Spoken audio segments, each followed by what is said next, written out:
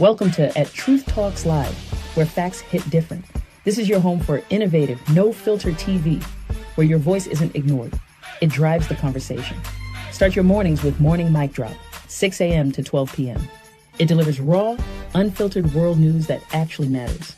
Then stay locked in for live trial coverage of the most controversial cases in America. No spin, just the facts. For our true crime family. Catch Reasonable Doubt or Southern Sin where crime hits different, and the details go deeper than Dateline or Court TV. And every night at 8 p.m., it's Truth Talks, a bold, multicultural talk show breaking down everything, from pop culture to politics, with voices that don't hold back. Real news, real talk, real voices. Hit like, subscribe, and turn on notifications, because when we go live, you don't want to miss it. At Truth Talks Live, a channel where your voice and facts matter.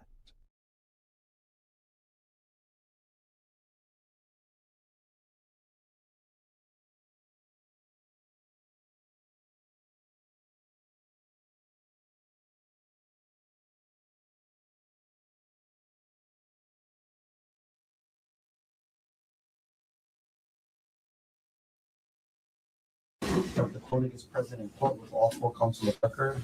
All jurors are back in the courtroom. Thank you for your patience, ladies and gentlemen. Mr. Otto. Thank you, Your Honor. At this time, we'll call Dr. Gerhardt Konig to the stand. Doctor, please.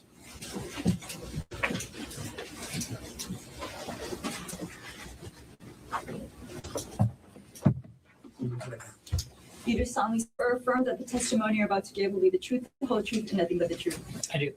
Thank you. Please have a seat.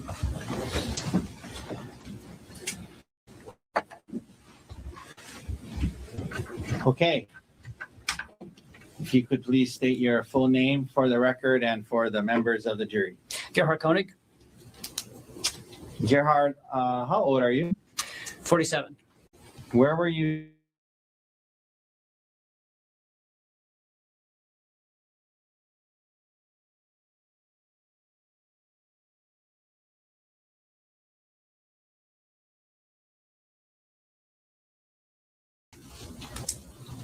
Where do they live now? San Diego. Growing up, what did your parents do for work? My dad's a pharmacist, and in South Africa, my mom didn't work. How long did you live in South Africa? Or maybe a better way to ask that is, how old were you when you moved from South Africa? I was 14. And where did you move to at that age? San Diego. Who moved with you to San Diego at that time? My parents and my younger sister. So what grade were you in when you moved to the United States? 9th grade. Did your dad find work as a pharmacist? Yes. What did your mom do in San Diego? She ran a home daycare.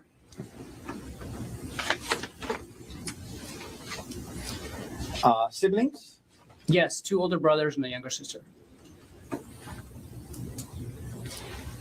What year and what high school did you go to and what year did you graduate? I went to Rancho Bernardo High School, and I graduated in 1996. By the way, was growing up in South Africa, was English your first language? No. What was? Afrikaans. Okay. After graduating from high school, did you go to college? I did. And where'd you go? UC San Diego. What did you major in? Bioengineering. Now, the jury has heard about how later in life you married Ariel Konig. Was that your first marriage? No. Okay. Were you married before that? I was, yeah. And to who? Jesse Patella Ray. Okay. How old were you when you and Jesse got together? 16 or 17, 11th grade in high school. And then how old were you when the two of you got married? 20. Okay. After graduating from college, what did you do? I worked as a bioengineer for 5 years. Okay. Doing what kind of work?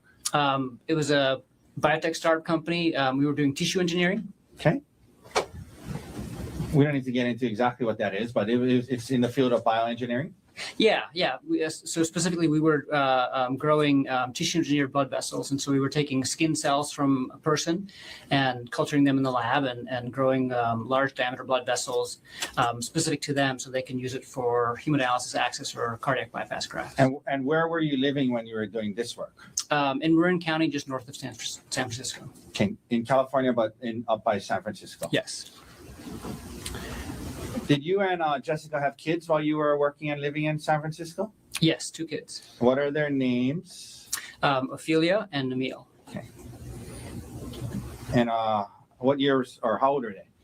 Ophelia is almost 25, and Emil is 20.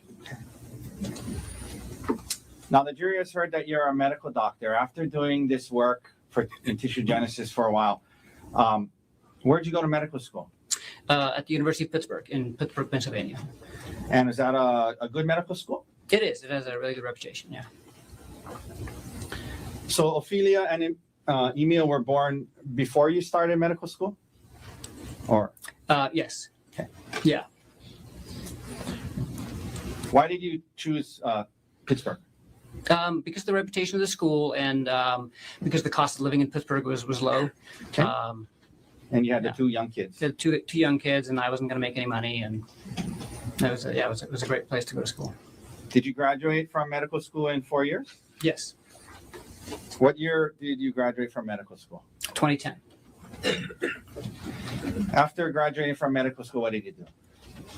I did a 1-year internship, and then I did a 2-year research fellowship. What was the research fellowship in? It was an NIH-funded fellowship at the University of Pittsburgh, and I did mostly blood transfusion research. Specifically, I was working on autotransfusion. It's when you take a patient's own blood that they're losing in the operating room, and I was figuring out ways how to give it back to them safely. Okay.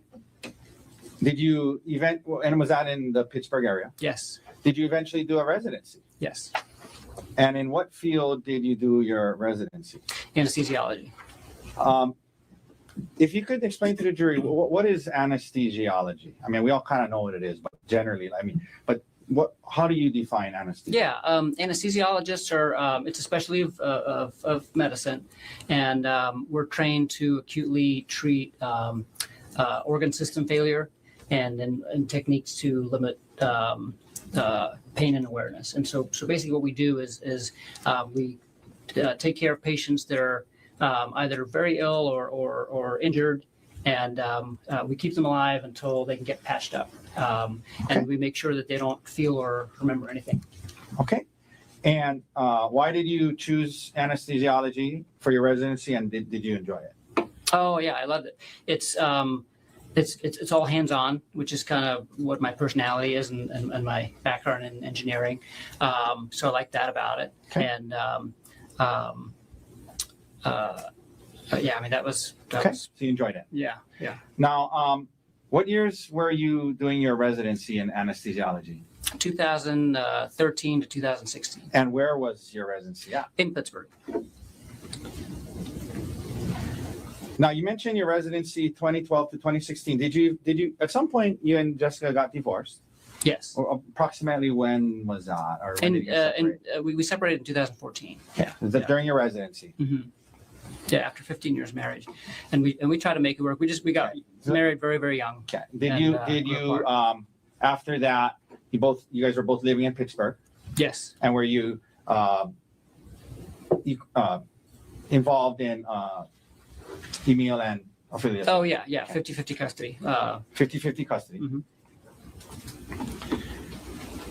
You finished your residency in 2016. What did you do for work when you're done with your residency? I was hired as an anesthesiologist by UPMC. I worked at UPMC McGee Women's Hospital, and then I was also hired by University of Pittsburgh as a part-time assistant professor. As a part-time what? Assistant professor. Okay, so in terms of your work that you were you doing clinical work, actually treating patients in the hospital? Yeah. So 4 out of 5 days, I was doing clinical work, anesthesiology, and basically 1 day a week. So 20% of my time I was doing teaching and research. And so teaching, who were you teaching? anesthesiology residence, mostly at the hospital.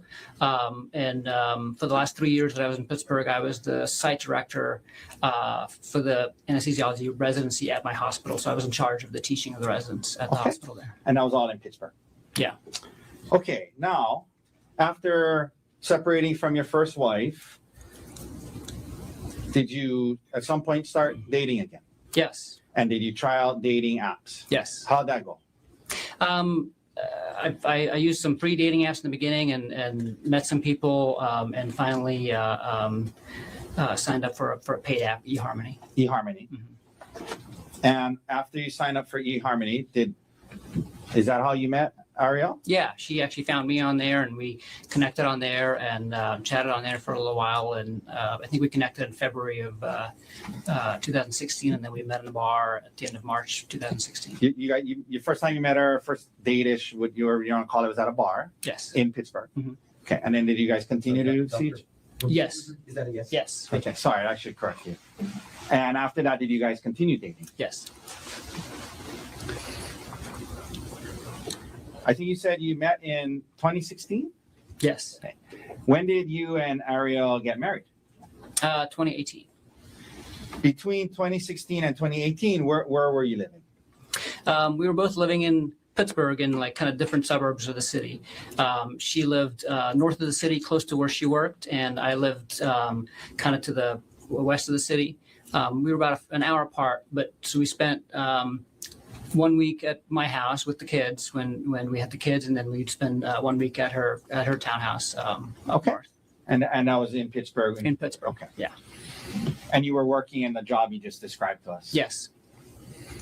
Now, after your first divorce, you had 2 kids. Did you want to have more kids with? I did. With Yeah. Ari? Yeah. Okay. Yeah. I had that in my profile on online dating and. That you wanted to have more kids? Yeah. Okay.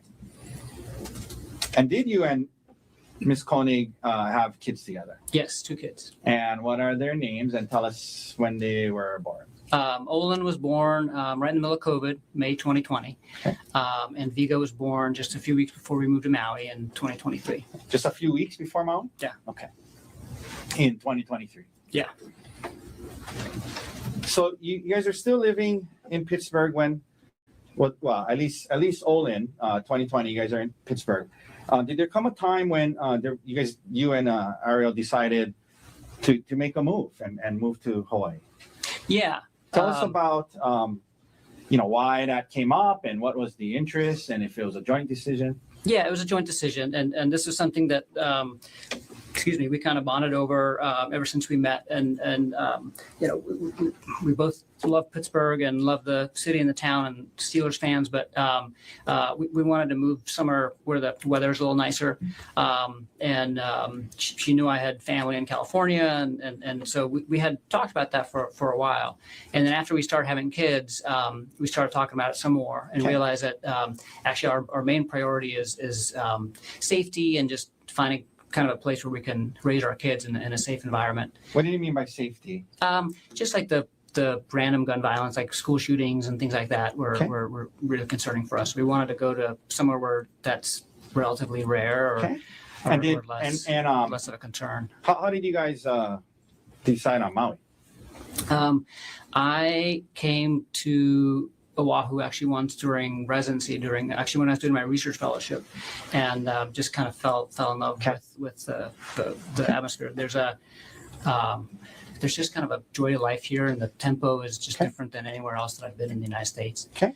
So you guys decide on Maui. Well, and then we went to Maui for our honeymoon and our friend's honeymoon too, and that's kind of how we got introduced to Maui. Got it. Now, you said that it was a joint decision about kind of putting the kids first and safety. Yeah. Was it gonna moving from Pittsburgh to Maui? Was it going to have an impact on both of your careers? And let's start first with yours. Tell the jury if how was it, if any, going to affect your? Yeah, it was going to have a big impact on my career. So I was going to have to give up the teaching and the research completely. And my job in Pittsburgh was at an academic medical center. And even when I wasn't working for the university, I was interacting with students, residents, and things like that. And on Maui, Maui, it was just going to be like a community hospital, and so kind of very, very different. And what about the research part of your job? Yeah, so I have to give all that up. And you're willing to do that? Yeah, we were basically committed, both of us, to going somewhere where we could focus on the family and slower pace of life, at least until the boys were out of high school. Okay, so now you just shared about the effect it's going to have on your career. What about Ariel's career? Explain to that. She talked about being, at least for a while, in the nuclear industry. So when this decision was being made about moving, what was going on with her career, and what was her how was this gonna affect her? So by the time we made the decision to actually move, which was like in the summer of 2022, it actually didn't affect her career that much. If we had made that decision earlier, it would have had a much bigger impact. Why wasn't it going to affect her career that much? So she was working. So before COVID, she was working 100% in-house, full time, and then during COVID, her job went remote, like most people's jobs did. And then during COVID, we also had Olin, and she realized at that point that she didn't want to go back to working in person again. That she felt she could accomplish a lot more at home, working and just be much more efficient. And it also allowed her to just be home more with the kids and the family. Was she still? And was she still in the nuclear industry when you guys decided to move? No. So and then she actually quit her job a few months before we started talking seriously about moving. Okay. And she was applying to jobs at software companies and other industries and nuclear as well. And then we decided to move, and so this was all kind of happening at the same time. Okay. And was she able to get this job? She talked about a TerraPower that allowed her to work virtually? Yes. And so she was actually hired, I think, like as I was interviewing in Maui, she got hired at TerraPower. So she started her job at TerraPower while we were still in Pittsburgh. Okay. But they were going to allow her to. And then after the move, yes. So she got a fully remote job based out of Pittsburgh for this company that's based in Seattle. And then we moved to Maui, and then she kept working for the same company. Okay.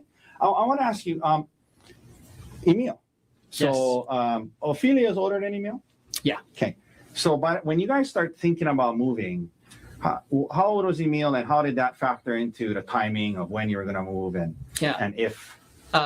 So Emil is actually the reason we moved when we did. Okay, so, explain that. Yeah, so Ariel and I had talked for a while about moving out of Pittsburgh, and the trigger was going to be when Emil graduated high school. You guys are waiting. You guys are going to wait till he graduated. Yeah, because we didn't want to leave him, and we didn't want to ask his mom if we could take him. So what happened? He basically talked us into letting him ask his mom, and because he's like, if you guys are going to go somewhere sunny after high school, I want to go with you, and I want to go before high school is over because I want to move somewhere earlier so I can make friends and kind of get connected to the community. And I said, I don't think your mom's going to let you leave. And he said, let me just talk to her. And after months of that, I said, okay, if you want to ask her, you can. And he asked her, and she actually said yes. And so that triggered us to kind of say, oh shoot, now we can move now. We can move earlier. And so let me ask you about that. So at this point, Emil was about what age? 15. Okay. Yeah. And so he talked about how you were married and while he was growing up, and then how old was he roughly when you guys got divorced, you and his mom? Roughly.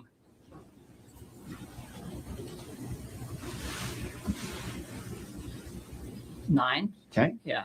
And so from when he was born till 9, you obviously very active in his life. Is that right? Yes. And then after that, you had him every other week. Is that right? Yes. Okay. Yes. And then come a time now he's 16, and he's actually asking if he can go to Maui with you. Is that right? Yeah.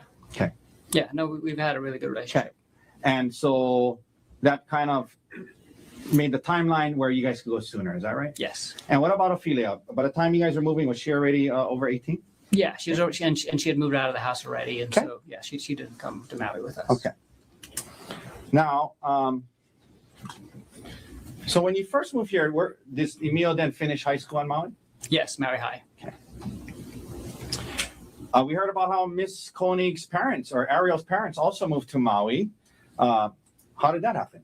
Yeah, no, they that was really nice actually, how it worked out. But because we didn't have any family here, and two young boys. But when we told them we're moving to Maui from Pittsburgh, and they were living in Florida at the time. They said that that's too far, you know, and they actually decided away from you guys. Yeah, and so they decided they're going to move to California because they didn't want to move to Hawaii, but they'd never been to Hawaii, and so they had this trip planned where they were going to go look at a few different places in California, and we convinced them to come to Hawaii too for a few days, Okay. just to basically, you know, visit with us. Yeah. We're trying to see if they like it. We just told them, just come visit with us and we'll show you where we're going to live. Yeah. This was right before we actually moved. And Did they like it? in less than 24 hours, they were like, we're coming here. Yeah. And that was so, okay with you? yeah, it was great because they ended up buying a house just down the street from our house, and we see them, you know, we would see them all the time, and they're a big help with the kids, and it was just nice to have family on the island. So you, when did you guys move then to Maui? So I had to give 6 months notice at my job, so I got a job offer in like August of 2022, but we didn't end up moving until end of February of 2023. Okay. And your job offer on Maui was what? It was so the group's called TMG, and we're the only anesthesiology group on the island. It's a private practice group, So you applied with them? Yeah. And they hired you? Yes. So I know this is a big question, but I'm going to ask you to kind of just maybe summarize. You know, you get here to Maui, March 2023. You know, you have these two young kids, your son's here, your in-laws are here. You got a job. You know, what was life like for you and your family from March 2023 until December 2024? Can you just summarize what it was like? Yeah, it was amazing. The move was a little stressful at first getting here, but once we were here and settled in, it was our dream life. So we bought a house really close to the hospital so I could walk to work. And it also meant that I could take all my call shifts from home. And whenever I was done at the day, I could be home in a few minutes. And it translated into me being home a lot more than I was in Pittsburgh at my previous job. And so that meant that I was spending a lot more time with the kids and with Ari and with Emil. I was doing a lot of home improvement projects. And then as a family, we were doing lots of exploring. Like every weekend we would explore Maui. We did a lot of beach activities. We went to the beach almost every weekend, snorkeling, surfing, paddleboarding, hiking. Okay, so it was a good life. Yeah, we made a bunch of friends through my work and through Olin's preschool, some of his friends and friends' parents, and we were getting settled in. Yeah, and let me ask you, Ariel, when you testified, when the detective asked her about how the marriage was before December 2024, she said it was a good marriage. Did you agree with that? I thought it was a great marriage. Yeah. Okay. I totally agree. I just had a question. That being said, during that time period, did it ever come up that area between that time period, did moving back to the mainland ever come up? It did. So her job, and when she was first hired by Terra Power, they'd asked her to move to Seattle, and they said, "Hey, would you move to Seattle?" And she said no. Okay. And then a few times they had kind of asked her again to, if she would consider that. Okay. And our plan was always to at least stay in Maui until the kids graduate high school, and then we can kind of focus on our careers again and let the career drive the decisions. Now, I was asking a little bit about your marriage during that time period, and this came up with Ariel. In your marriage back then, who handled the financial affairs more so, like, taxes, life insurance, insurance, finances between the two of you? I did. Okay. And why was that so? I'm a very meticulous kind of person that keeps track of everything, and so it's just kind of more naturally in my, Yeah, pretty organized. Yeah. Did you have, like computer files with different, insurance, taxes, yeah. all that stuff? And all of our things were joint. We didn't have any separate anything, and so I ended up taking care of most of those things. And those computer files, and they were all in a shared drive that we shared, and so she had access to everything, and she contributed and as well. But okay. I took care of most of it. Okay. And you would you would kind of, from time to time, look into the files or update the files? Or... Oh, all the time. Okay, Yeah. all the time? Yeah. Okay. Now, you just described a great life and great marriage. Did there come a time in 2024, Gerhardt, when that changed? Yes.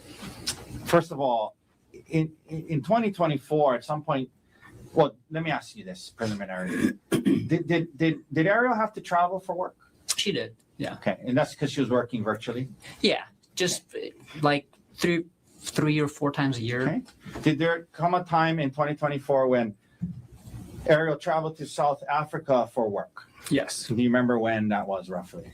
At the end of August of 2024. And who was she going with, to your knowledge, at the time?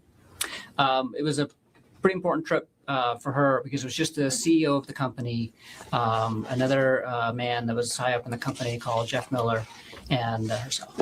Okay. Now, I want to ask you this. By the way, when you guys were on Maui working, and she was working virtually, like where was she actually doing her work? Like when she was working? Yeah, she had a home office set up, but it was in her house. In our house, Okay. but it was in our bedroom. So, and there was no divider or anything between it. So her desk was basically right next to our bed. So like a third of the space in the bedroom was taken up by her office. And when what were her hours? Was she on Seattle time? She started? Mostly West Coast time, sometimes East Coast time. So she would usually get up Early. either 4 or 5 a.m. and start work around there, and So- then work until around 2 p.m. So were you because it was in your bedroom? Were you exposed a lot to a lot her yeah. work and her things Yeah. she was doing? And the Yeah, people? she has a huge monitor on her desk. She has one of those desks that can go up and down. Okay. And it's facing into the room, and all of her meetings are on speakerphone. Okay. Prior to this, well, leading up to this South Africa trip, you mentioned did she go with a man named Jeff Miller? Yes. Did you have any concerns about Jeff Miller at that time? No. I know you mentioned no concerns, but was there anything weird on that trip, behavior-wise, that you took notice of? The South African trip. Yeah, it was a really quick trip. It was just 2 nights. But the one weird thing was that on the second night, I remember noticing that she never contacted me at the end of the day, and that's kind of out of character. Whenever she went on work trips, she would always kind of check in at some point. At the end of the day, even usually we would check in several times during the day as well, and just through text. We would text a lot. Okay. And the one night on that trip, she never reached out, and I was at work, and by the time I got home and realized that she hadn't reached out, I knew she was asleep, and so I didn't reach out to her either. But normally she would reach out to me when she's done with her work day. Did you see much of it at the time, or? No, Okay. I took note of it, and I asked her about it, and she just said, like, I'm so sorry. We got back late from dinner with the hosts that were hosting us, and I'm sorry. I should have texted, but I didn't. Now, she returns from South Africa. Later on in 2024, did you and your family go on a trip to Kauai? We did, yeah. When was that roughly? In October. I think it was October. Yeah, we told Emil as a graduation present, we'll take him to one of the other islands that he hasn't been to yet for a little trip. And he picked Kauai. He picked Kauai. Now, did anything happen on this Kauai trip that made you become concerned to a degree about Mr. Miller? Yeah, a little bit. What happened? Tell the jury what happened. Yeah. So we were there at the end of I think from like Thursday to Monday or something like that. So it overlapped with her work week a little bit, and she was able to take most of the time off, but there was a few meetings that she still had to do that she couldn't. And so and they're early morning meetings because they were West Coast time, and I just overheard her talking to him on the phone. And from the other room, and it just seemed that they had a very familiar tone, more so than what I was used to. The way that she used to talk to him, and the way that she talked to her other work colleagues. Now, you get back from Kauai after the trip. From October to December. Did you notice any other red flags or concerning behavior? Yeah. So What- I mean, what happened? The biggest, well, I mean, the only thing that I noticed was that she was constantly on her phone. She was just constantly on her phone. Was that more so than usual? Yeah, much Okay. more than usual. And she would hide the screen from me. So What do you mean by that? like, you know, if you're sitting next to somebody and they're on their phone, like you can just notice that they're sitting in a way that, Okay. you know, they're constant. They're always just like moving their What if you like walked moving their into a room screen. when she was on? Yeah, when I walked in the room, she would turn the screen off or turn her phone upside down. Did you ask her about it? I did several times, And and she would always say, "I'm talking to Gianna. I'm talking to Gianna," which is her best Who's friend. Gianna? Gianna's her best friend. Okay. So you did ask her about it a couple of times, Yeah, more than a couple.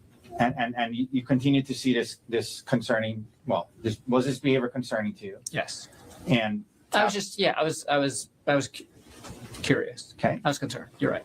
and did she told you it was, don't worry, it was just Gianna. Yeah, and she was like defensive about it. Okay. Now, what did that lead you to do in early December? All this Yeah. behavior, red flags. No, when she kept doing it and she kept being defensive, I unlocked her phone. Okay. And while she was sleeping. Now, do you recall when you did this? There's been talk about a San Luis Obispo trip, right? Were you guys going to go on a trip in December? Yes, And with who? with our friends Brant and Gianna. And so, what day of the week were you going to leave for the trip, if you recall? So Ari and Gianna were going to be there on Wednesday. Okay. And Bryant and I were going to join them on Thursday. So the And then girls we were were- going first. Yeah, Just and then we were spend- all staying there until Sunday. The girls were going to go spend a night together. Yeah, so they had like a girls' day planned, and they wanted to just go for the first day. The trip was mostly for Gianna's birthday. So that was going to be on a Wednesday. When did you look into her phone? On Monday night.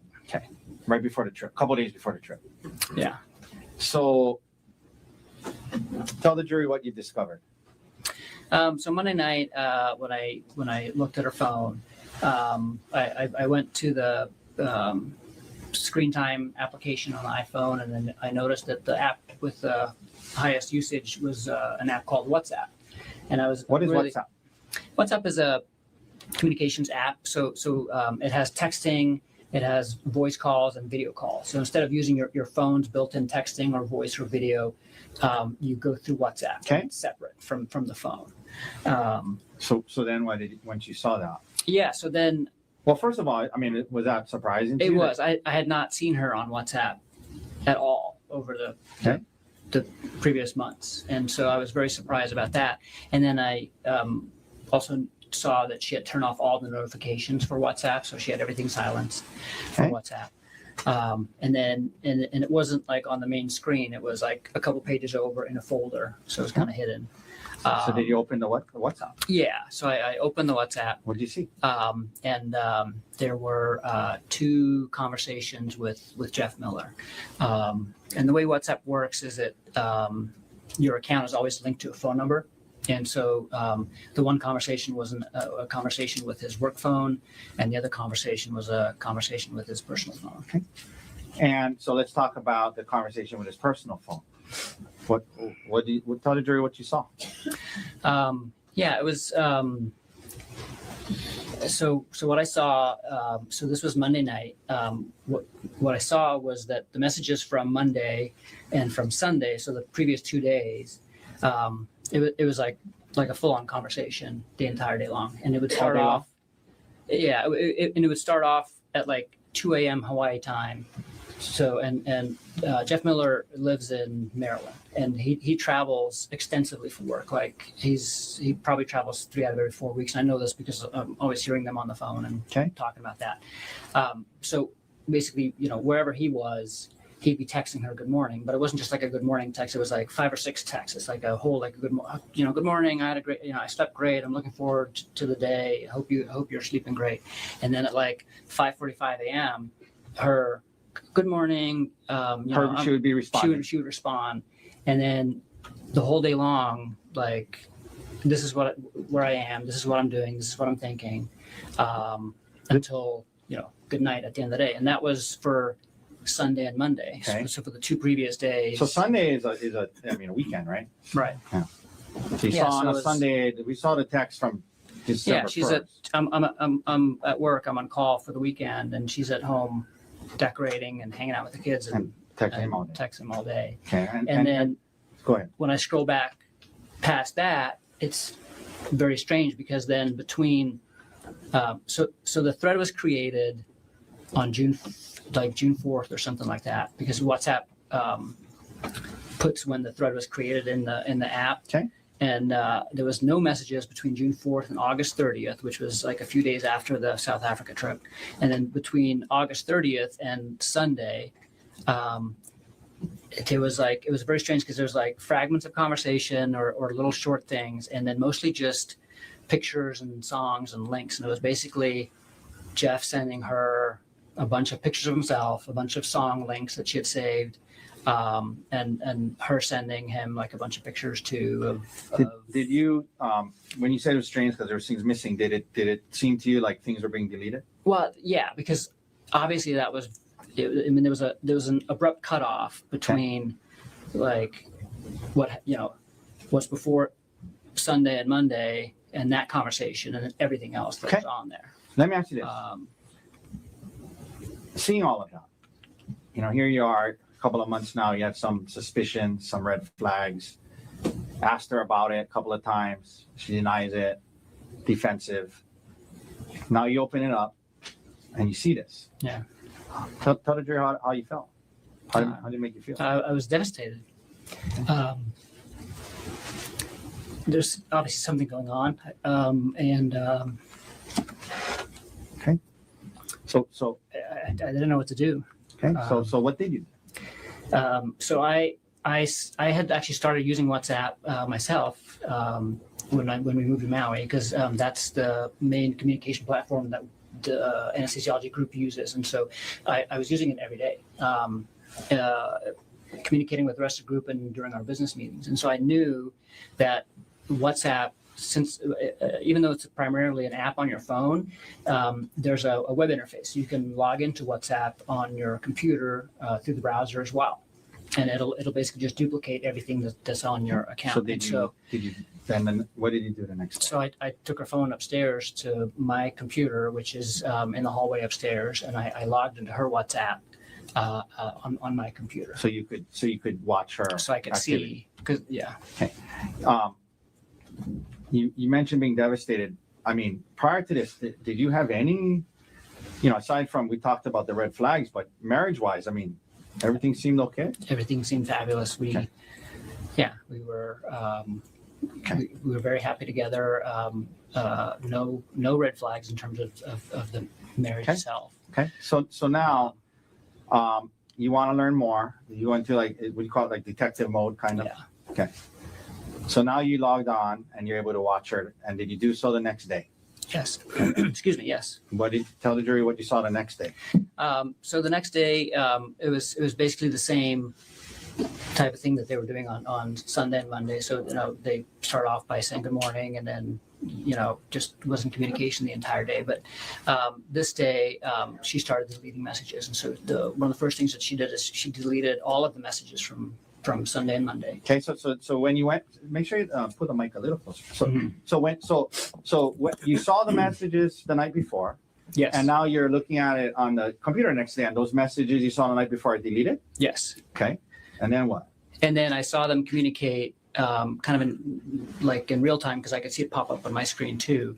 And as soon as the conversation proceeded, kind of past, she would kind of keep deleting the previous messages. So she was like, not deleting them in real time, but like throughout the day, she was deleting the previous messages. And the content of the communications and what was being deleted, again, was it concerning? Yeah, I mean, it was the same type of conversation that she was having with him on the previous 2 days, which is not a conversation you have with a coworker. This is a conversation you have with your spouse. I Okay. mean, this is yeah. And after watching that all day long, what did you conclude? I mean, in terms Yeah, of what was going on. I mean, she was having an affair. Okay. Let me ask you this. While that was, did you, because she was deleting these things, did you try to save some of the messages? Yes. So the first thing I did actually the night that I unlocked her phone, because on WhatsApp you can also export the thread basically and save the thread, and so I exported the thread to my phone. So I had copies of what was on there when I first discovered it, and then the next day on my computer, the only thing I could do on the web interface is take screenshots. Okay. And you took some. Yeah. All right. So now you are faced with, this. You got this trip in a day or two. Do you confront Ariel right away? Not right away. So the way that this was happening was that our trip to San Luis Obispo, there's no direct flights from Maui to San Luis Obispo, and so we coordinated that the layovers were going to be in Phoenix, which is where Brian Gianna lives. And Ariel was taking a red eye on Tuesday night. And so on Tuesday, when I was first discovering and watching this kind of in person for the first time, Let me stop you there. So just to help the jury. So Monday night is when you first found the WhatsApp chain, is that right? Right. So Monday overnight. Tuesday morning, I wake up and I start looking at them interacting in Throughout real the day. time during the day. And then Ariel's supposed to leave that night. And so Okay. she's supposed to leave that night. Do you confront her before she leaves? I did not. Okay. Yeah. And then, so she leaves. Who do you first reach out to talk to about this? Yeah. So on Wednesday night, I'm supposed to leave to fly to Phoenix to meet Bryant and then go to San Luis Obispo. Okay. And Wednesday, like in the middle of the day, I call him and talk to him. Okay. And why did you FaceTime. Why did you call Brian to talk to him about it? Few different reasons. One was that we were, about to go on this trip with them, and I wasn't able to. Like I knew I was going to have to confront her as soon as I got to San Luis Obispo. So now it's Wednesday, and I'm convinced of, I'm seeing what they're doing, especially what she was sharing with them on Wednesday. So on Wednesday, she was spending all day in San Luis Obispo with Gianna, and she's basically keeping him up to. I mean, first thing is like as soon as she lands in Phoenix in the morning, she's like, just landed. I have an hour and a half. If you're free, we can chat. Can't wait to talk to you. Is she texting you, keeping you up to date? Like I'm getting, I also got a just landed text, but like nothing else, Okay. and but she's like, reaching out to him and on WhatsApp, like you can see when a message has been read. And so as soon as she saw that he read her just landed text, she called him like, right. She didn't wait for him to respond and stuff. And like, I'm not getting a call. I'm not getting any of this stuff. And then during the day, she's sending him pictures of the places that they're of her and Gianna doing stuff. So you're seeing this. So I'm seeing this, and that's at that point I'm just like, I can't go to San Luis Obispo and not confront her about this right away. Like, and going back to Bryant, right? So I know. Yeah. Did you guys have like fun activities planned? It was supposed to be a fun couple trip. So I mean, it was supposed to be a couple's trip, right? And it was Gianna's birthday, and actually Ari planned it because she used to work for, one of the power plants that she that was her responsibility for refueling is just outside of San Luis Obispo. So she used to travel to San Luis Obispo all the time for work, and so were you planned like were you a bunch of fun reaching out to activities. Bryant and you said there's several reasons. Was one of it to kind of let him know like, hey, this might not be the fun trip we had Yeah. planned? So the first reason was like, hey, like this is, I'm just giving you a heads up. Like I'm gonna confront Ari with, basically an affair. Was there other reasons why you wanted? And then the other reason was that the other reason why he's my best friend and I wanted some advice, but I specifically wanted advice from him because they had just gone through infidelity in their relationship like 6 months earlier. Brian and Gianna. Brian and Gianna. And Okay. so They were dealing with that. yeah, so he had been dealing with this and I was looking for advice and and just needed a And friend. just to be talk clear for the jury, in that situation though, was it reversed? It was, yeah. was Brian had like a one night stand, and Gianna found out about it. And So they had been dealing kicked with him that out of the for months house and and stuff. Yeah. And so you talked to Brian. Yes. Do you fly up on the trip? Yes. When you get there, do you confront Ariel right away? Almost right away. I mean, like right when we get there, they already have dinner reservations and stuff like that waiting for us. And so we go to dinner, and right after dinner, when we go back to the hotel, is when I confront her. Did you talk to Gianna before you confronted Ariel? Very briefly. Okay. Yeah. Okay. And you told her what you had found. I basically just gave, I told her briefly what I had found, and then left to go talk to Ariel, and left Brian to explain to her more. So, where do you confront Ariel? Were you in the hotel room? In the hotel room. You confront her with it. Tell the jury how that went and what Ariel's initial reaction was. Yeah, I confront her with it, and she's immediately remorseful and doesn't deny anything, admits to it, and is crying and Let me ask you this: you say admits to it, and when Miss Konig testified, she kept using the term you guys use the term emotional affair, but in that time period, what did she admit to? Having a she admitted to having an affair. Yeah. Okay. Yeah. With Jeff Miller. Yeah, she admitted this was completely inappropriate relationship. Okay, and so you mentioned we called it an affair from the start. And you mentioned she was remorseful and crying. Yeah. Okay. Yeah. Now, here we are now in San Luis Obispo. This is going on. What was your emotional state like at the time? In other words, what were you thinking needed to happen? And like, you guys were going to try to work this out or not, or while you're on the trip?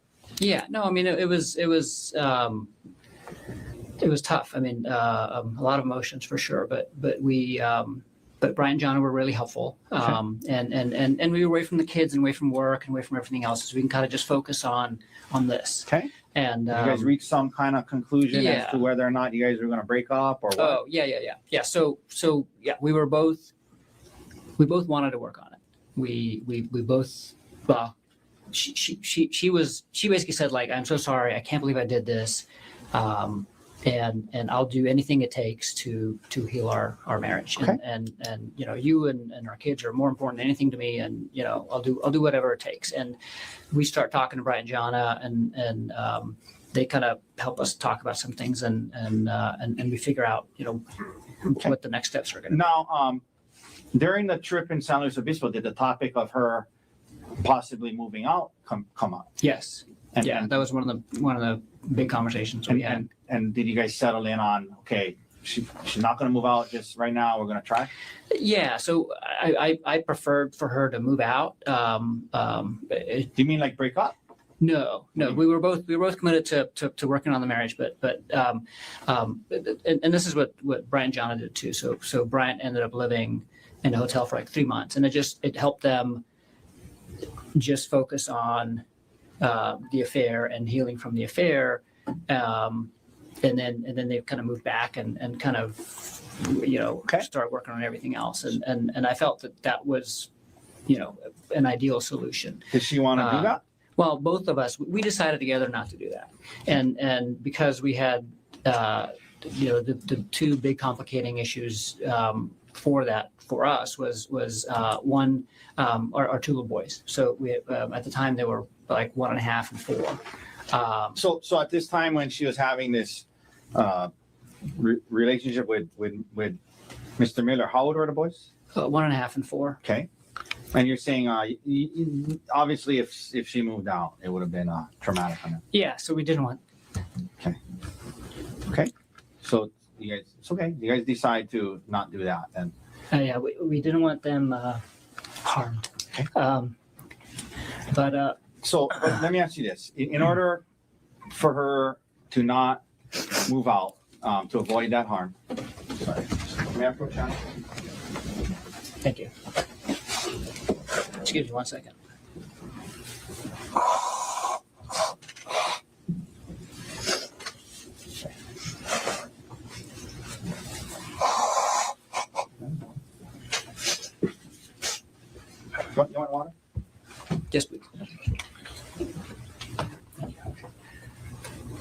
you mentioned the kids. Was there did Ariel have other concerns about her moving out?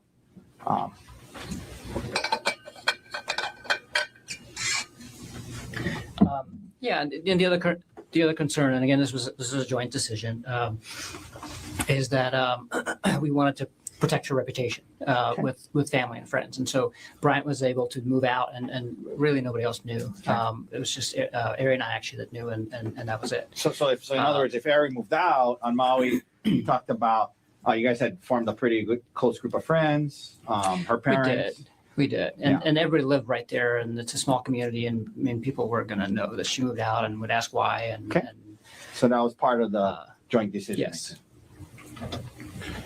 So you guys are up there, San Luis Obispo, decide that we're going to try. It's not going to move out. What about where there's some talk about if we're going to do that? At least, initially, was there some talk about what was needed to happen as it related to Jeff Miller and her job? Yes. What was that? Tell the jury about that. Yeah. So, I mean, she obviously needed to terminate the affair immediately, but also to terminate all contact with Jeff Miller. And that would involve her quitting her job and getting a new job. Initially, what did she say? I mean, was that something she was agreeable to initially? Absolutely. Okay. And so we decided that was the plan. And she said she just needed a little bit of time. And so she didn't want to quit her job right away, but that she would limit contact with him. And so she actually sent him an email through work, like a work email, and said, basically, hi Jeff, from this point on, all of our communication needs to be in email only. If we do meet, because they would have virtual meetings all the time. If we do meet, it would have to be with one other person present. And she did this without talking to me, but showed it to me afterwards. Hey, this is what I did. Is that okay?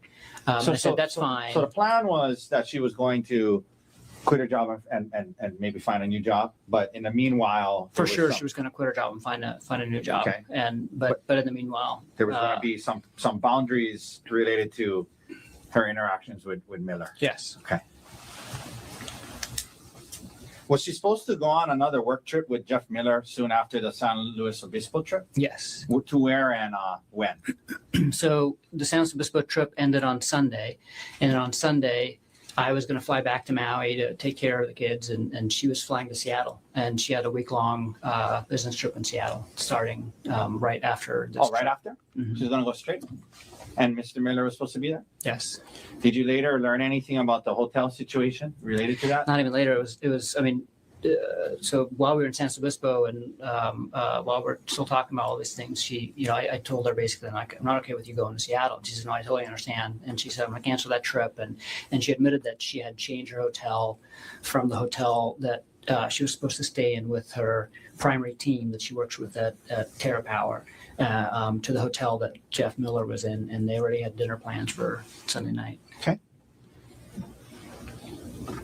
And then she canceled that trip. But she canceled all of that. So she told work she had a family emergency and couldn't go, and so we flew back together to Maui on Sunday. You get back to Maui on Sunday, and there was some kind of initial conversations about what needed to happen with her job and whatnot. When you get back to Maui, are you still kind of just trying to figure out how to deal with this whole situation? Yes. Did you tell anyone other than Gianna and Brian? No. And was that for the reasons you talked about earlier about Ariel's reputation? Yes. But you did. We saw the email that you sent at some point to Mr. Miller's wife, right? Oh, yeah. And I did that in San Luis Obispo. Yeah. And that was in San Luis Obispo. Okay. Yeah, that's the day that I found out. Yeah. And that's not true. That's the day that I confronted her about it. And why'd you do that? I just felt that if I was in her shoes, I would want to know. Okay. Okay. So now you get back to Maui, and to your knowledge, immediately after was as far as you knew, Ariel limiting contact with Mr. Miller? Yes. Did she ever start to look for a new job? Yes, right when we got to Maui, she was updating her CV and her LinkedIn profile and looking for jobs. All right. At some point, did you start listening to some audiobooks and trying to get some advice about how to heal from this? Yes. And what did you learn from those books about what, is necessary if you guys were going to even have a chance at this? Yeah. Listen to several books and talk to Bryant a lot and there's a lot of different things that the books recommend, but the five main things are basically, the first is always to terminate the affair, obviously, and terminate all contact with other cheating spouse. Okay. And all the books talk about, if this is something at your workplace, you need to, quit your job or move department or something like that, because it's something that's commonly happens between coworkers. And then the second thing is that, the cheating spouse needs to put in the work to understand all of the damage that they've caused to the relationship, and because it's not immediately apparent, just how deep the trust issues are going to impact things, and potentially putting the family dynamics and the kids at risk and things like that, and all the different ways that you hurt your spouse. Okay. And so that was the second thing. The third thing is, Was there anything about privacy? yeah. So one of the main things is actively rebuilding trust, and that means that you're going to have to proactively give up privacy and then also tolerate some invasion of privacy. Meaning, basically, you need to tolerate if your partner is saying hey, can I see your phone, for a sec and see who you're talking to, or hey, I can I see who you're emailing, so Not get defensive. and not get defensive. Okay. Yeah. Okay. Now, and did you discuss those things with Ariel? Yes. Okay, and what was she doing these things? In the beginning, and then very inconsistently the rest of the month. Very well. Very inconsistently the rest of the month. So she was kind of initially willing to do some of these things, but then seemed to become unwilling. Yeah. So basically, it seemed like her whole attitude changed really within a few days of us getting back to Maui. Can you tell us about that? She started minimizing the affair and trying to say that wasn't a big deal, and she started blaming me for the affair and just saying well, you caused some of these things, and some of the Okay. telling me some of the things that I was doing that potentially contributed her doing. Was she doing the affair. open to your questions about, hey, let me see your phone, or who are you calling? On and off, she would get defensive and get irritated at me, basically asking us things. So when she was kind of now backing off of some of the things you guys initially agreed to, did that cause you to kind of go into detective mode again and look into try to obtain more information about the extent of her relationship? Yeah. Okay. And Yeah. what new information, if any, did you learn at that point? I was trying to talk to her about the affair, just trying to get more details, because we didn't talk about it in detail in San Luis Obispo. We were just kind of talking about big picture. Are we going to stay together? Okay. Are we going to move out? But she admitted all to these it, though, things. right? Yeah, she admitted to it. And then later, a few weeks later, I was looking, and the two main things that I found out. Let me just back up. So I was trying to ask her more questions about the affair, and she wouldn't basically engage. Okay. and answer questions. And so everything that I found out is I basically found out on my own. And I found out that when they were in South Africa on our phone bill, actually, there's records of them texting just through regular text, up through past 10 o'clock on that night that she never got back to me. Okay. And then again, a 1-minute phone call at 5:30 the next morning, local time. And I was like, that seems odd. And then Okay. in that combined with in the work thread that they had on the WhatsApp, not the personal one, the work one, the next morning, they're talking about work stuff, but then they're also talking about how they can barely stay awake and they're both so tired and So I made things. you wonder. Yeah, I just Okay, what else that did made you me, learn? What else new things did you learn? concerned. And then the other thing was just the sheer scope of the number of deleted messages, because I saw that WhatsApp has a statistics area where you can go to for the app that shows you how many total messages have been sent or received since the last reset So what did you of the see? app, and she had deleted over 10,000 messages Over- during that time. Over what period of time? I'm assuming during, Okay. you know, so the thread was created on June 4th, and I'm not sure when. She said that the affair started after the South Africa trip, is what she admitted Okay. to me. So it was either over 3 months or 6 months. Okay, you just start doing some But it's like, you rudimentary know, math 50 in your head. to 100, or like 60 to 120 messages a day. Okay. During that time if it's averaged throughout the whole day, and then Okay. 19 hours of phone and video calls too. Okay. This is probably a dumb question, but did that make you feel better or worse about the situation? You know, it made me feel worse, and I was just feeling worse about the whole situation overall, because it takes some time to kind of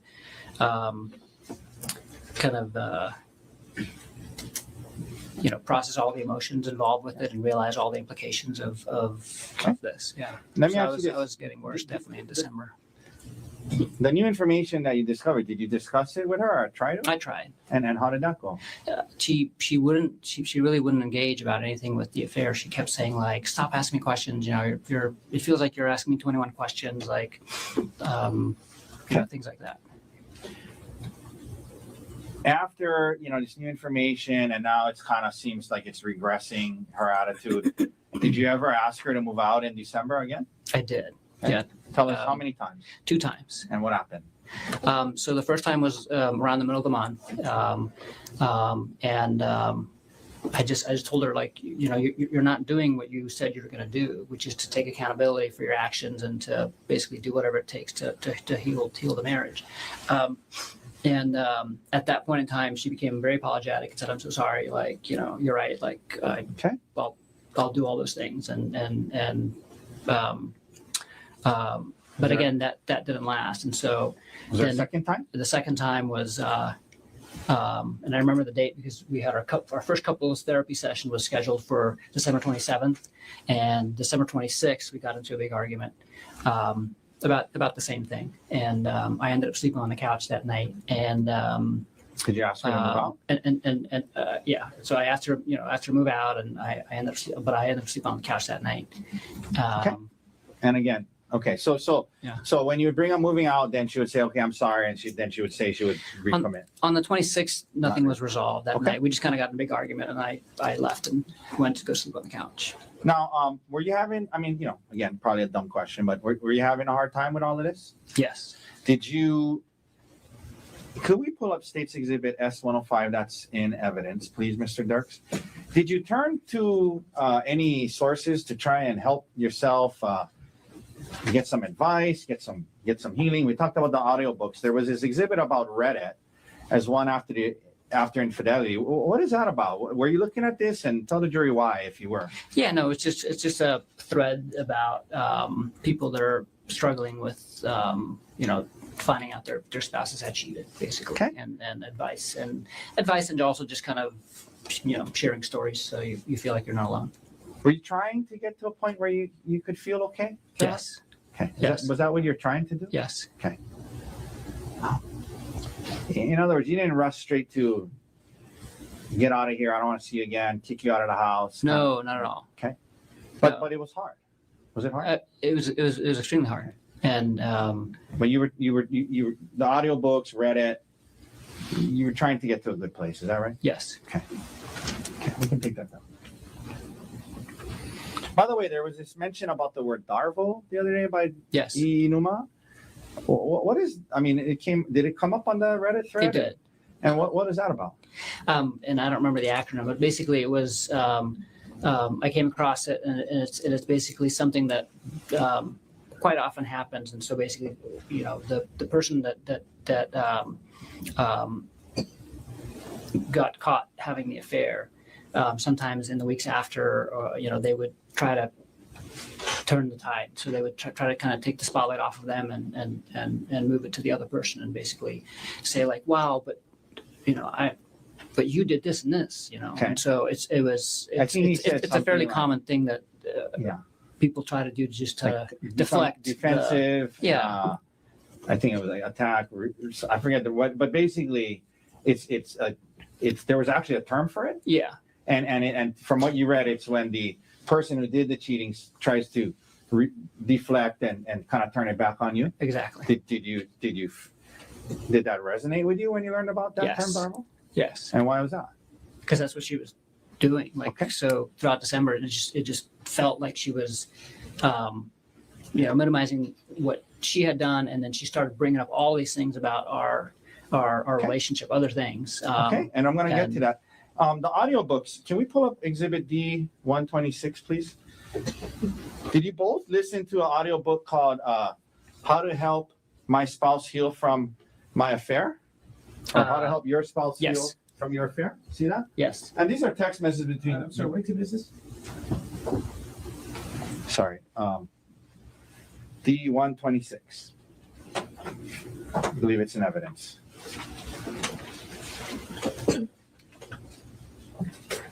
It is not. It is. 1 second. Take it down. I apologize. So I did ask her about it. There was text messages between the two of you guys about an audiobook called How to Help My Spouse Heal from My Affair, correct? Yes. And is that something that a audiobook you both listen to in your efforts to try and get to a better place? Yes. Okay. I know I listened to it and she told me she did. Now, you heard her testify that she told the detective that her interactions with Mr. Miller were some flirty texts. From what you saw back then and discovered, was that an accurate description of the extent of her relationship with Mr. Miller? Not at all. Proper impeachment. No, overall. Prior inconsistent. Understand. Overall. Let me ask that again. You had conversations with Ariel where she admitted to the affair, yes? Yes. You saw the communications that she had with Mr. Miller, correct? Yes. There was all this stuff you just talked about. You heard her say that when the detective asked her about it, she said there was no affair and she described it as flirty texts. From everything that you learned about this situation, was that an accurate description of what was going on between her and Mr. Miller? No. Objection calls for opinion. Sustained. That's answer strictly. Is that, I'm sorry, I apologize. That's not the same question I asked her a second ago? No. Okay, let me think of what that last question was then. From what you, let me ask you this. I apologize. Let me ask you this way. From everything that you learned and you knew, was her relationship with Mr. Miller, can it accurately be described as just some flirty text? No. Objection. Sustained. From what everything you learned and knew, was all that was going on between them flirty texts? Objection. Same objection. Slightly different question. Overruled. No.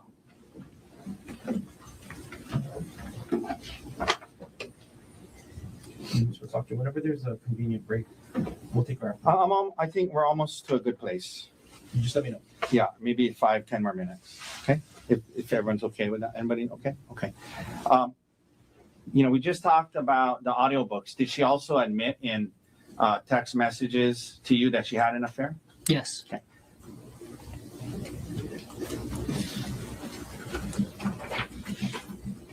Now, at some point, do you guys start counseling?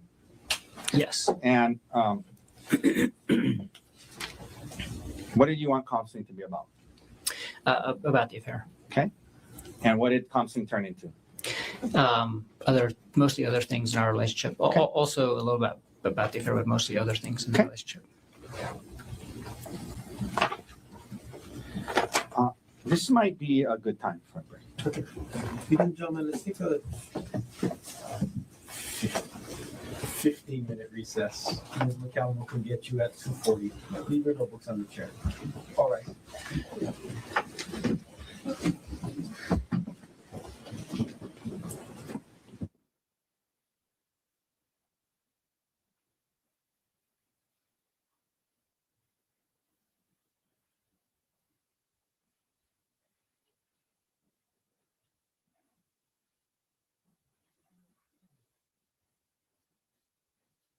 Thank you to all our super fans for your Cash App and Super Chat support. We salute you.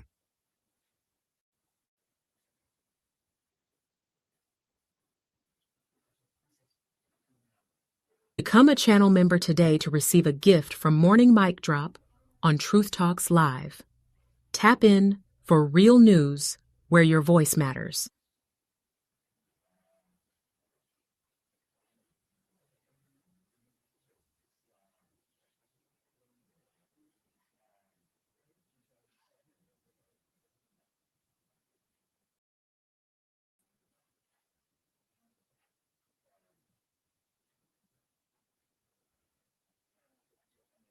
Court is on a short break.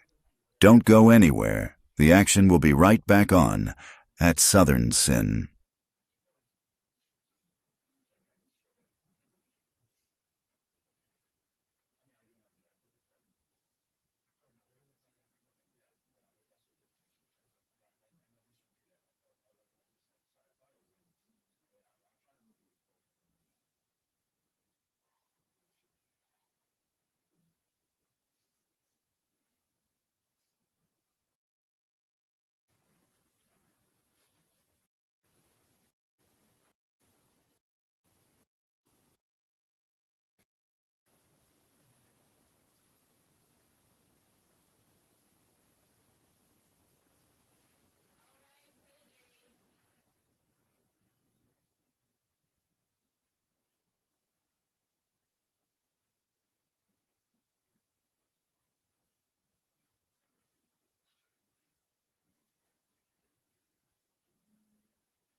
You're watching at Southern Sin, your new home for true crime. Smash that like button now. We'll be right back.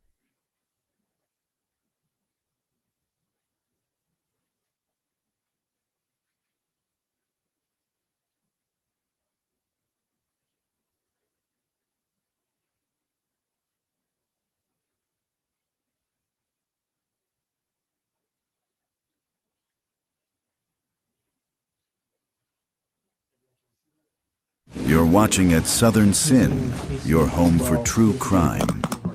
Court will begin shortly. Don't go anywhere. Dr. Gerhardt Konig is present in court on the stand and still on the oath. All four counts of record. All jurors are back in the courtroom. Mr. Taki, can you continue on with your direct examination? Thank you, Your Honor. All right, Gerhardt, before we get back into the counseling, there were two exhibits I wanted to introduce, or at least attempt to introduce. This is exhibit 126. May I approach, Your Honor? Yes. So, Gerhardt, we're talking about the audio books that you and Ariel were kind of reading to get, bouncing off each other, learning from. Did you guys text each other about it? Yes.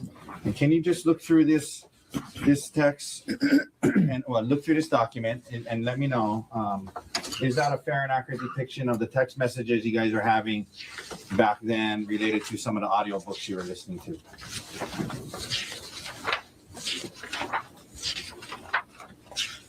Yes. Okay. Your Honor, move to admit 126. Mr. Garner. No objection. Furthermore, for identification as defendant's exhibit D126 is received to evidence. Mr. Dirks, could we please now publish the first page?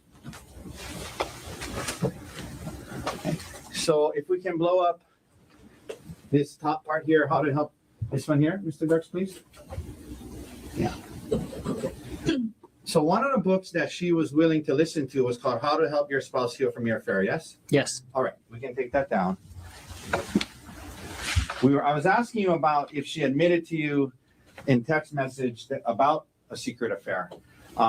May I approach with 125? Huh?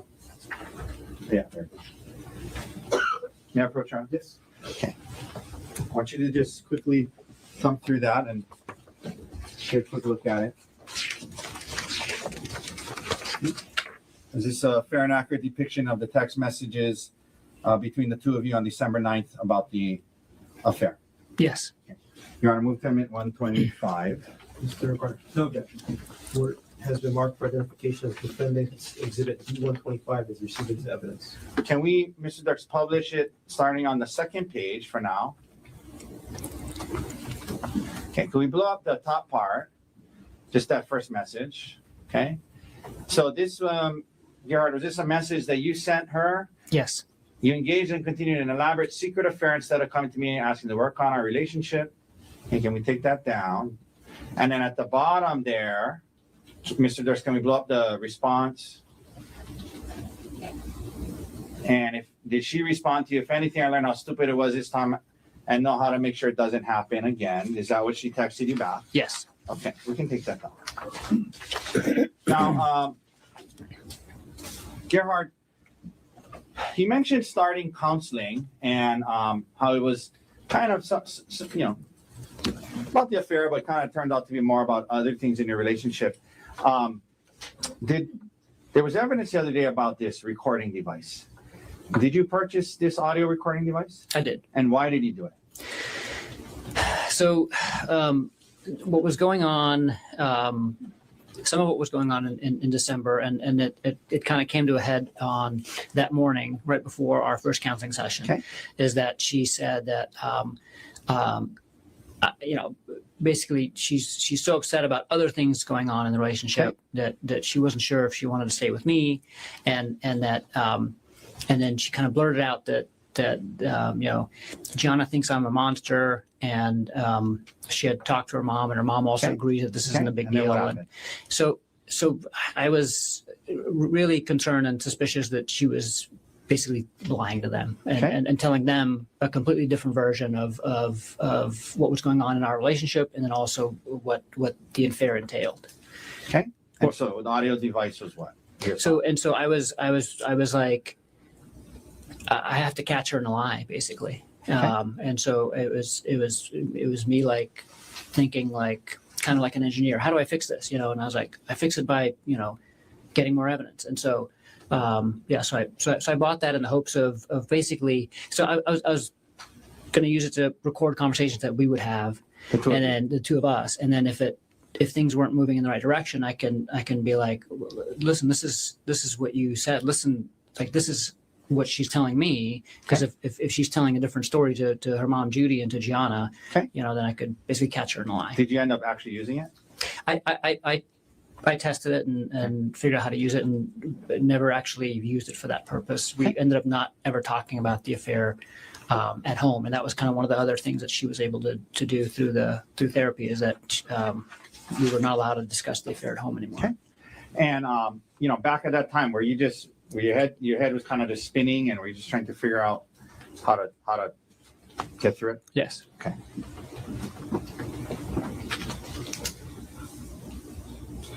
So you start counseling, and you mentioned that you guys weren't talking about the affair at home anymore. And were you talking about it much at counseling? A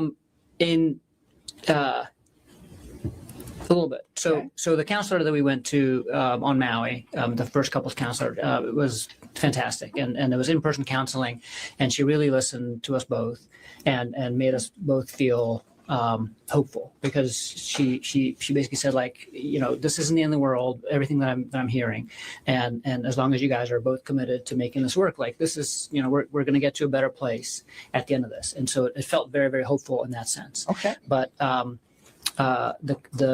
the counseling sessions themselves were focused on other things, and then also on like general kind of relationship building things. All right.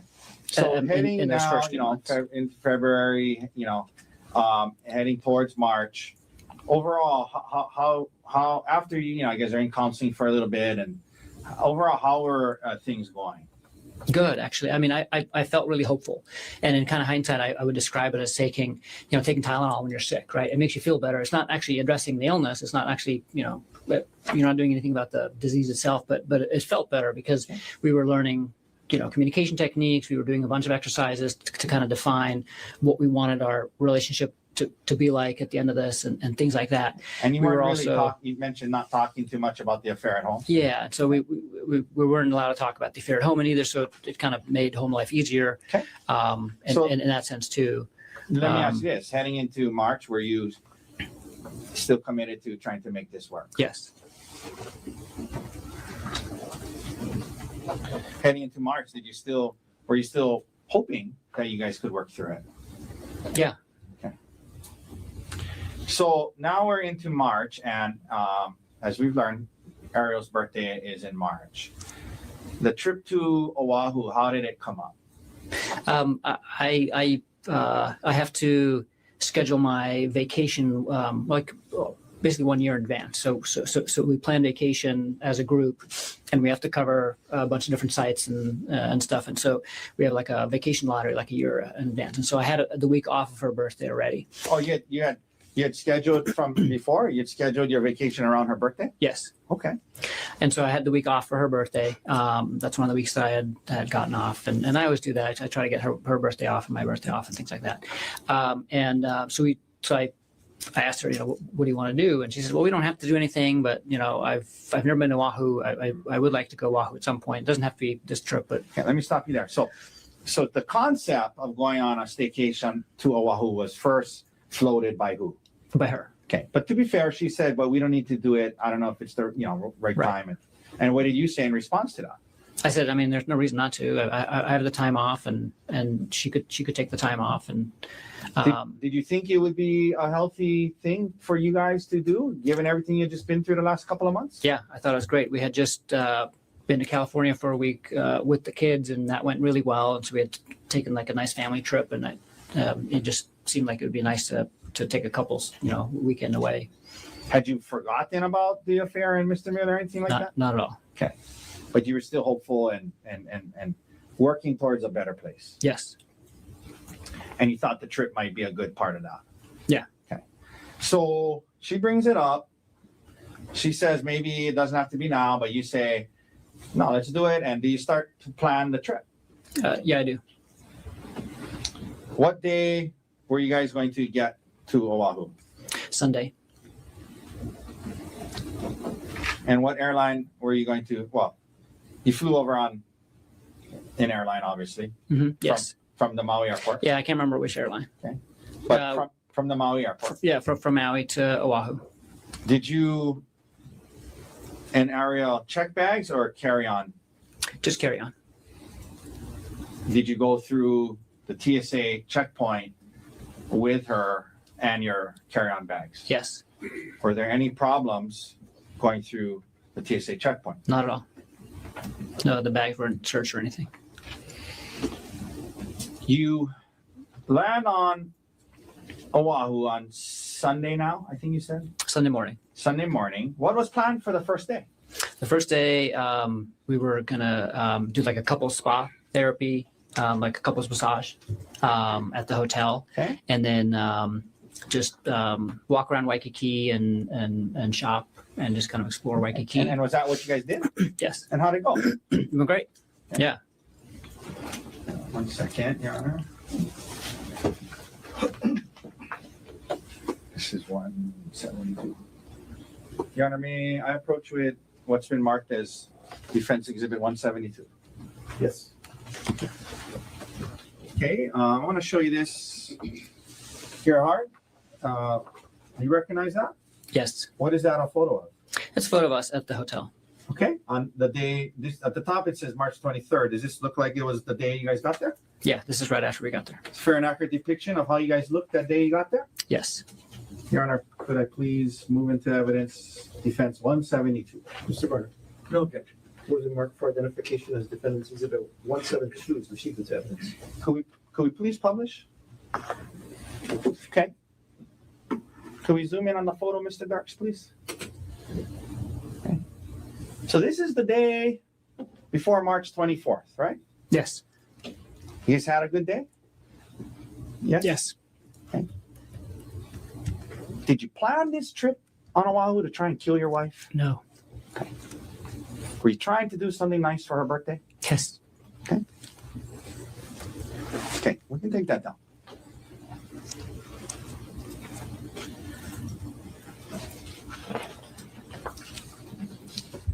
Let me also approach, please, or may I please approach with Exhibit D 173. This is okay. May I approach, Your Honor? I'm going to show you this. What is that a photograph of? That's a photo of us in the hotel room. On the 23rd of March. Yes. Is a third accurate depiction of how you guys looked the day before this incident? Yes. All right. Your Honor, I'd move to admit D 173. Mr. Barnett. No objection. Was the mark for identification as defendant's exhibit D173's received into evidence? May we please publish? Yes. Okay. Let's zoom in again. Is this the hotel room you guys are in? Yes. Okay, and it's the day before the hike, yes? Yes. Okay. All right. We can take that now. Did you go to dinner the first night? Yes. Second day, you guys are going to be there. Were you planning on going on a hike? Yes. And why? Why a hike? How did that come up? Tell us about that. Is that something you guys would do often? Tell the jury about that hiking. Yeah. So we would hike often, and we would travel often too. So we pretty much wherever we went, we typically would hike at some point during the trip. And we weren't like crazy campers or anything like that. So we wouldn't do like a bunch of overnight things, but we like to do hikes. And she also wanted to see Oahu, and so I was looking for hikes that we could do that would kind of show the island. Okay, and I'll get back to the particular hike and why you chose that one. But did Ariel enjoy hiking? Yes. Something you guys did all the time? All the time. Okay, I believe D 156 is in evidence. May I publish D 156, Your Honor? Please. Okay. Can we zoom in on that photo? So is that Yeah, that's at Aahu on Maui. okay? And that's a hike It's like it's like a secret hike behind the Aahu monument that you can do if you know where it is. some steep cliffs here and there. A lot of them, yeah. All right, we can take that down. There was testimony about how the hikes that day on the Palipuka Trail, it made her feel uncomfortable, Ariel. Had you guys been on hikes or activities before with equal or greater heights and cliffs? Definitely.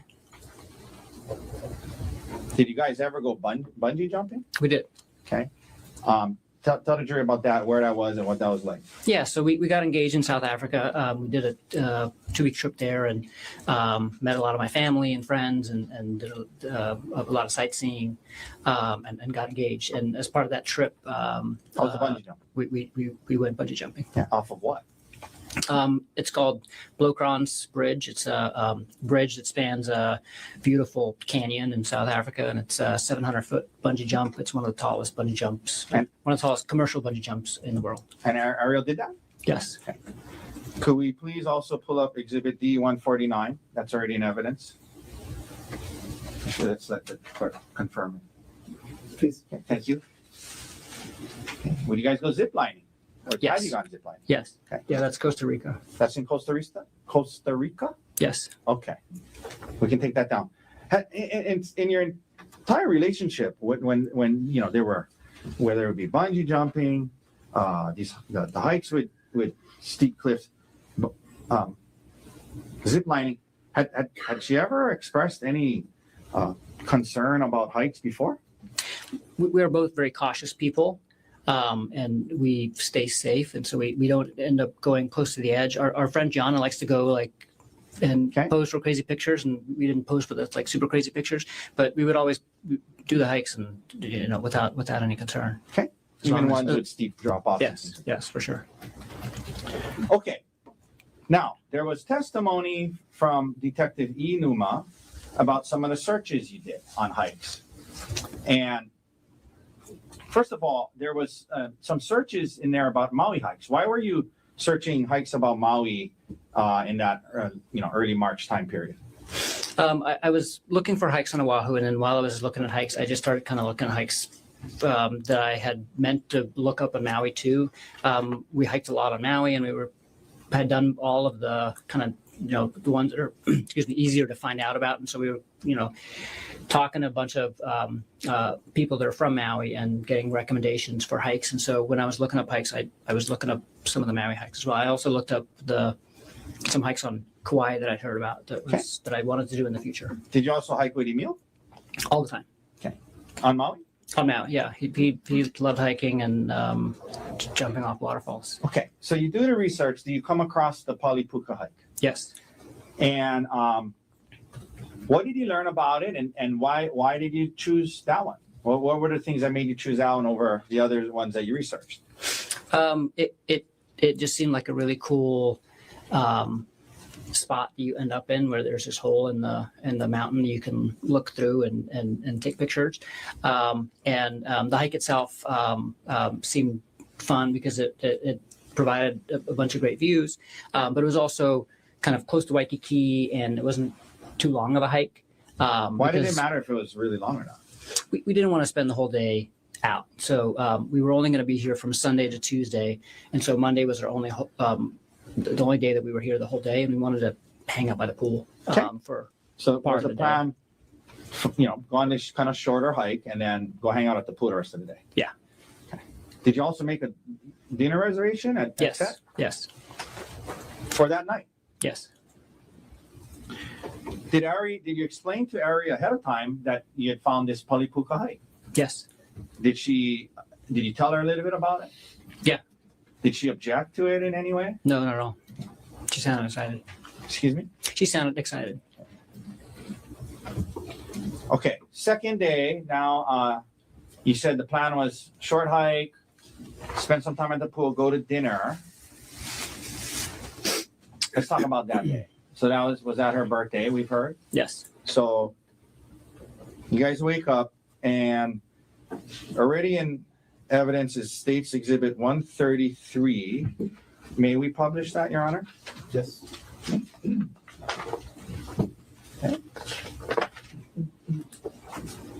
Okay. Did you give her a birthday card that day? Yes. Yes. Okay. We're not going to read the whole thing, but did you mean the words you wrote in there? I did. Okay. We can take that down. Did you also get her a birthday present? I did. What did you get her? It was a necklace, like a koa wood silver necklace. Okay. You wake up, what do you do before heading out to the hike? We had breakfast at the hotel, and then next door to the hotel was a bakery where we got some coffee and some pastries. Okay. May I approach with D175? Yes. What is this a photo of? Well, do you recognize it? Oh, that's Ari at breakfast at the hotel. Okay. Is it a fair and accurate depiction of how she appeared on the day before you left for the hike? Yes. All right. Could we please admit D175 into evidence? Mr. Garner? No objection. What has been marked for identification as defendant's exhibit D175 is received into evidence. Can we please publish? Okay. So this is a photo from that morning before the hike? Yes. Okay. All right. We can take that down. Thank you. Now, as you're, were you going to drive to the hike? Yeah, we had a rental car. Now, did you receive an email that morning that you shared with Ariel before the hike dealing with life insurance? Yes. So first of all, let me ask you, let's back up a little bit.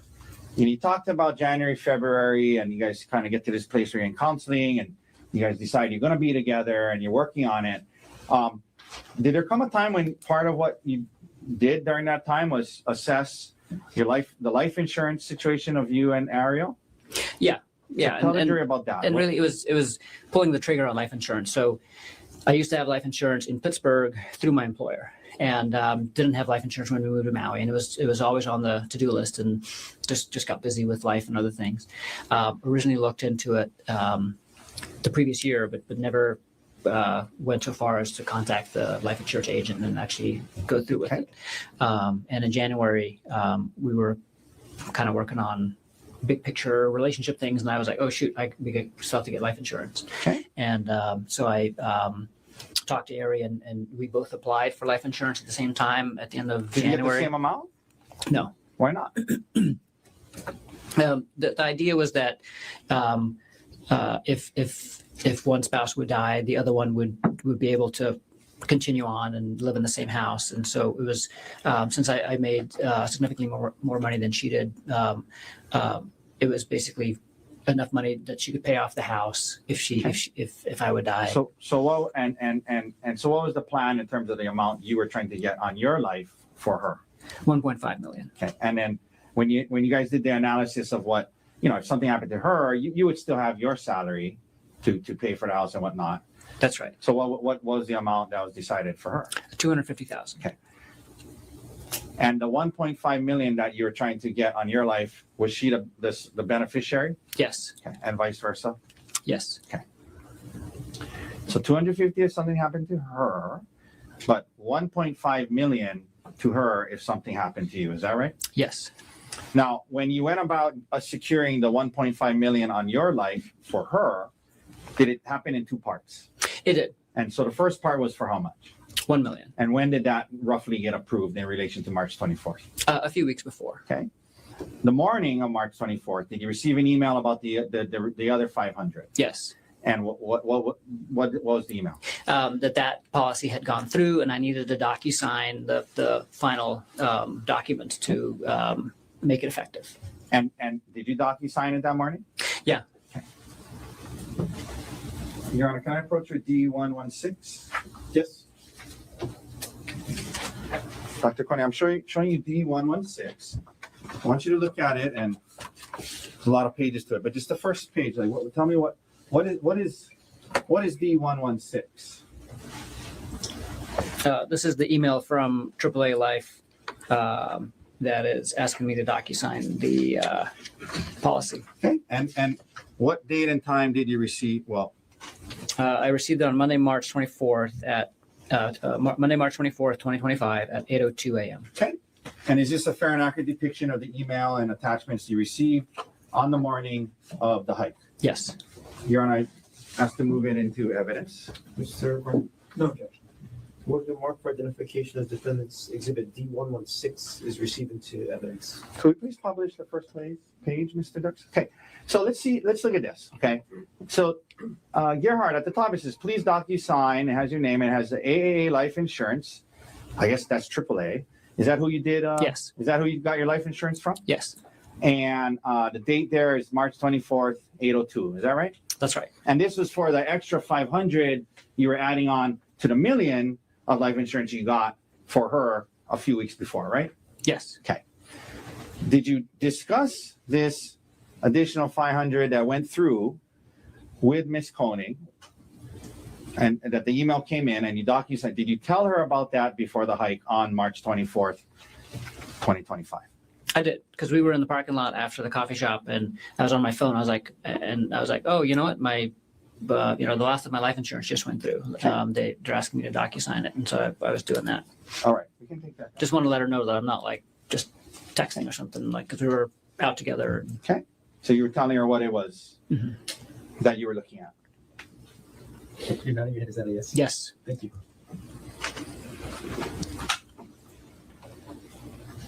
And so from that point on, if something happened to you and in an accident or whatnot, she would get $1.5 million, correct? That's correct.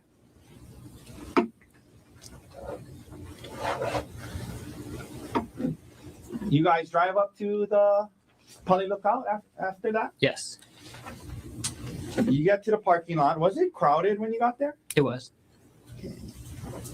Did you guys go? What did you guys do first after you parked? We went to go. Actually, I think she went to the restroom first. And the porta But potty? no, there's a bathroom Okay. at the lookout, Okay. and then we went to the lookout. You went to the lookout.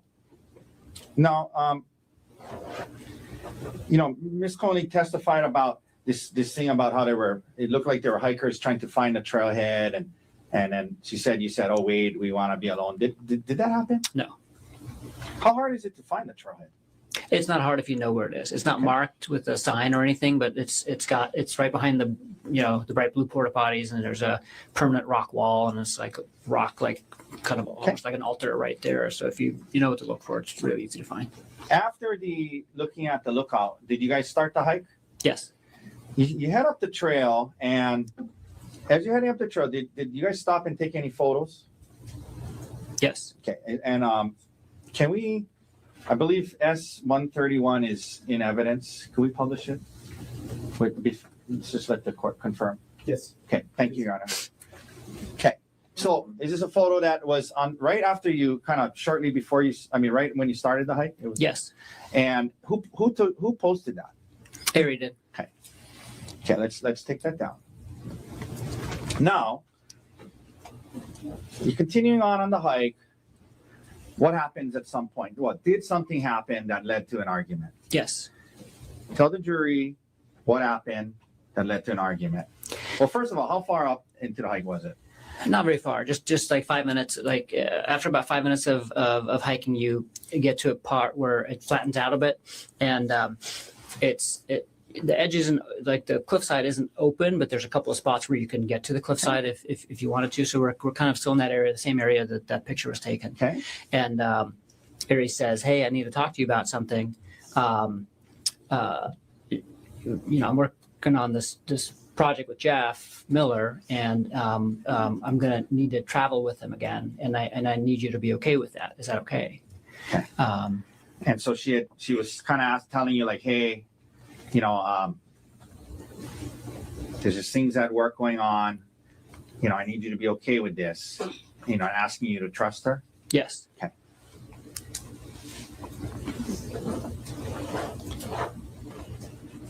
And again, you mentioned you guys weren't talking about the affair at home anymore because of counseling, correct? That's correct. And you guys weren't talking about it in counseling a lot at that time? We hadn't gotten to that kind of the core of it yet. So she brings this up. What is your reaction to it? I'm very surprised. Yeah. Okay. Were you upset and angry? I wasn't angry. I was surprised and upset. And I told her no. Like I'm not okay with that. And not only am I not okay with that, like I'm never going to be okay with that. Like we haven't dealt with that part. Like the only reason why I was okay with her still even working there is because we had placed these limits on their communication. But in my mind, like she still needed at some point to quit her job, and this was only put on hold while we were trying to deal with all these other things. She basically said like, well, I can't quit my job right now because I don't even know if I want to stay with you. So we were dealing with like the issues that she brought up first, but it's not like any of the affair had been resolved at all. Like it had just kind of been put on hold. And so how did you feel that she would even think that this would even be okay? Yeah, I mean, it made me realize that we were just not on the same page at all in terms of like, here I am just kind of like sublimating my feelings and focusing on her hurt and waiting patiently for her to do the same to me. Okay. And this made me feel like she wasn't intending on doing that ever. So what did you say back to her? Were you guys kind of arguing about it? Yeah, we were for sure arguing. Okay. And then, so what did you say anything to her? I just said, out? Yeah, I said like I need you to move out. Like this has gone far enough. I need you to move out. And I'm going to tell people why you're moving out, and I'm going to show them what you did, because like unless you face this and unless you take full accountability for this, like we're never going to get through this.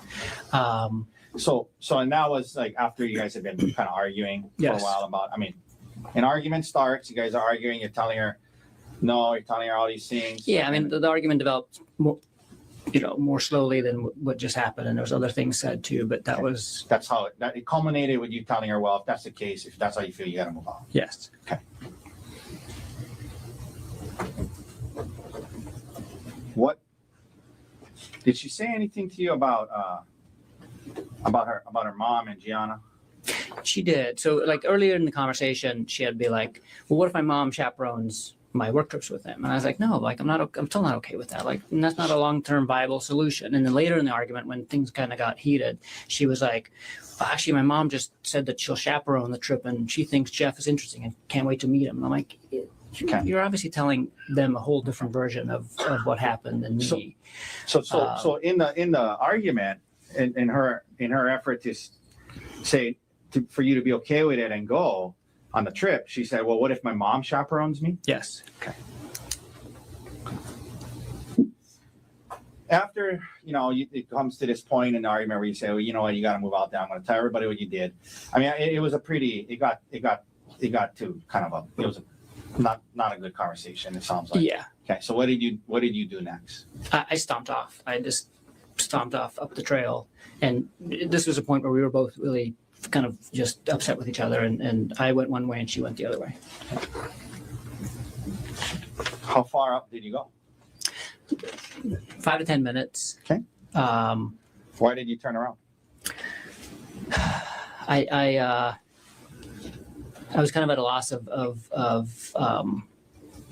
not kind of a loss. I was I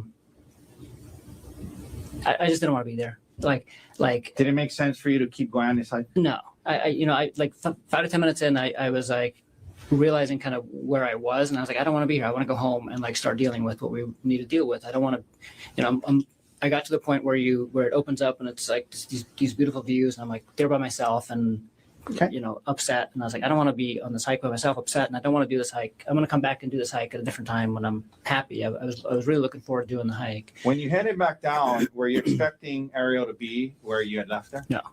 And where were you expecting her to be? I thought she went to the car because I saw her head down the trail. And there was testimony that when she said when you got there, you said, "Oh, you're still here." Did you say that? Yes. And is that because you assumed she had gone back to the parking lot? Yes. How far away from the parking lot were you guys when this argument started? Like 5 minutes. Okay. Or less, probably. Yeah. Okay. Now you get back. What is her demeanor and behavior like now?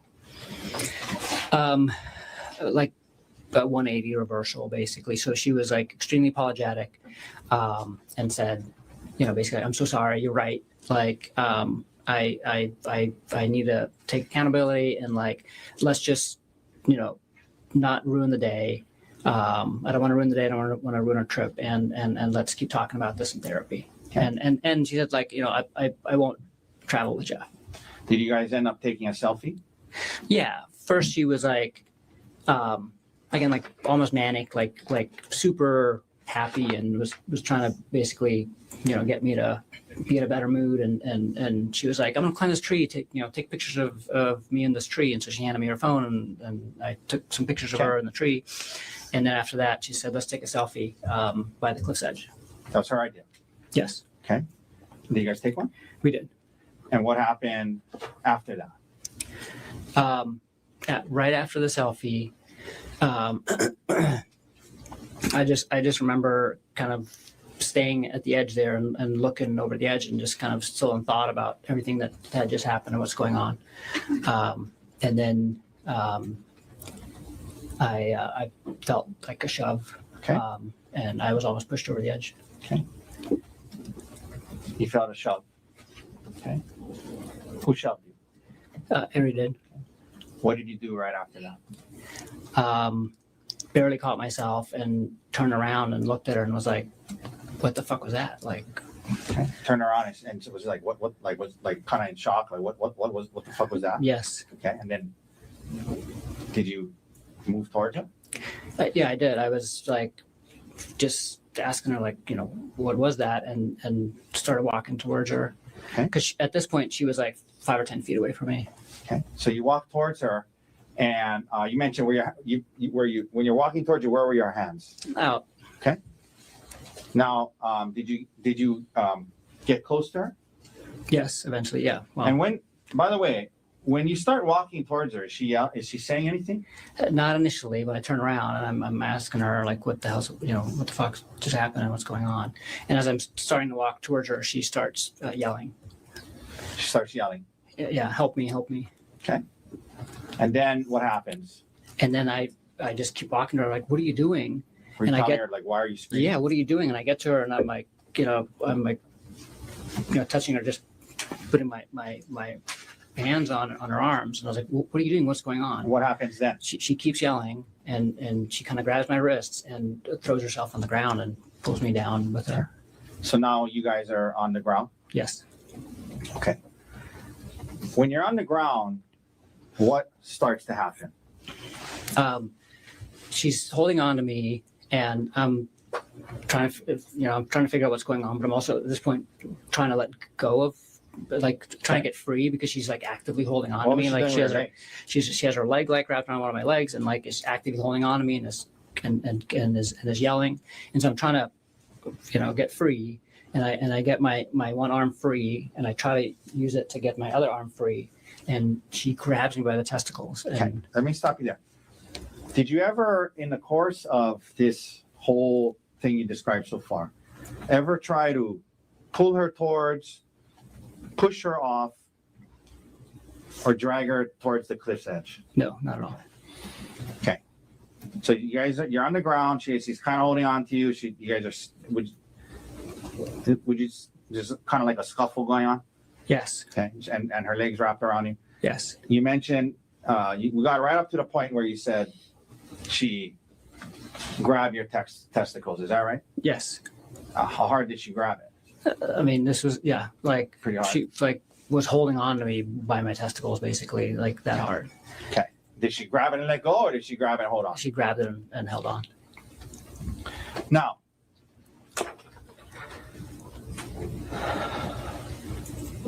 what happens after she does that? Then I try to free my testicles. And so I'm like thrashing with, and I get both hands free and I'm trying to get her to let go of my testicles. And then she hits me with a rock on the side of the face. Okay. So she's holding on to your testicles. You're kind of focused on that, obviously. And then at some point while you're focused on that, you And it happened all really fast. Yeah. But I'm glad you raised that up. Was this like happening slowly where you had it time all to happened within like, probably less than a minute, maybe quickly? slightly more than a minute, but 2 minutes or something. Yeah, From but you weren't timing. from the moment that like we were on the ground and she was grabbing my testicles, was like It happened quickly. everything after the grabbing of the testicles happened very quickly. Okay. And you weren't timing it or anything. No. This is just your estimate. Okay. So now she's holding on to you, she's squeezing your testicles, and you kind of dealing with that. And she's on the ground and you're kind of on top of her. Yes. Okay. And you said then you felt you got hit with the rock. Yes. Where'd you get hit? On the left side of my face. How many times? She kept doing it. The first blow she landed really well, and after that I was able to block Okay. fairly well. She did like land a couple more, but not as bad as the first one. Does she still got your testicles? Yeah, so she's like holding my testicle and just like hitting me like this. And now do you stop dealing with your testicles? Just focused on the rock at this point. Okay. Yeah. Okay. Yeah, Did it hurt when you got hit with the rock? it did. Could we publish what's in evidence as Exhibit D30, Your Honor? Yes. Okay. Gerhardt, is this where you got hit with the rock? Yes. Is that the area? Yes. All right. We can take that down. Now, you get hit with the rock. Explain to the jury what happens next and why. I was able to wrestle the rock out of her hand. Does she still have her testicles? Yes. Still squeezing them? Yes. What And do you do? I was able to like, so we're like, she's hitting me and I'm like blocking and then I start like, and I get Is her there a wrist. scuffle over the rock? Yes. Is it near her face? Yes. I mean, Okay. it's And then what right. happens? And I finally get the rock. What'd you do? I hit her with the rock. How many times do you think you hit her? I hit her 2 times. And when you did, was she still holding on to your testicles? Yes. At least initially? Yes. Okay.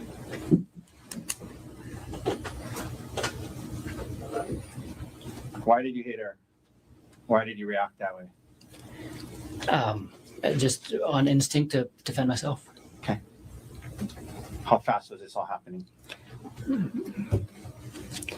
Pretty fast? Pretty fast. Okay.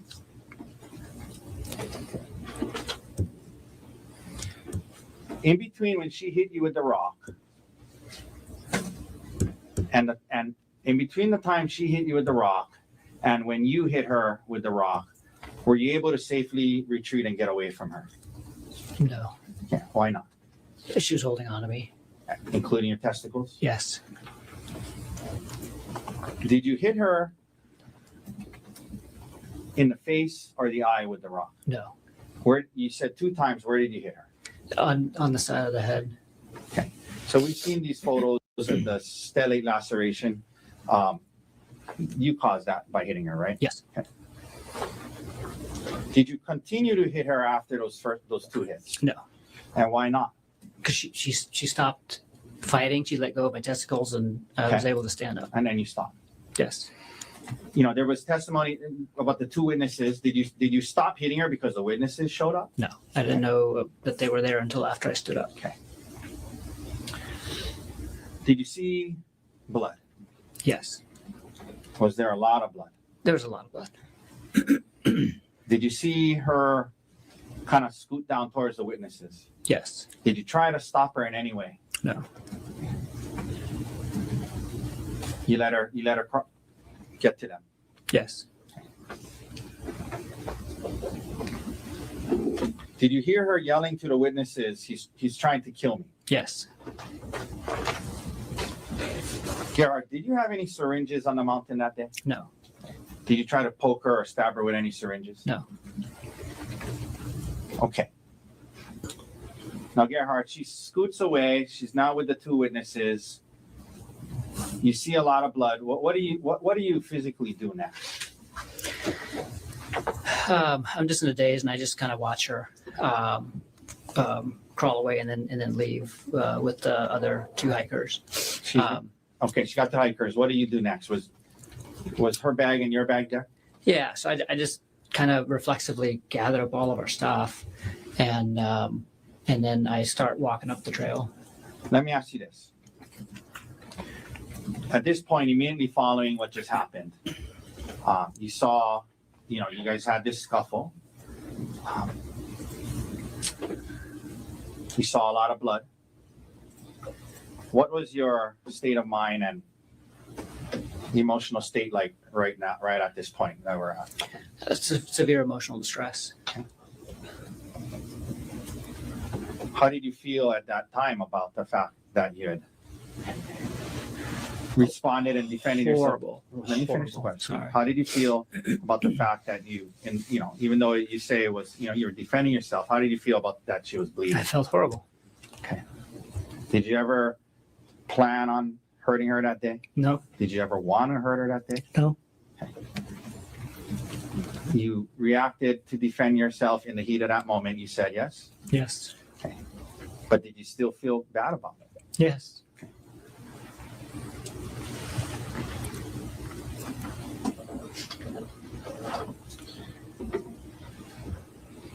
You mentioned that you were in some kind of extreme emotional distress, I think you said. Okay.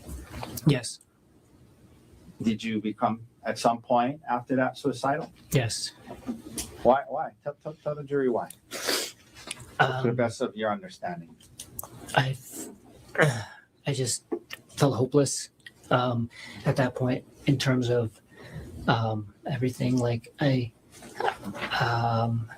felt horrified about what I did to her. Like that I caused this to her. That I had resorted to violence against my wife, the person who I loved the most in the world, and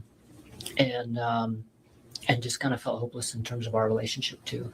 Okay. And that being said, I mean, in that moment, were you defending yourself when you reacted that way? Yes. Actually cumulative. No, overall. Yes. What did you do next? Now you're heading up the hill. What do you do next?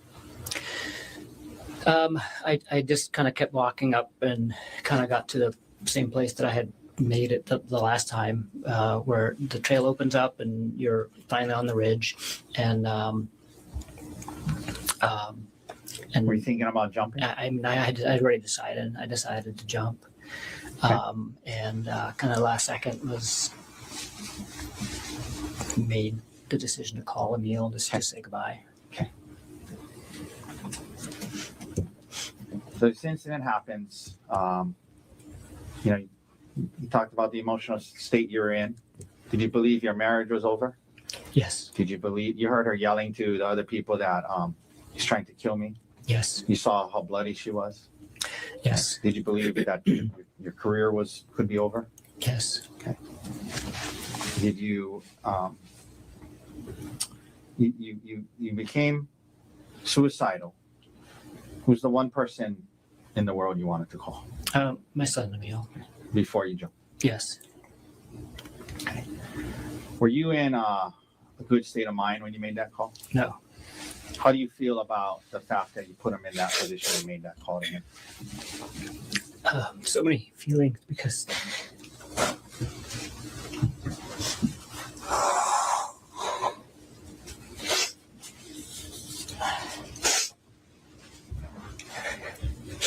he saved my life that day. How so? Convinced you not to jump? He saved my life that day, but I put him in this position where he is now, where he thinks I tried to kill her. And for the last year, he's thought that. And You heard him yesterday only refer to you as the defendant and not as dad. yes. Do you blame him? Sorry, 2 seconds. We'll take a break. No, I don't blame him. I had such good intentions of calling him, but In the sense that you wanted to say goodbye. I wanted to say goodbye and tell him how he's an amazing person and he should live his life to the fullest. And Okay. Okay. Let me stop you there. Okay. Let's talk a little more specifics about the call. Okay. First of all, where were you when you faced? Well, was it a FaceTime? It was FaceTime, yes. Okay. Where were you when you did this FaceTime call? It was in a spot where the trail wasn't right next to the cliff edge, because the cliff edge at that point wasn't really an edge. It was like a 10-foot kind of sloped part, and then the edge. And so I was basically between the cliff edge and the trail, kind of hanging on to the side of the mountain. Was it a pretty kind of steepish area? Yeah, very steep. And were you kind of like on the side of the mountain? Mm-hmm. So you gotta. Yes. Sorry. Okay. And so just to be clear, the place you FaceTimed him from, was that the place that the incident took place? No. Okay. On the FaceTime, would it have looked like you were on kind of the edge of a mountain? Yes. Were you on speakerphone? Yes. I mean, like holding it where he could see your face? Yes. No. And I showed him the view and where I was. Okay. Like, there was testimony from police officers that that's it was a windy day and notoriously windy area. Do you recall it being pretty windy that day? it was windy, yeah, up there. So you're on the side of a cliff, mountain. You have them on speaker on FaceTime. It's windy. Is that right? Yes. Okay. You were extremely emotional at that time? Yes. Okay. So that's the context of this phone call, correct? Yes. Did you tell him that Ariel you were calling him to say goodbye, is that right? Yes. Okay. Was your purpose to explain to him every last detail of what happened? No. Okay. But you did tell him several things, right? Yes. Did you tell him that Ariel had been having an affair? I did. Okay. Did you tell him that, she got hurt, her head was bleeding? Yeah, after he asked about the blood on my shirt. Now, did the word kill come up in the conversation? It probably did. What do you recall explaining to him about that? I don't recall explaining.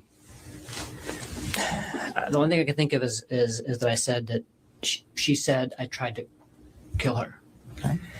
So let's break back that up. Yeah. So you told him that the blood was hers. Yes. Yes. And you're telling him that you're gonna jump. And yes. Okay. And did you tell him something about well, we're gonna get to the part about the police. But you're telling him about how you're gonna jump, and you're saying you heard her say to the witnesses, he tried to kill me. Okay. Were you explaining to email? No. So What I were was you saying? I was talking to myself at the same time too, and I was basically saying like, because I remember saying like, wow, this is like so hard, because it turns out killing yourself is a hard thing to do once you actually like could go and do it. Okay. And so I was like talking to him about like saying goodbye and she had an affair and those things, but then I was also kind of like talking to myself and I think I was saying to myself like, she said I tried to kill her. She said I tried to kill her. Okay. Were you confessing to him that you were trying to kill Ariel that day? No. Okay. Did you have an intention to kill Ariel that day? No. Okay. Would you have said it that way? I tried to kill Ariel that day. No. Okay. But you don't dispute that the word kill probably came up. No. Okay. And can you understand how Emil in that conversation could have got that impression? Yes. Okay.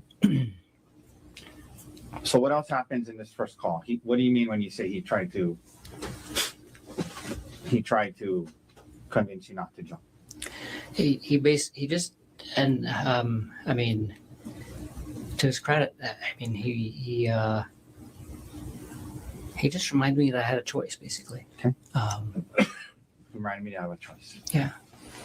Because he said like, you know, do you really have to do this? After that, he got off the phone with him. He didn't jump, right? No. Okay.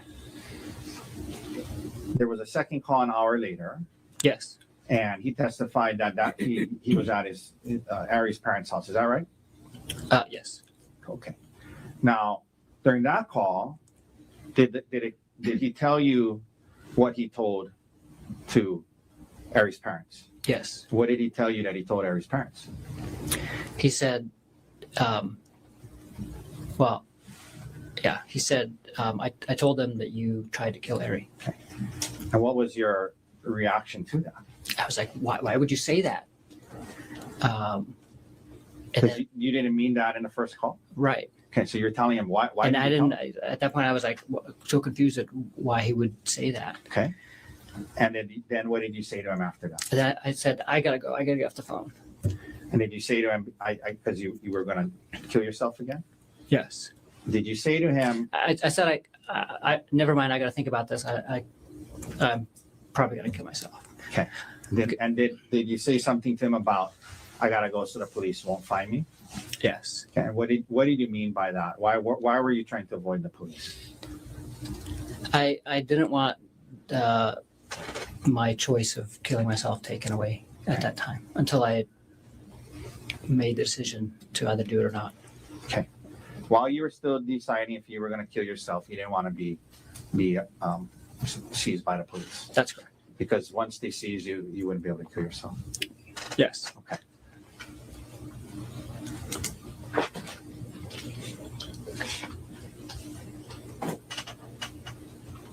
After the second call, what did you do? I just stayed on the mountain, kind of in the same general area. Were you actively moving around, dodging the investigators? Not really. I moved around a few times, but I mostly just sat and actually like was in and out of sleep most of the day. Okay. If like my recollection was that like a couple of hours had passed, and then I realized what time it was, Okay. and it was getting. Let me ask you this. There's been some talk about Ariel's bag. Did you initially have the bag? I did. What did you do? What happened to the bag? I honestly don't remember where I left. I must have left it at some point Okay. On the mountain As you were during that time. During that time. Okay. Now,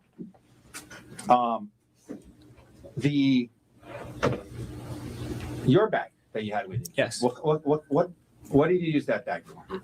It's a little crossbody Patagonia bag, and it's the bag that I take to work, to and from work and home every day. Okay, you mentioned walking to work. Do you walk to work? Not every day, but often, yes. And when you do walk to work, you bring that bag. When I walk to work and when I don't walk to work too.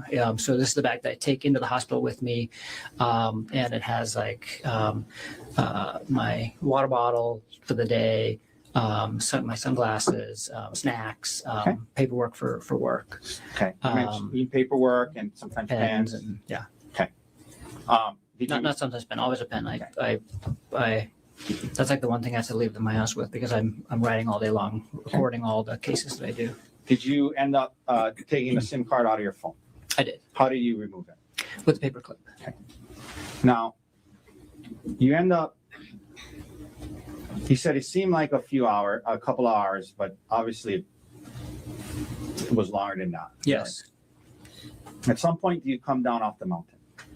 Yes. Okay. And why did you do that? Tell the jury why you did that. I decided I wasn't going to kill myself, and then I realized that it was going to be dark soon, and so I decided to turn myself in. Okay. And so you actually came off the mountain when the sun was still out? I mean, Yes. well, when it was still lit? It was still lit. Yeah, it was still light outside. And that was to turn yourself in? Yeah. Because if you didn't want it to be caught, what would you have done? Kept hiding until dark. And okay. So you come down, and there was talk about you walking, down the road when the 3 officers got there. Yes. And were you trying to flee from them? No. Okay, so explain that to the jury. What happens when they pull up to you? So I was walking down the road, and I was on in the little grassy area between the road and the one that was on the photograph. Bushes. That one was like that little grassy area. And I heard a car behind me, and I looked, and it was like a minivan, and I just thought it's like tourists coming back from the Poly, and I was like, wow, I can't believe there's still tourists at the Poly. And so I just looked at it briefly, and then kept walking, but then the car stopped, kind of opposite me.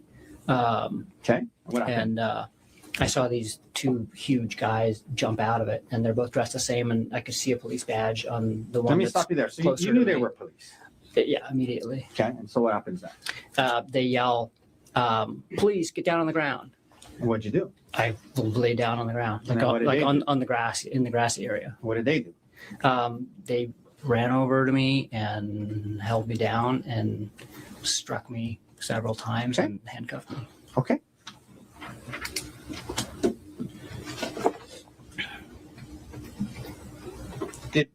Did you fall on your face with the officer falling on you in that transaction or interaction? No officer fell on me at all during the entire thing, and I did not fall on my face. Did they hit or punch you in the face? No. But they did, as they testified, strike you a couple of times? Yes. In where? And my ribs and like my upper legs, like thighs. Okay. So after this moment, now you're arrested. Did you have injuries from that whole day? Yes. Okay, we talked about the injury to the side of your face. Yes. What other injuries did you have after you were arrested? Just my ribs. Okay. Did you have any bite marks on your arm? No. Did you have any scratch marks on your face or body? No. An HPD photographed your injuries? Yes. Okay. Now, some additional questions, and we're getting close to the end of my examination, Gerhardt. I know it's been a long day. Your work bag on Maui. Well, let me ask you this before I go there. The bag that you had on, yes, on the hike, did you see the big blood stain on the back of your shirt? Yes. What was that from? It's from the bag that I was. Explain that. So during the scuffle, my bag, I was holding both bags. I put both bags down to take the selfie, and I had both bags again. Why did you have her bag? Because she had given it to me when she was climbing up on a tree. And then the scuffle happened. The scuffle happens, and my bag both bags, went flying basically, but my bag must have been right by her head, because after she left, when I picked my bag up, there was a bunch of blood on the back of it. And then you put the bag on your back, and that's how the blood got on your shirt? Yes. Okay. Now, your work bag. You're an anesthesiologist, correct? Yes. And you, that work bag was always on Maui, is that right? That's correct. Do you work in more than one location? Yes. And why did you have medications and syringes in that bag? That's the bag that I use in the operating room every day. And I have medications in it that I use for work. Most of the medications that are in there are used for emergencies when I'm on call. Okay, let me ask you about that. When you're on call, do you sometimes you're at home and you have to rush into a different, is it always the same location? Yes, when we're on call, we're always on call for the hospital. So Okay. I work at several locations, but all of the call shifts are for the hospital, really close to my house. And so I can take call from home. Oftentimes I'm in scrubs already, and I have this work bag either right by the door or in the car. That way I can respond directly to either the emergency room or to labor and delivery or to the operating room without having to go to my locker. Okay. Could we please publish State's Exhibit 94? Your Honor, I believe it's in evidence. One second while you double check. I believe it is as well. Okay. Yes, you can proceed. Okay, so this was in the bag. Just a couple of things. So like, what is this? What is this? Those are bags of saline. The one on the left is still sealed, and the one on the right has medication in it. Okay. And this is a stethoscope, is that right? Yes. What is this thing up here? This and that. Oral airways for emergencies and elective surgery. Okay. These are all stuff that you had at home regularly when you were either on call or depending on where you were going to work. Yeah, this is everything that's usually in my bag, and it's everything that I would need to respond to different emergencies. Okay. Could we please also publish State's Exhibit 103? That's also in evidence.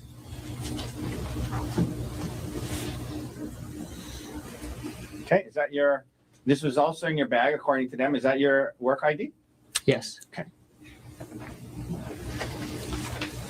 The last shift you had before this trip, we can take that down. Where had you been working? At the hospital. Okay. Do you remember in what unit? Labor and delivery. Okay. So after that shift, would it be normal for you to have that bag? Yes. Okay. Why is that? Because I keep the bag with me for the entire shift. It's a 24-hour shift. I start at 7 a.m. and I keep going until 7 a.m. the next day. And so when my shift ends, unless I'm actively at the hospital taking care of something there, I'm at home when my shift ends. And so I was at home when my shift ended that day, and that's why I had the bag with me. Oh, you're at home because you're on call. Yes. Okay. Now, prior to this trip to Oahu, did Ariel know about this bag and the fact they had medication syringes in it? Absolutely. I've had it at home often. Okay.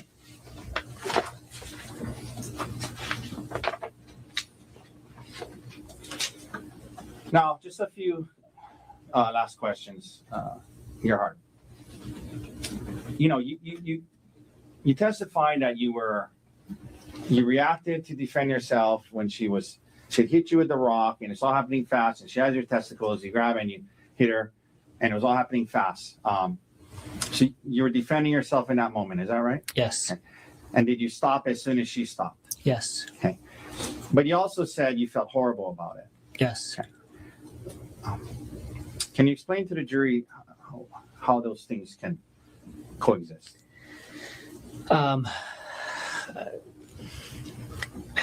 It's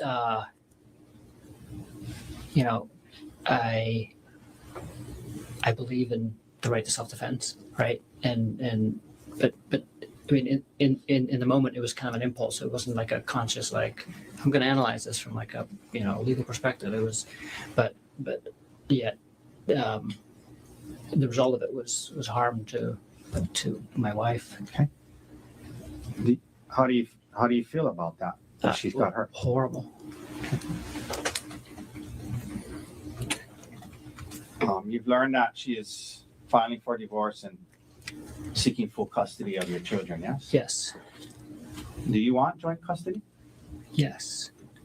More than any. That's Okay. And there's been testimony that you've been in custody, yes? yes. Have you been able to speak with your two young boys from jail? No.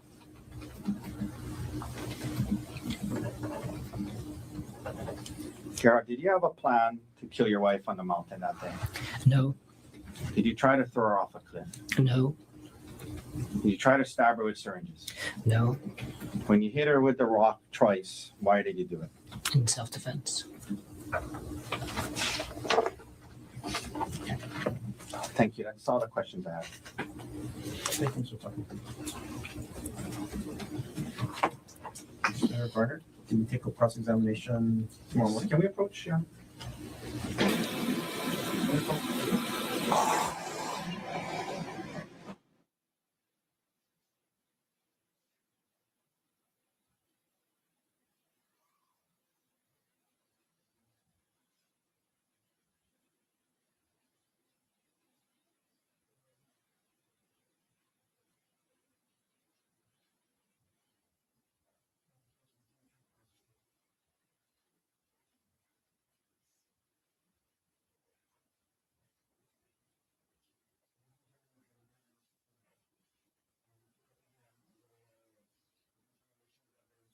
Morning. I have a fairly lengthy calendar in the morning, so instead of 9 o'clock, I'm gonna have you come back at 10. Start up at 10 o'clock. I'm gonna ask you to plan to be here for the full day tomorrow. I think we all sense that we're getting close to the end of the presentation of evidence, but I don't know how long it's gonna be. So plan on being here for the full day tomorrow. What I anticipate is that the jury will get the case for deliberation sometime early or mid next week. So we're actually ahead of schedule. So I think that's what we're looking at in terms of scheduling. We'll get a better idea midday or end of tomorrow, but I'll plan on being here all day tomorrow. Okay. Don't try to learn about this case outside of the courtroom. Keep an open mind. Don't talk to anybody about this case. Okay, again, follow those rules. Don't watch any of the media in this case. So leave your notebooks on the chair. Have a safe drive home tonight. See you tomorrow at 10 o'clock. All rise.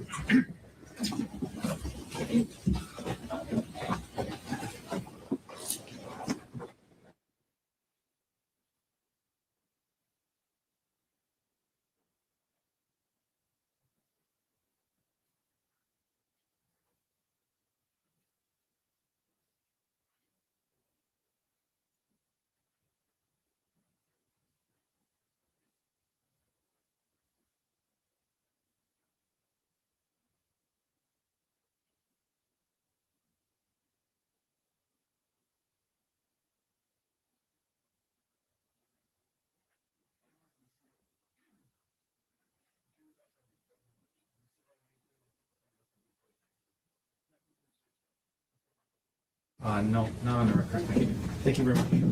We'll adjourn for the day. Off record, you said 10 o'clock? Yeah, if he hasn't come up, let's talk about scheduling real quick.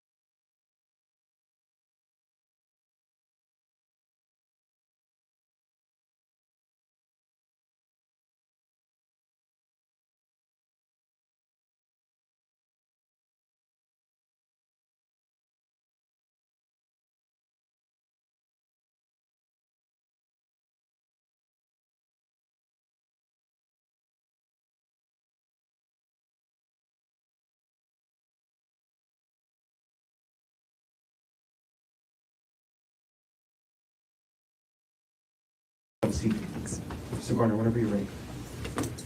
Okay, good morning. Morning. Okay, before we get any further, first thing I'm asking you to do is, can I ask you to sit as close as you can as to the microphone? Okay. And then speak into the microphone as much as you can today, okay? Okay. All right. Can you please state your name? My name is Ariel Konig. And Ariel, what do you do for work? I am a project manager for TerraPower. What does TerraPower do? TerraPower is a nuclear innovation company. When you say nuclear innovation, what do you mean? We're designing an advanced reactor to deploy to replace retiring coal plants. And what do you actually do at TerraPower? I work on the fuel supply. And Ariel, where do you live? I live on Maui, Where on Maui? in Kahului.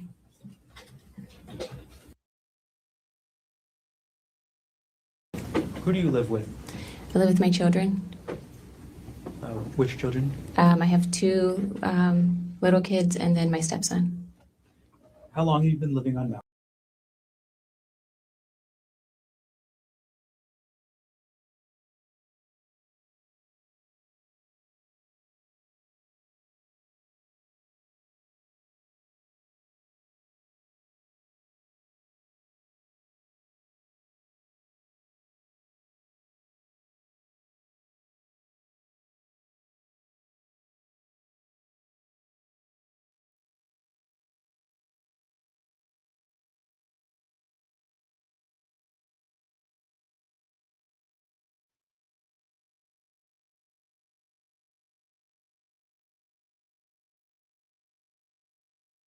This evidence that was limited out relevant, it not including this evidence gives a completely incomplete picture to the jury.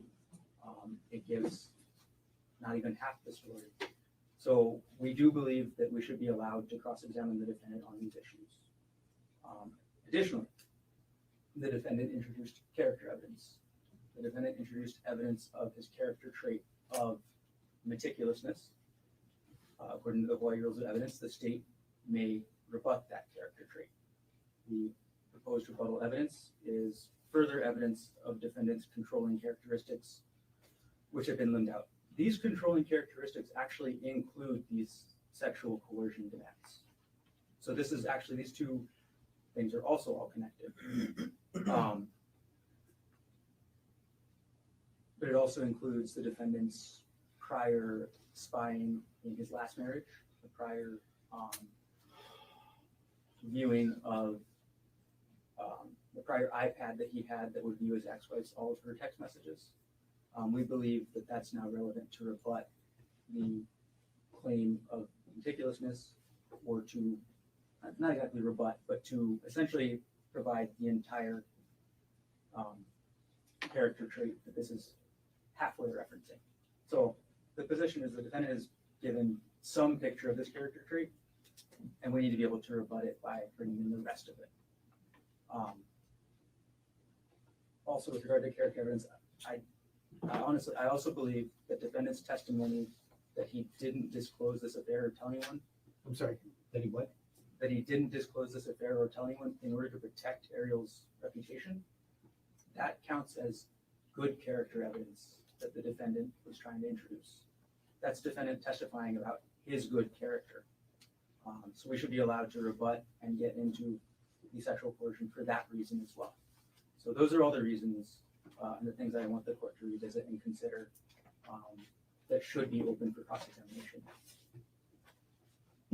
I have a question with respect to the allegations of prior spying and the other iPad. What form would, other than just cross-examination, what other form would that come in? The state did have Ms. Patella on her witness list, but the intention at this point is to limit the evidence on it to cross-examination. Understood. Thank you for answering the court's questions. Mr. Otake, do you have any response? Yes. So, we dealt with these issues, very deeply and spent a lot of time on them in motions in limine and in the court rule. Obviously, we were hypersensitive to the court's motions in limine, and we contemplated the court's ruling. We obviously know the risks of how doors can be opened, and we deliberately steered clear of these things. So for example, when we talked about how therapy turned into something else, he just said that therapy turned into other things. So the point is, we deliberately steered clear of these things to not open the door. And this is an extreme stretch and obviously a last-ditch effort by the prosecutor to get into things that the court has ruled should not come in. So let me just address these things one at a time. I'll talk about the first thing, the meticulousness. I don't know what he's talking about, to be honest. Character evidence under the rules comes in through reputation or opinion testimony. Obviously, we didn't do that. You have to also look at the context, okay? Ariel brought it up in her case about Dr. Konig was the one, in her testimony, Dr. Konig was the one who handled the finances. And you know, trying, I guess, potentially inferring that he was, you know, for whatever the case may be, they brought that up in their case. So he was just addressing that. You know, I think the question was, Ariel said that you handled the finances. Why was that? And I think he said, I'm just, you know, an organized, you know, meticulous guy, right? So it was tied to why he was doing the finances. So, and you know, the reason why we also know that this is, what's the right word? Not a genuine attempt here. If you really think about it, the character of meticulous is something that helps them. That he's a, you know, maybe a meticulous planner of a murder or whatever, right? It doesn't help us to show he's meticulous, right? So that's how you know this is a false attempt here, because how does it hurt their case that he's meticulous, right?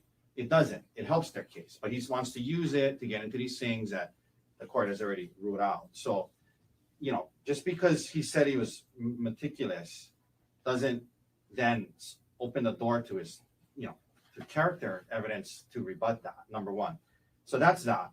The part about when he was talking about what Gianna said or thought, it was in context to, again, something they introduced in their case, which is the audio recording. So he has a right to explain why he got the audio recording. And that's what he explained was in his head. He wasn't saying, he doesn't know what Ariel was talking to Gianna about. He doesn't know that. He just assumed that when that was being said to him, that's why he thought, well, maybe she's saying untrue things to Gianna. So I want to and others. So I want to record her in case, you know, I need it in counseling or to show her that, you know, to show these things. That's what was in his head. The issue isn't what she was really saying to Gianna. The issue is what was in his head as to why he got the audio recorder. So in no way, shape, or form should that open up the door to, you know, again, under 403 and other rules of evidence, these allegations of sexual coercion, which obviously we have always disputed and have, you know, taken a position that that's inaccurate. But so we were very cautious to steer clear of these things. Now, so, you know, so that's what I say, Your Honor. This is very dangerous territory. We were very cautious to not open the door to these things. And he was talking about why he did the finances, right? Because he was meticulous and organized. Now that doesn't then open the door to, you know, it wasn't character evidence for the sake of bolstering his character. It's a character that actually helps the state, not us, you know, but we're explaining something that Ariel said, that he's the one who did the finances. And we're also explaining, you know, that, you know, that's why he did it. So I'm not sure what the court is thinking on this. I'm happy to address any thoughts the court may have, but that's our position. Thank you. Go ahead, Mr. Konig, then I have a couple of questions. Sure. What we didn't address right there with Mr. Tucker's arguments, and I'm sure the court will give him a chance to address this as well, is defendant's claim on the stand when he testified that he didn't tell anybody about this emotional affair because he wanted to protect Ariel's reputation. So I want to make sure defense has a chance to I appreciate it. explain that as well. Yeah, I appreciate it. So when he was talking about that was early on, right? When he was saying, we were talking about it in San Luis Obispo, And we were considering having her move out, but we didn't do that to protect her reputation. And when we got back to Maui, I didn't tell anyone for the sake of the kids and everyone else. So that was long before any of these allegations of sexual coercion came up. That was right after the discovery of the affair in San Luis Obispo and right when they got back to Maui. It was that time period in December 1st, December 8th. If you look at the notices they filed, the allegations, which again we refute, of sexual coercion came later in December. So he was saying when he got back, they decided that she wasn't going to move out in San Luis Obispo to protect her reputation. And when he got back, that's what happened. So that's number one is and again, under 403, it's the very reason he kept this stuff out. It is incredibly highly inflammatory. It's going to create a trial within a trial. And it's the exact reason he kept it out. And we were cautious to not try to somehow open the door, which we have not. I mean, we can also address things they brought up in their case that's, can coexist with your ruling. And that's what we did. I think you said you had a couple questions, so let's move on to those. Let me start with my questions, and then you can rebut anything that you wish. With respect to the rebutting the characteristic of meticulousness, I understand the avenue of admissibility under Hawaii Rule of Evidence 404A1, where if the defendant does make a character trait that's offered by the accused, the prosecution can rebut the same. So if the character trait is in fact meticulousness, how does what the state wants to get into actually rebutting that? Because you're talking about prior spying, right? It does. Meticulousness is the way that the defense has been trying to characterize what the defendant was doing in the months leading up to the crime scenes, right? They're trying to say that defendant is meticulous, and that's why he's looking up all these old tax information. That's why he's looking up his wife's old pay stubs from several years ago. He's looking up all these things. But to rebut that, it's not meticulousness, it's a need for control. So that's where this is coming from with regards to that. Thank you for clarifying. And again, just the only thing I'll say again is that only came up because they asked Ariel who did the finances. And so it was tied to why he did the finances. And it was a brief thing he said, because I'm organized and meticulous. So I kept track of the finances. To now say that opens up the door to somehow getting into all this stuff is just honestly, Your Honor, it should not even remotely get close. The other thing is, and again, Your Honor, I bring this up, right? The rule I think you're talking about, right, is I'm sorry, were you talking about 608? No, 404A1. Okay, 1 second.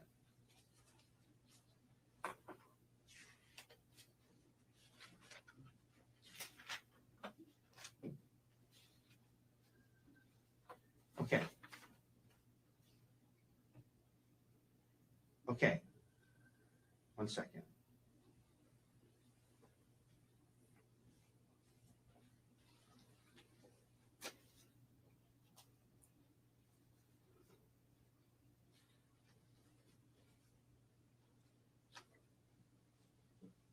Right. So again, we weren't offering a character trait of meticulousness.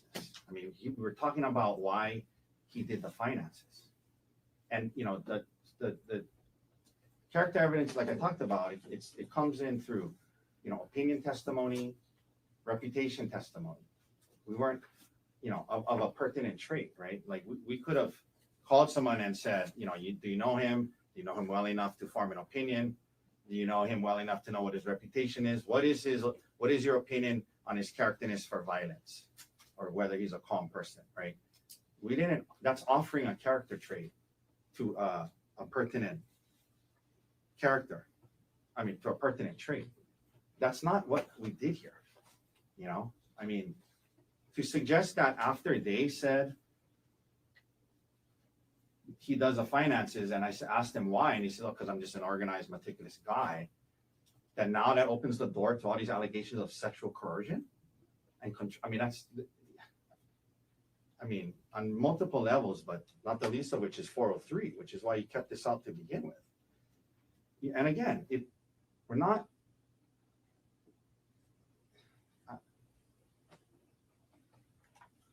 So it should stay out on. I mean, it's incredibly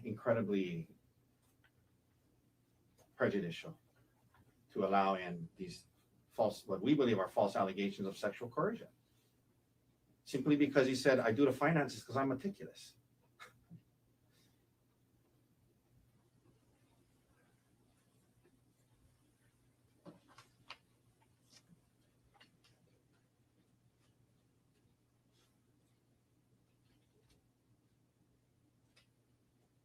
Anybody else want to add anything?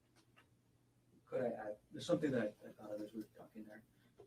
And this is with specific regards to the character evidence part, the meticulousness, and we need to rebut that. Please. I'll use an analogy. Let's say a defendant, we're not talking about this case, just in general, introduces character evidence that, hey, he's kind of a punchy guy. When in fact, the defendant has 25 prior assault convictions. When they introduce this minimizing character evidence, the full rest of the character evidence becomes relevant. That's the analogy I'm kind of trying to use to make sense of this. Does that make sense? That's what the state's argument is, at least. I understand the argument. Okay, I just wanted to add that. And again, I believe the defendant's statement that he was trying to protect Ariel's reputation is completely different than the character evidence. Or it's connected, but it is significantly different. That was not offered as character evidence. This is just evidence that the state should absolutely be allowed to impeach the defendant on.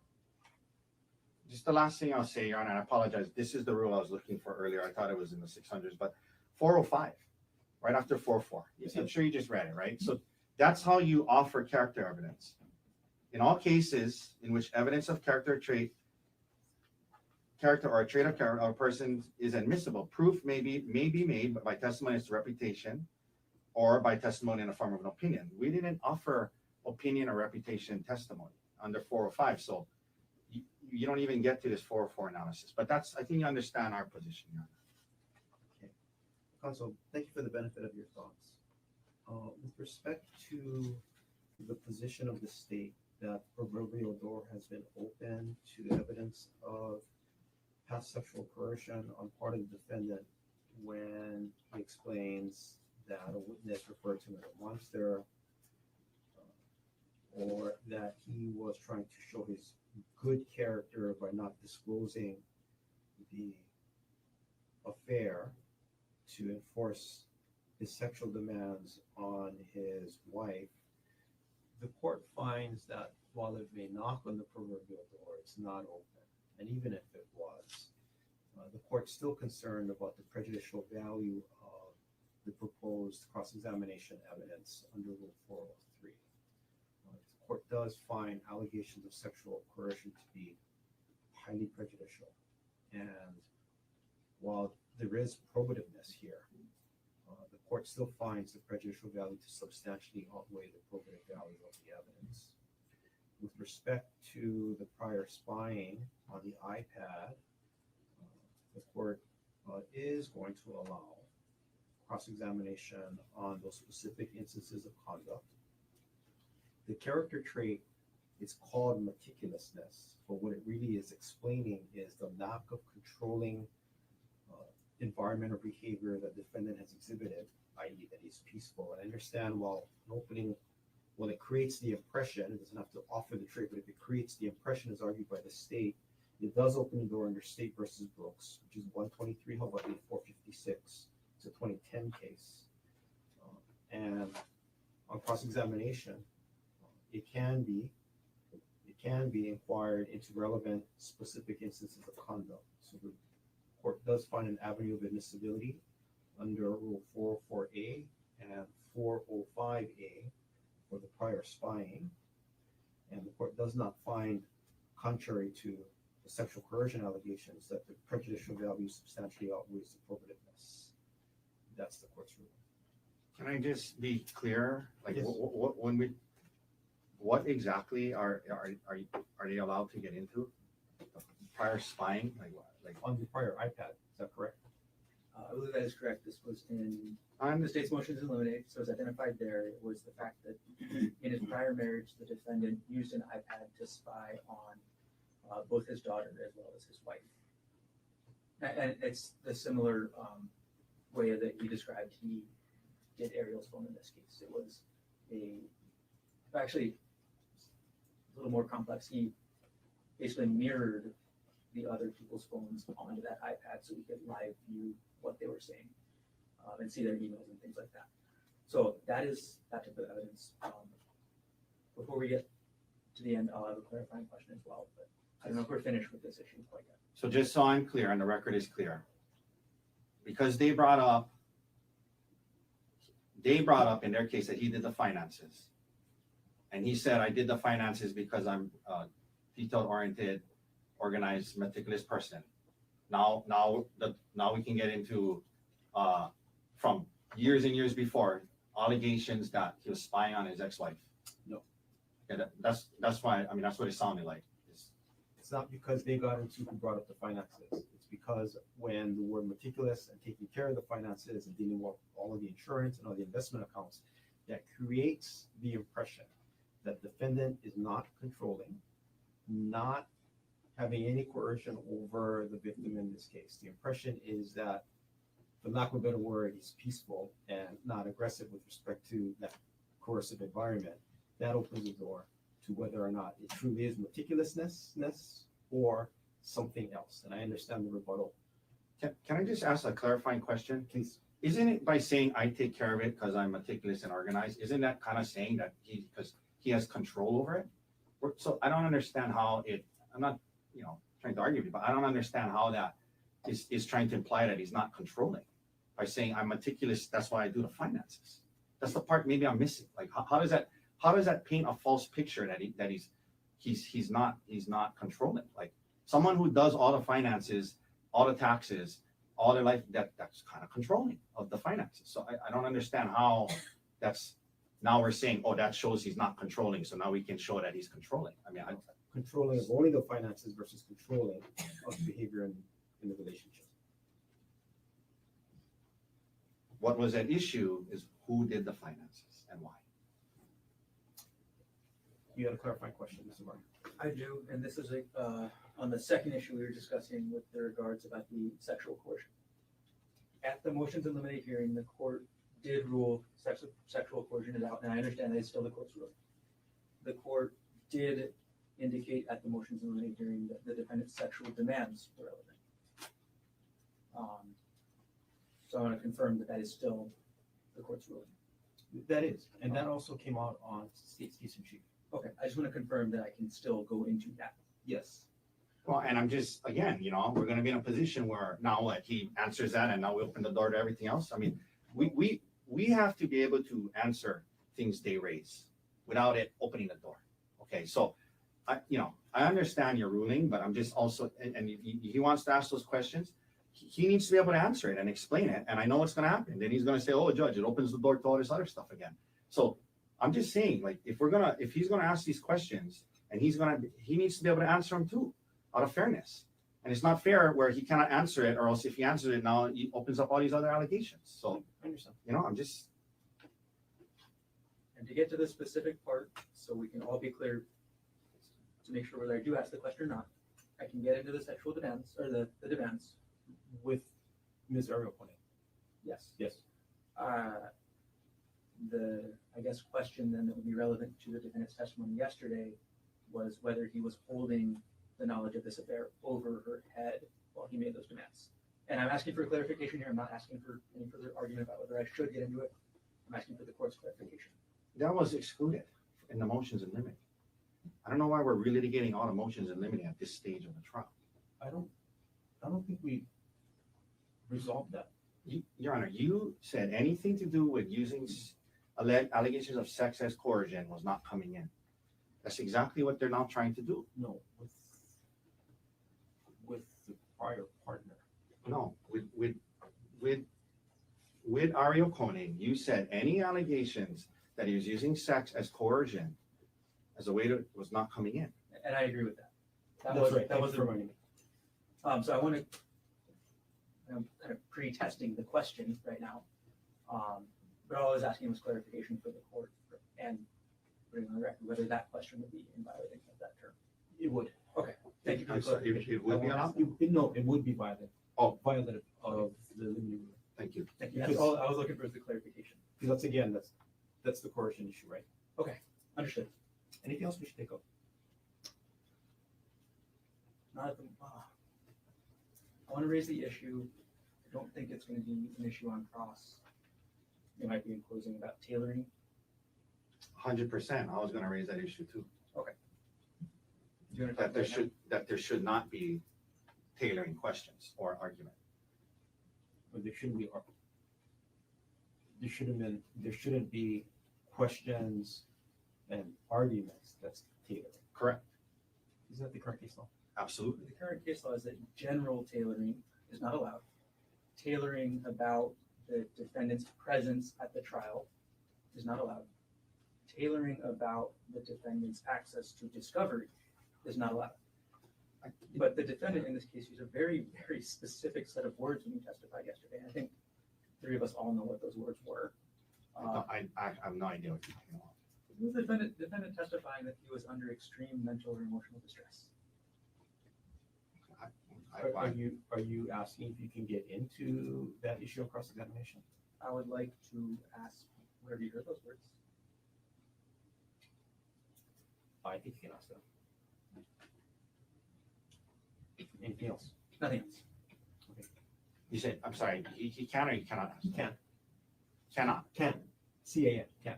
He can ask where he heard the words Sure. severe emotional distress. Yes. Anything else before the jury comes in? Nothing else. All right. If the jury's ready, Actually, I need a second given the court's new ruling. If I Take can your send time. to my client. okay, then we'll recess and we'll go off record. Oh, Your Honor, can we step up?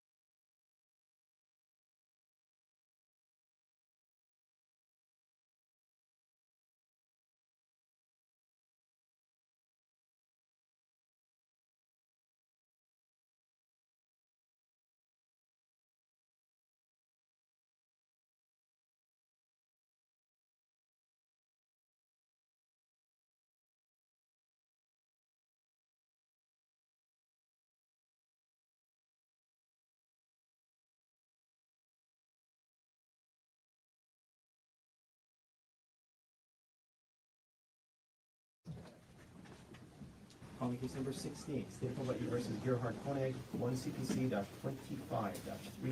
for further jury trial. Appearances, please.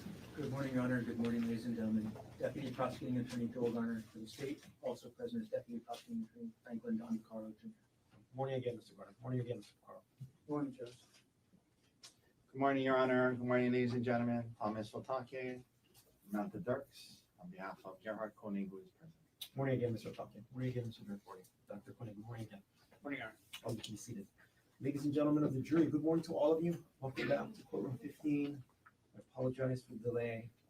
The morning calendar got a little bit away from me, so I appreciate your patience. We'll continue on with the presentation of evidence. Dr. Konig, if I can have you come back up to the stand and resume your place on the stand.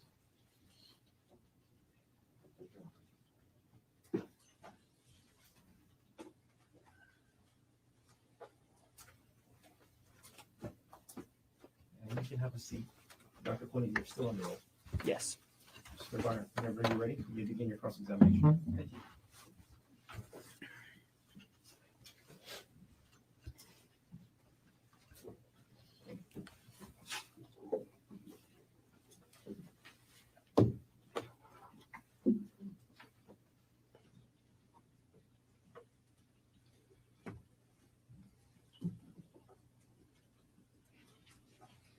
Good morning. Good morning. On March 24th, 2025, you were married to Ariel Konig, correct, Dr. Konig? Yes. You and Ariel got married in 2018, is that right? Yes. You dated for 1 or 2 years before getting married, correct? Yes. When you met Ariel, you were working as an anesthesiologist in Pittsburgh, right? Yes. And yesterday you described what anesthesiology is, correct? Yes. You used very technical terms, right? Yes. Maybe the more plain term is that you are the one who puts people to sleep before an operation, correct? That's what people typically call it. Yes. It's not actually sleep, right? It's not actually sleep, right? But you're the one that essentially puts them out, and then after the operation, they wake up again, right? Yeah. That's Anesthesiology part is of a it. very specialized field of medicine, correct? Yes. You decide. Could you just put the mic closer and keep your voice up? Thank you. Okay. You decide how much of each anesthesia drug to give a patient, correct? Yes. You give too little of the drug, and it's possible the patient could wake up during the surgery, right? Yes. You give too much, and the patient could never wake up at all. Is that right? That's correct. Ultimately, you're the one with that control, right? Yes. Now, you first became an anesthesiologist in Pittsburgh, again, right? Yes. And you testified yesterday that money is the main reason you moved to Pittsburgh, correct? No. Objection misstates his testimony. Overall, answer stands. Sorry. You testified that the cost of living in Pittsburgh was very important to you, correct? Yes. And money is very important to you, right? No, I wouldn't say that. Your testimony today is that money is not important to you. Not very important to me. Not very important. Okay. Now, while you were dating Ariel in Pittsburgh and eventually married to her, right? Yes. Okay. She went to graduate school while you guys were in Pittsburgh, correct? That's right. And she ended up working in the nuclear engineering field, correct? She was working in that field when I met her. And then near the end of 2022, you and Ariel decide to move to Oahu, right? To Maui. I'm sorry, Maui. And you moved and you closed on a house at 19 Pu'uehu Place on December 14th, 2022. Is that right? I don't remember the exact date, but it was around that time, yeah. The sale price of that house was $1.5 million, correct? That's right. And together you and Ariel had a down payment of $300,000, correct? That's right. And when you moved to Maui, you had a job lined up, right? Yes. That was at TAMG, correct? Yes. And TAMG is a group of anesthesiologists that provide services to all the different hospitals on Maui, correct? The one hospital and surgery centers and some outpatient clinics. And actually on the island of Maui, TAMG is the only provider of anesthesia services, correct?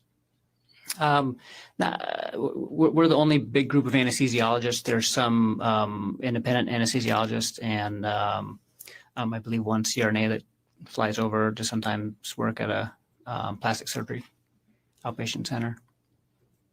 TAMG is the biggest group in town, right? Yes. And because of that, TAMG can set the prices, right? No. We just went through contract renegotiation with the hospital, and we had to use research, based on salaries across the United States in comparable locations. And that salary got you to your salary was then end up being between $500,000 and $6,000 per year. $500,000 and $600,000 per year, correct? I never got to work under that contract for a full year. When I moved there, we were making between $300,000 and $400,000 a year. Okay, so you were making $300,000 to $400,000 a year while you were after you moved to Maui from January 2023 to December 2024? Yes, that's correct. And Ariel found a contract position working remotely for a company called TerraPower. Is that right? Yes. Ariel made less than $200,000 per year, correct? Yes. You made substantially more money than Ariel, right? Yes. Okay.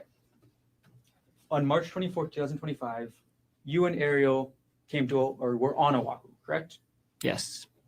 And you came to Oahu because it was Ariel's birthday weekend. Is that right? That's right. And Ariel's birthday is actually March 24th, correct? Yes. You bought the airline tickets for the trip, correct? Yes. And of course, you bought round trip tickets, right? Yes. So you were scheduled to go back to Maui on March 25th, 2025, correct? Yes. You booked the hotel for the weekend trip, correct? I did. You sent spa information to Ariel before the trip, right? Yes. And then you booked the spa, correct? Yes. You did not send Ariel electronically any information about the Polipuka hike, isn't that correct? I don't think I did.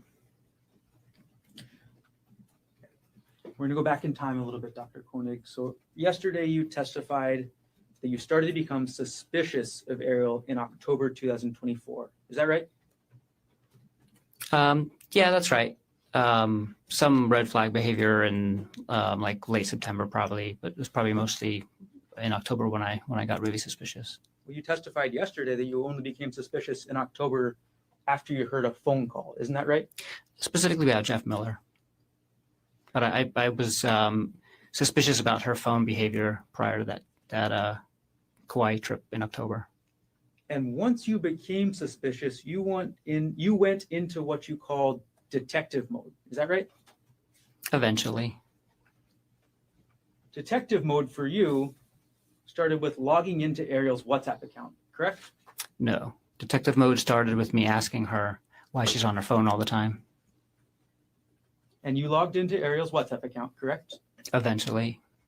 And you would watch the messages every day, right? I watched them for 48 hours. You watched these messages as they were being sent, correct? Some of them if I was at the computer when they arrived. And the laptop that we've all seen in this so far, States Exhibit 240, I'll put it up on the screen.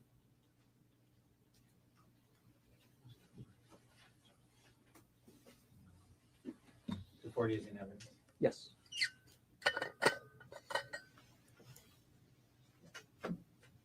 Okay. Dr. Konig, this is your laptop, correct? That's correct. Okay.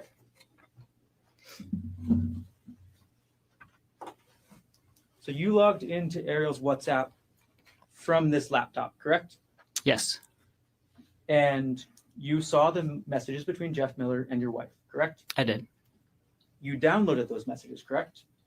Yes. Not from the laptop. I downloaded the messages from her phone, and then I saved some screenshots on the laptop. We're going to publish now States 118, which is already in evidence.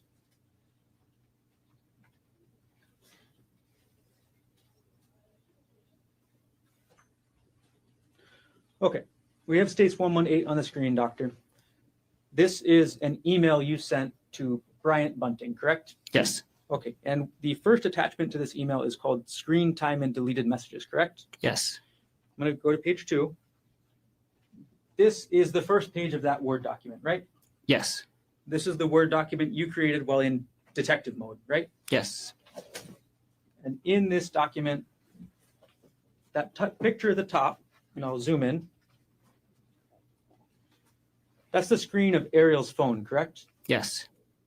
You logged into Ariel's phone to take that picture, correct? Yes. You entered the passcode into her phone, right? Yes. You opened the application to show the screen time, right? Yes. And then you took this photo. Yes, I did. And then you wrote your thoughts underneath, isn't that right? Yeah, I took notes. You took notes, as you would do in detective mode, right? Yeah.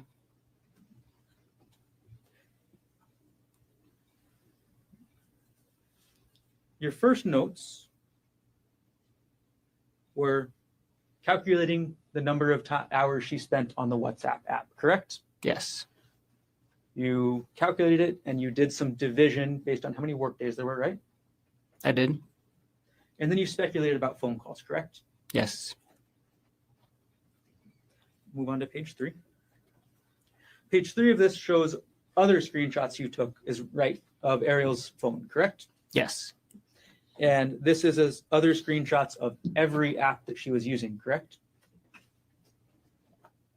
The Screen Time app keeps track of all of the apps that you use, and I think there's probably more, but I just did the first 3 pages. You didn't stop with WhatsApp, did you? No. You looked into her entire phone, correct? No, I looked it down to 3 pages of the Screen Time app. You were in detective mode and you didn't look through her actual text messages? I did look at the text message threads on her phone.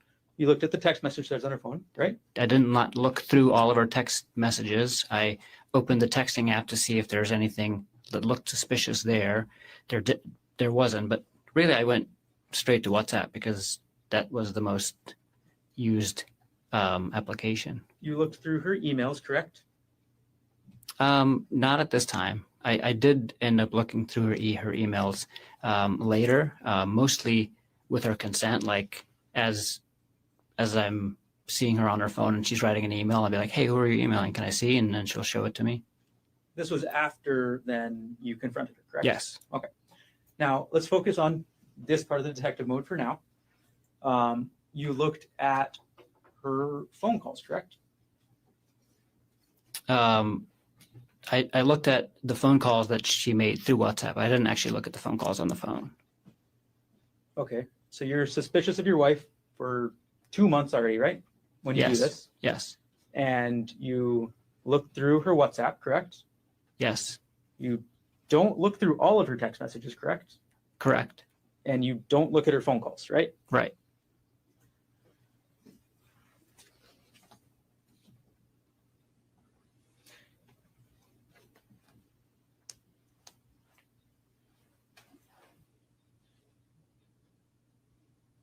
These are photographs of the screen of the phone, correct?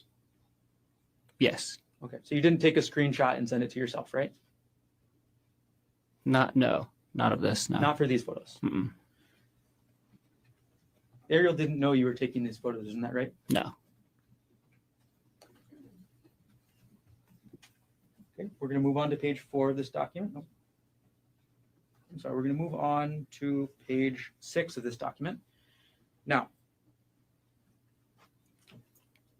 actually, I'm sorry. We're going to just go to page 4.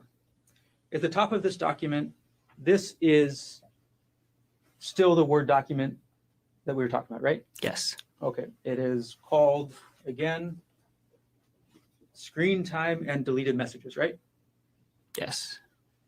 So most of the page we're looking at is what you copied and pasted or downloaded from WhatsApp, correct? Yes. But the very top of this page says deleted messages from Sunday 12/1, parentheses, all deleted, right? Yes. You wrote that part. I wrote correct? that part. Yep. Okay. So you were able to see and record all the deleted messages from Sunday, December 1st, 2024, correct? Yes. And you read these messages, right? Yes, I did. You read them, and starts out, we'll go for the first couple section. Mr. Miller says, good morning, right? Yes. He says, I hope you're getting some good sleep, right? Yes. And he talks about his sleep, correct? Yes. Then Ariel says, good morning, right? Yes. There's nothing sexual in these messages, is there, Dr. Konig? No. This is two people saying good morning to each other, right? Yep. And you were upset because in your mind, this is what spouses do, right? Say good morning. I wasn't upset that they were saying good morning to each other. I was upset about the entire relationship that they had. You're upset that they were talking at all like this? Not just about good morning, about the whole thing. About the whole thing, okay. Yeah. You talked about that they were sending each other links for music, right? I did talk about that. And those links are actually contained later on in this document, correct? They were in earlier conversations. Can't remember where they are in the document. We moved on now to page 5 of States 118. Actually, we'll just keep moving forward. Okay, so we're on page 6 now, and you included a screenshot of the WhatsApp now, correct? Yes. And part of the screenshot, we'll zoom in, is your note at the very top says these are deleted messages from Tuesday 12/3, correct? Yes. Okay, so far at this point in detective mode, you've looked at messages from 12/1, correct? Yes. You've also looked at messages from 12/2, correct? Yes. And now you're on to December 3rd, right? That's right. And December 3rd is the day that Ariel is going to San Luis Obispo, correct? Yeah, she was actually not arriving until the next day, but she was leaving Maui on that day. And then she had a layover in Arizona, correct? That's correct. And in this photo we're looking at here, Ariel is texting Jeff Miller about being on the plane and getting ready to go to sleep, correct? Yeah, that's one of the messages that's on there. So this is just the messages that were not deleted by the end of the day that day. So there's a lot more messages that happened during the day, but she had deleted them in different parts of the day. But yeah, the last message on this page says, I hope packing went well. I'm on the plane and ready to sleep. All right. And then your notes about what you think about these messages continue onto the next page, correct? Not really what I think about it. So I was keeping notes of when I took the screenshots and what I was seeing at the time, because the way the screenshots work on the computer is that I have to basically copy and paste the screenshot, and that takes some time. So sometimes in between me copying the page and pasting it into the Word document or somewhere else and saving it and going back, she had already deleted other messages. And so I would just take notes and say, like, this message was sent before I could screenshot it, or and then sometimes she would delete some of the messages, and then later she would go back and delete more. And so it created a very confusing bunch of screenshots that I had. And so I took notes to kind of help myself piece it back together at a later time. If that makes sense. Yep. Not really my thoughts about what I was thinking about the screenshots at the time. Do you understand? I was just taking notes of like the order in which that they came in, and so I can make sense of the screenshots later. And naturally you were upset as you did this, right? I had a lot of different feelings at the time, suspicious and sad and not happy. Suspicious, sad, not happy, upset? Yeah, that's probably fair to say. Okay.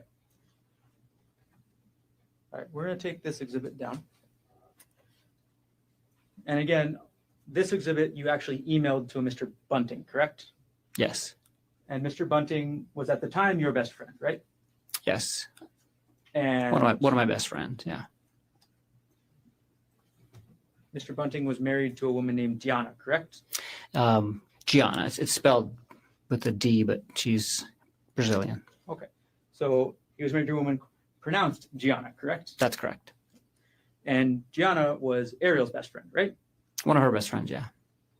So you send this email to Bryant Bunting on December 4th, 2024 at 3:33 p.m., correct? Yes. And that's before you leave for this trip, correct? Yes. And this is a trip that's going to include you, Ariel, Bryant, and Gianna, correct? Yes.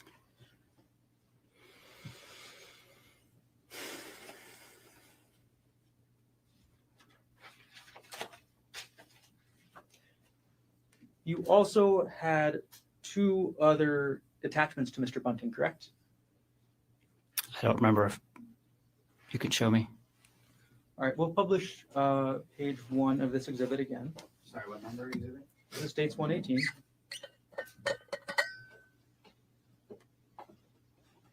Okay, and we'll zoom in on the middle of the page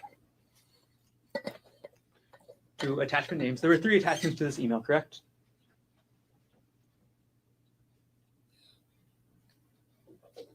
Yes. Okay, the first was screen time and deleted messages, right? Yes. And that's the document that we've gone through so far, correct? Yes. The second document is some saved chats with pictures, correct? Yes. And you reviewed those chats, right? Yes. And you reviewed the pictures, correct? Yes. Nothing sexual in those chats, right? No. Nothing sexual in those pictures, correct? No. And the last file is chat.txt, is that right? Yes. And this is what you actually download from WhatsApp, correct? Yes. Okay, so when you download a chat from WhatsApp, you get a file with a txt, right? That's correct.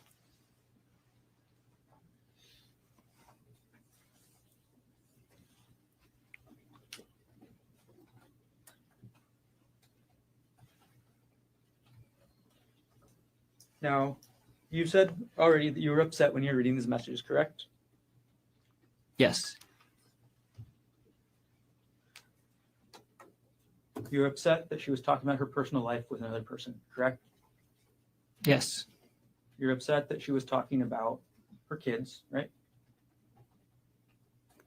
Yes.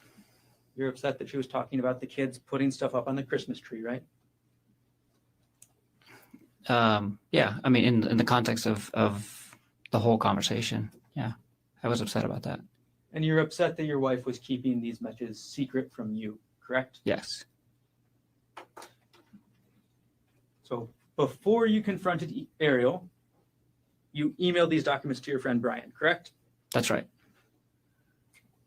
And you actually emailed these documents to Bryant, before you even got on the plane, is that right? That's right. So before you even talked to Ariel about this at all, you were already telling Bryant, is that right? That's right. You didn't give Ariel a chance to explain herself about these, correct? Not before I talked to Bryant that day, no. And you also told Gianna, correct? I did tell Gianna the next day that I was suspicious that she's having an affair. So you told Ariel's best friend about your suspicions before you told Ariel, correct? A few minutes before, yes.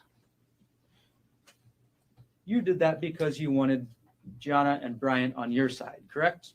That's not correct. You wanted Ariel's best friend to hear about this emotional affair from you, right? No, that's not correct. You didn't want Gianna to hear about this from Ariel, correct? That's not true. Well, you told Gianna first, isn't that right? That's right. You wanted Gianna and Bryant to judge Ariel, correct? That's not true. You wanted to isolate Ariel from her best friend, isn't that right? That's absolutely not true.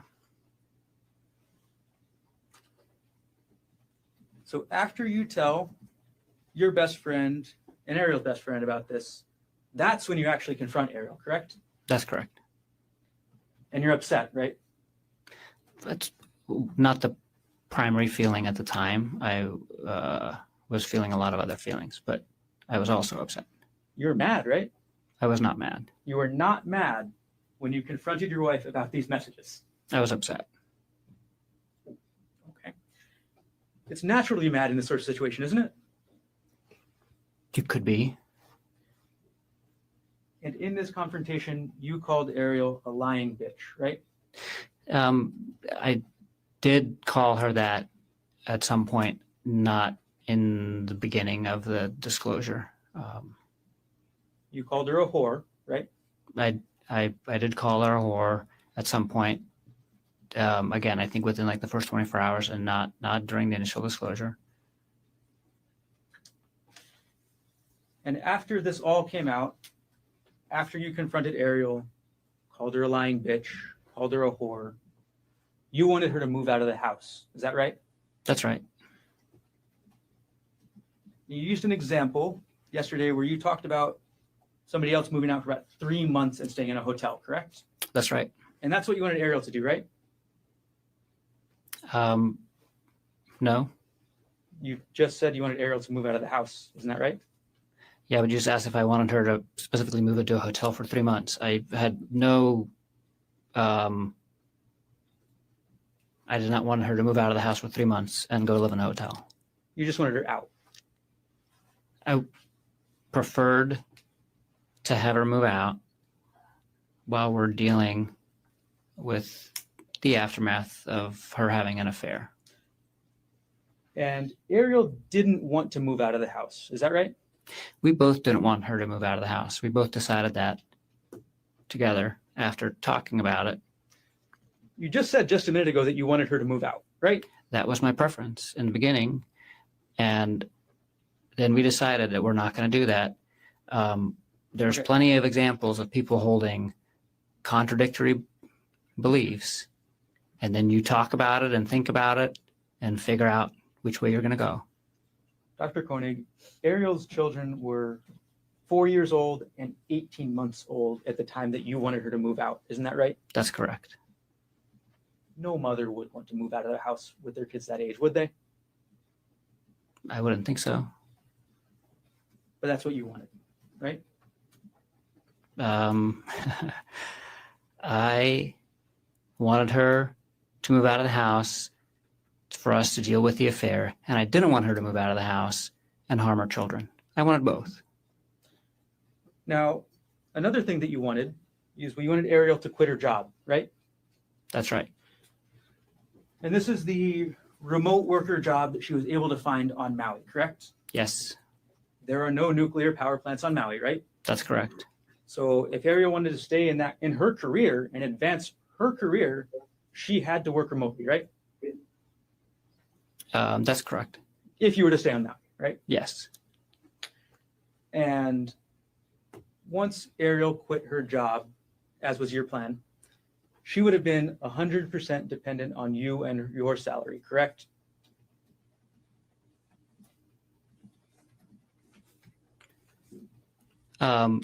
She would be dependent on our assets, which were all shared. We had a shared savings account. We had a home that was shared. We had vehicles that were shared. We had food in the house that's shared. I mean, we had a lot of things in the house, and they were all shared. We would lose her income as a family for a short period of time. She has a very good resume. She would be able to get a job, probably within a few months. But if it took a few months, we were prepared for that. When Ariel quit her job, as was your plan, you would be the only breadwinner, correct? I would have the only one with a paycheck coming in while she didn't have a job. That is correct. She would be dependent on you and your goodwill to keep a roof over her kids' heads, right? No. She would be dependent on you and your paycheck to keep her kids fed, right? No. You wanted Ariel to give up her career, correct? No. You wanted to make sure Ariel never had contact with Jeffrey Miller again, right? That was my strong preference, for her to not have contact with Mr. Miller ever again. And in order to do that, you wanted access to Ariel's phone at all times. Is that That is right? absolutely not correct. You actually had Ariel's phone in December 2024, isn't that right?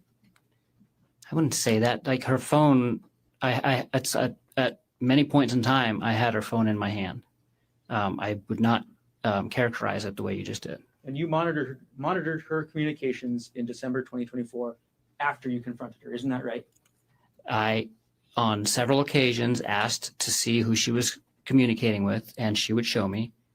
And the only time that I monitored her communications was for 48 hours when I was watching the WhatsApp messages. And most of those I was watching on my computer, not on her phone. So today you're saying you were only monitoring her communications a little bit, right? I don't know what you mean by a little bit. I just described to you how I was monitoring her communications. Yesterday you testified about what you thought Ariel needed to do, isn't that right? That's correct. You testified that she needed to, quote, proactively give up privacy, correct? Yes. And you also said that she needed to be okay with giving up her privacy. Is that right? That's right. That's what you wanted, right? That's what I wanted. She didn't end up doing that, did she? No. And that upset you. Although she did do it. She did do it initially. She did it in San Luis Obispo, and she did it for a very short period of time in Maui, and then sporadically again in December. And honestly, she changed her behavior. So in January, February, March, she was not like, I didn't feel like she was hiding her phone from me anymore. I didn't feel, and I knew her passcode hadn't changed. So she was doing a lot of those things. You knew her passcode hadn't changed, right? You just said that. That's right. The only way to know that is by testing it, right? No, you could also see them put in their passcode. And when somebody's sitting next to you and they're not hiding their phone, you can easily see who they're writing, what they're saying. You can easily see their passcode. And if somebody's not worried about sharing the passcode with the person sitting next to them, you're basically showing it to them, and that's what's going on. So you watched what Ariel was doing on her phone in person, right? Yes.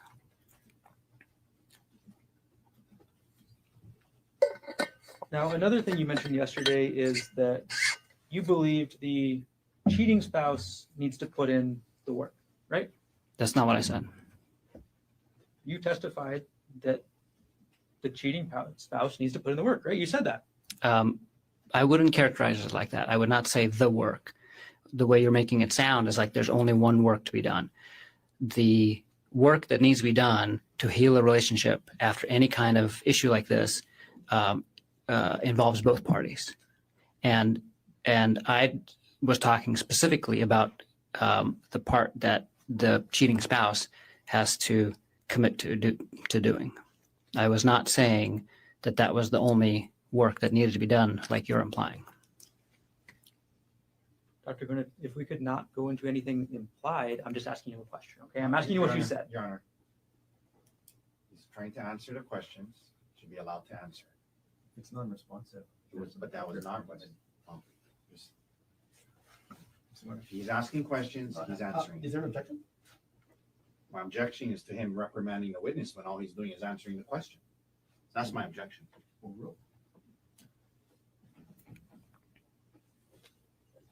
Now you testified, after you confronted Ariel about this affair, you wanted her to meet your physical needs, correct? I wouldn't characterize it like that. You wouldn't characterize it as Ariel being unwilling to meet your physical needs, would you? I would characterize that I was in a relationship with Ariel for 8 years, and we had a physical relationship, and I had physical needs as part of that physical relationship prior to me finding out about the affair, and I had physical needs after the affair as well. And she's a regular, we're talking about sex here, right, doctor? No, I'm talking about physical intimacy with the person that I love the most, which includes sexual and non-sexual intimacy. You believe that Ariel should meet your sexual needs after you confronted her about this affair, correct? No. You don't believe that? Your Honor, can we approach?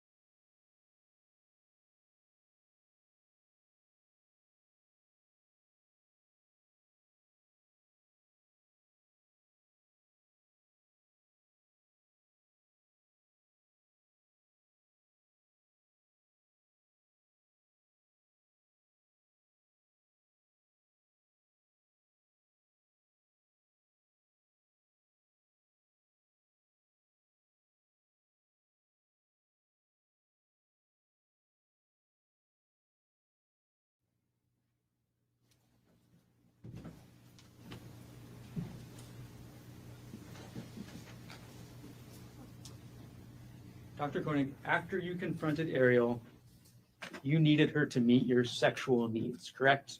No. That's your testimony today. Yes. Ariel stopped having sex with you on December 24th, 2024, correct? The last time that Ariel and I had sex was on December 24th, 2024. We did not have sex after that, and we both decided not to have sex after that. You're upset that she wouldn't have sex with you, right? That is not true.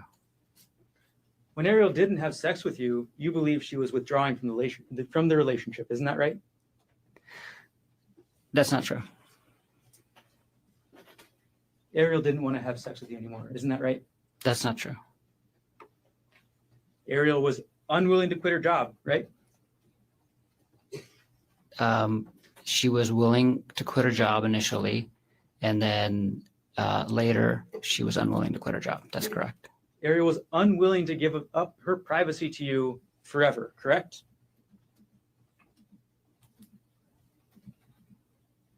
Yeah, that's right.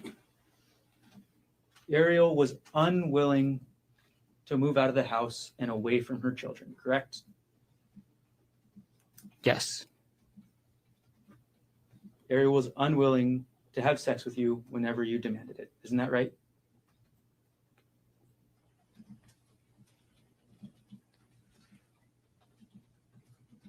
Can you ask the question again? Ariel was unwilling to have sex with you whenever you demanded it. Isn't that right?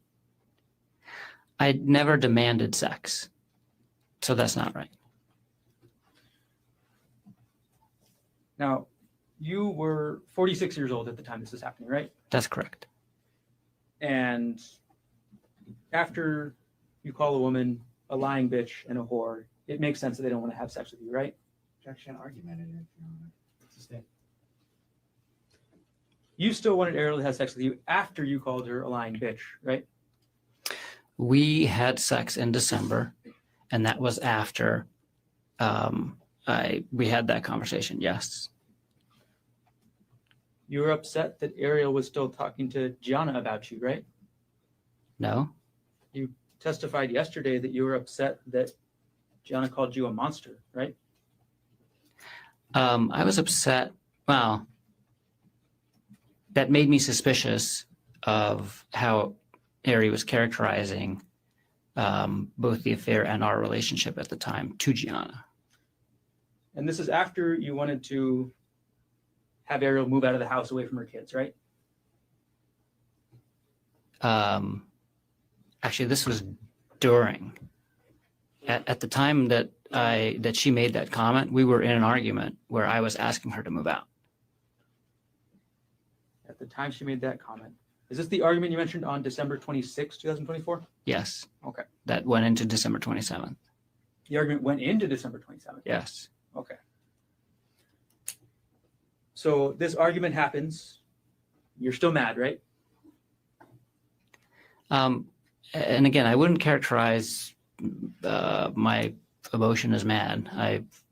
Whenever we talked, I was certainly upset, but not mad. This argument where Ariel told you that Gianna called you a monster, this is after you told her to quit her job, right? I asked her to quit her job. I didn't tell her to quit her job. I asked her to quit her job as part of us healing from the affair at the beginning of December. I actually didn't ask her to quit her job at any point in time after that. I had asked her to give me updates on how the job search is going, but only in like probably the first couple of weeks of December. And then we never talked about it again. Like it was obvious that she wasn't looking for a job anymore. And at that point in time, we were discussing other things in the relationship. So the last time I had asked her to quit her job to help us heal from the affair was in the beginning of December. So your testimony today is you just let this go? You just let this go about her job? No, I did not let it go. I put a pin in it, basically. I put that issue on hold while we were dealing with other things in the relationship. We'll go back in time a little bit, Dr. Konig, back to early December. You looked up somebody called Andrea Miller on LinkedIn, is that right? That's right. LinkedIn is a social media site used for professional networking, is that correct? That's correct. And you need a specific type of account or access to a type of account to find out the email for another person, correct? I think I don't use LinkedIn very often. So I'm not sure whose email addresses you have access to and whose you don't, without certain features of the program. Well, on December 5th, 2024, you actually purchased what's called a Sales Navigator Core account on LinkedIn. Is that right? Yes, I signed up for a free trial of that feature of the LinkedIn account, specifically to get access to Andrea Miller's email account or email address. So you signed up to find Andrea Miller's email address, yes, right? I did. And you found her email address, correct? Yes. And on December 6, 2024 at 8:24 a.m. Hawaii time, you sent an email to Andrea Miller, correct? I don't remember the exact date or time, but that sounds right. And yes, I did email her. Okay, we'll put States Exhibit 108 already in evidence up onto the screen. This is the email you sent to Andrea Miller, correct? That's correct. You sent it on December 6, 2024 at 8:24 a.m. Is that right? That's right. The address too is the email address that you found from Andrea Miller from LinkedIn, correct? Yes. That's her work email address, right? I don't know. Kyndryl is a financial services company, correct? I don't know. In that email, you testified yesterday that the purpose of this email was simply to let Miss Miller know what's happening. Is that right? That's correct. And at the start of this email, that's what you do, right? You tell her about what you think about Jeff and Ariel, and you call it an inappropriate relationship, right? Yes, that's how I describe it. You didn't call it an affair, right? I did not. You didn't call it an emotional affair, right? I did not. You just called it inappropriate relationship. That's right. And then you provided her your phone number, is that right? Yes. You provided her your email, correct? Yes. And those are your contact information, so you're free to provide those things, right? Yes. And then you provided her with Ariel's phone number and email, correct? That's correct. You provided her with Ariel's cell number, is that right? That's right. And Ariel's personal email, correct? Yes. You provided that because you wanted Andrea Miller to contact Ariel, didn't you? I just wanted her to have the option of contacting all of us and talking to all of us and getting all of the information from as many people as possible so she could make a decision about what she wanted to do with this information with her family. The only purpose for including Ariel's contact information is so that she can contact Ariel. Isn't that right? That's right. And you wanted Andrea Miller to contact Ariel to yell at her, right? That's not true. You wanted Andrea Miller to contact Ariel to humiliate and punish Ariel. Isn't that right? That is absolutely not true. You offered Andrea Miller the text messages, correct? I did. All right. I don't know if I did or not. I don't think I offered it to her. I just said I just said I can share with you what I have can if share you with would you. like. Yes. Right? Yes, I did. You also sent Miss Miller a contact request through LinkedIn directly, correct? That's correct. Andrea Miller never replied to your emails, isn't that right? That's right. Andrea Miller never replied to you on LinkedIn, isn't that right? That's right.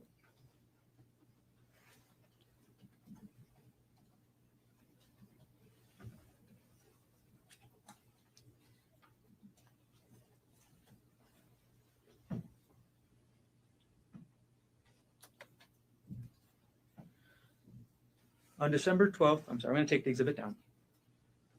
On December 12th, 2024, you ordered the first of a several series of audiobooks about affairs, correct? I don't remember the exact date, but that sounds right. The first book you ordered was called The State of Affairs, is that right? That's right. And as it states in the title, it's a book about having affairs, correct? Yes. Okay. 2 days later, on December 14th, 2024, at 10:45 p.m., you opened a PDF file on your computer from your prior divorce proceedings. Is that right? I have no recollection of that. We're going to publish States 113, already in evidence. Now, you, on December 14th, 2024, opened up a PDF file called Bank of America Amex E-Statement 2015-12-24.pdf, right? I have no recollection of this. You have no recollection. Mm-mm. All right, well, let's zoom in on the photo.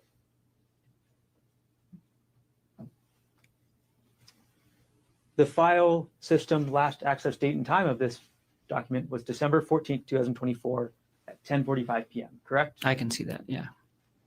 Do you agree with that? I agree with that. Let's go to the file path, Dr. Konig. This is under the username G. Konig, correct? Yes. That's your username, right? Yes.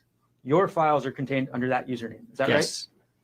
The next folder is the Dropbox folder. Is that right? That's correct. You use Dropbox, correct? I do. You have a Dropbox that has subfolders in it, correct? Yes.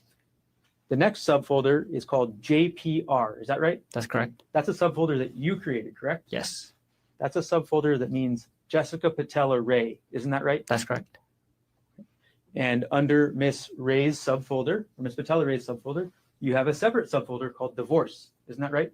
Yes, I created that. You made that folder, correct? Yes. And in that folder, there's another folder, right? Yes. And that's for 2016-04 hearing. Isn't that right? That's right. This is a hearing about your divorce from April 2016, correct? Yes. And the last subfolder is supportive documents. Isn't that right? Yes. And in that supportive documents folder, the supportive documents are for this April 2016 hearing, correct? Right. These are the documents that you want to bring to your divorce hearing, right? Yeah. And it was a long time ago, but that was probably all the supporting documents that my lawyer needed for that hearing. And this was a Bank of America Amex statement from 10 years prior. So I have no recollection of looking at a Bank of America Amex statement from 10 years prior on this date. I don't remember doing that. You don't remember at all. Mm-mm. And I mean, it says file system last access. I don't know if that gets triggered if like a file is copied or something like that, because I was looking through the documents when they were presented into evidence earlier in the week, and there were a few that I did not recall accessing on those times. Many I do recall accessing. But this one about divorce, you're saying you don't. I don't recollect accessing that. No. Now, on December 14th. And I can't think of a reason why I would have. You can't. There's no reasonable reason for you to be accessing this. Is that right? I can't think of a reason why I was looking at a Amex statement from 10 years prior on December 14th, 2024. This is a document that you needed to prepare for your prior divorce, correct? Correct. This is in the middle of December 2024, correct?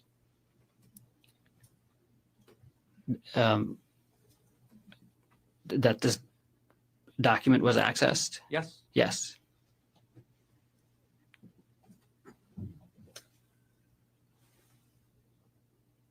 Now, the very next day, we'll take this one down. And we're going to go chronologically. The very next day, on December 15th, 2024, at 8:17 a.m., you viewed a January 2022 pay stub for your wife, Ariel Konig. Is that correct? I don't recall that, but I that sounds more plausible that I had done that. But I don't specifically recall that date and looking at that document. We'll publish dates 125. This is the metadata, correct?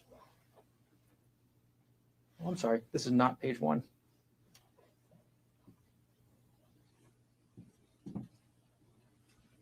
All right, publishing page 1 of states 125. Okay. The last access date is December 15th, 2024 at 8:17 a.m., correct? That's correct. Okay. And the file path for this is looking through your 2022 taxes. Is that right?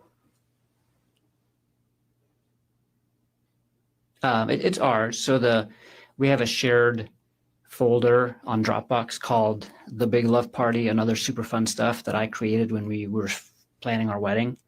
And so this is a shared folder on Dropbox that both Ari and I have access to. And this is in the taxes folder within the shared, because I put all of our shared financial information in the shared drive that she has access to, and she put things that she wanted to share with me in it as well. And so this is in our shared taxes folder, and it's in specifically a subfolder that's for her pay stubs. And so you wanted to look up Ariel's pay stub from January 2022, and you wanted to look that up on December 15th, 2024. Yeah, that seems more. The only information more contained in this plausible. document is about Ariel's pay from 1 month. Is that right? That's correct. Okay, it's simply just a pay stub telling you how much she got paid, right? Yes. Do you want me to go to the pay stub so you can see? No. We'll take the exhibit down. And you're looking at this pay stub the day after you're looking at this document from your prior divorce. Isn't that right? No, because I don't recall looking at that Amex statement. So you just don't recall again? I don't recall looking at that Amex statement at all. Tell me where there's convenient break, Mr. Werner. Okay, we're getting close. All right, we're going to keep going forward in time. December 18th, 2024 now, you purchased your second audiobook. Is that right? I think you've already mentioned 2. Isn't this the 3rd then? I mean, I don't remember. I purchased many audiobooks, but I think we've already talked about 2. So far, we've talked about The State of Affairs. Is that right? That's right. Which other book? Oh, okay. Okay. So this must be the second one. I don't remember which order they're in, but I know I purchased multiple. Okay. Let's just put up the exhibit so we're not confused about the order, okay? Okay. States 106. All right, publishing page 2. Okay. This book you purchased on December 18th, 2024 at 9:30 a.m. Is that right?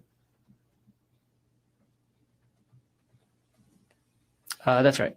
Okay. And this book is called After the Affair, the 3rd edition, correct? Yes. Okay. And then on the same day, you purchased the 3rd book, correct? We'll go to page 3. This one you bought on December 18th, 2024 at 11:48 a.m., correct? Yes. Okay. And this is the one you mentioned in your testimony yesterday, How to Help Your Spouse Heal from Your Affair, correct? That's correct. There was 2 books with the same title, actually, that we both listened to. Got it. So there's actually a second book with the exact same title, right? That's correct. Okay, and that book's on page 4 of this exhibit, correct? That's it. Yep. Okay, and you purchased these on the same day, although you purchased the second one later in the afternoon at around 2 p.m., correct? Yes, that's what it looks like. Yep. Okay. Two books with exactly the same name, right? Yes. That could get confusing if you want to talk about them, right? Yes. Take the exhibit down.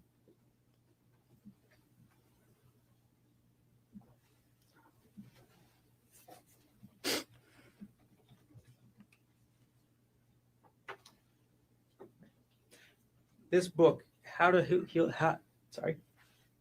Help Your Spouse Heal from Your Affair.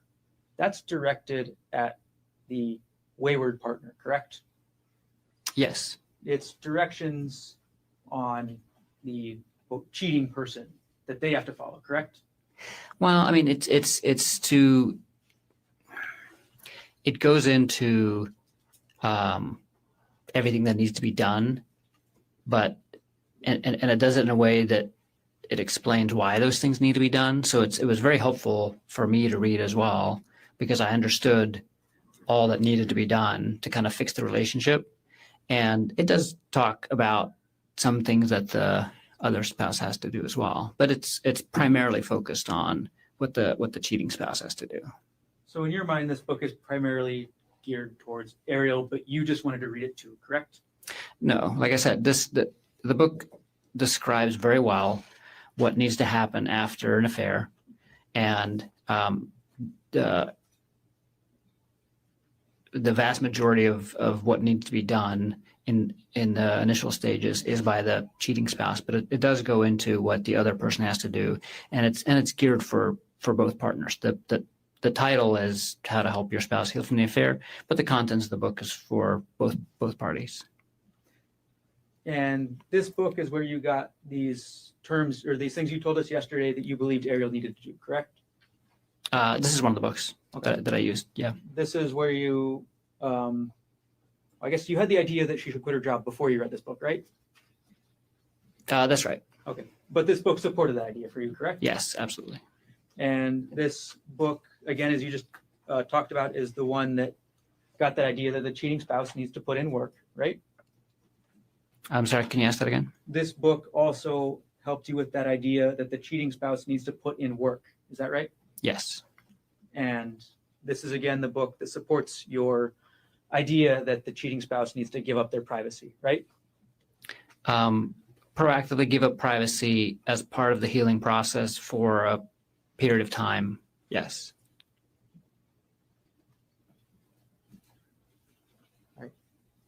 We move forward a couple of days, so now would be a good time for recess. Ladies and gentlemen, let's take a 10-minute recess. Come back at 11:40. We'll go until 12:30. All right.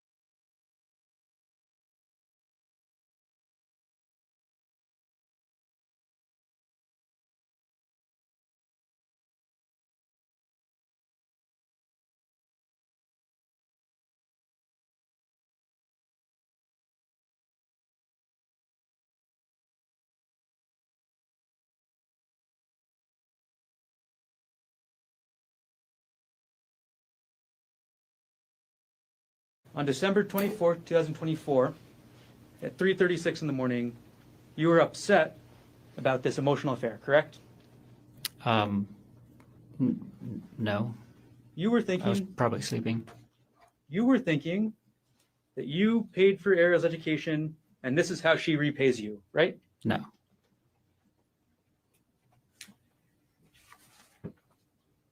So your testimony today is that you were not thinking that, right? Yes. Your testimony today is you have no idea why you were looking at these benefits, right? Yeah, I don't remember looking at this, and I don't remember the reason, if I did. And you testified you have no idea why you would have looked at it in the first place. Is that right? Not at this time, no. All right, we're going to publish State's Exhibit 105. I'll make sure we start at page 1.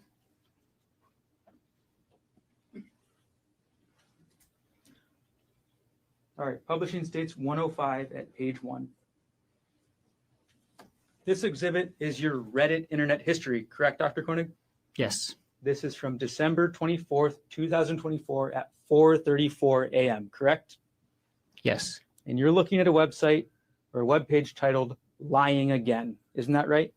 Yeah, that sounds plausible. This is less than an hour after you're looking at those education benefits. Isn't that right?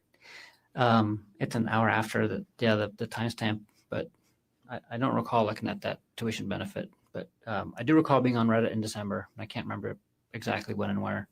But maybe I was up at 4:30. That sounds plausible.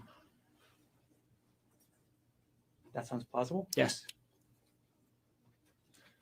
All right, later that day, so we're still on Christmas Eve, at 12:49 p.m., you emailed yourself 3 separate files, correct? I don't recall. 12:49 p.m., Christmas Eve, you emailed yourself 3 files, all related to Jeff Miller. Isn't that right? I don't recall.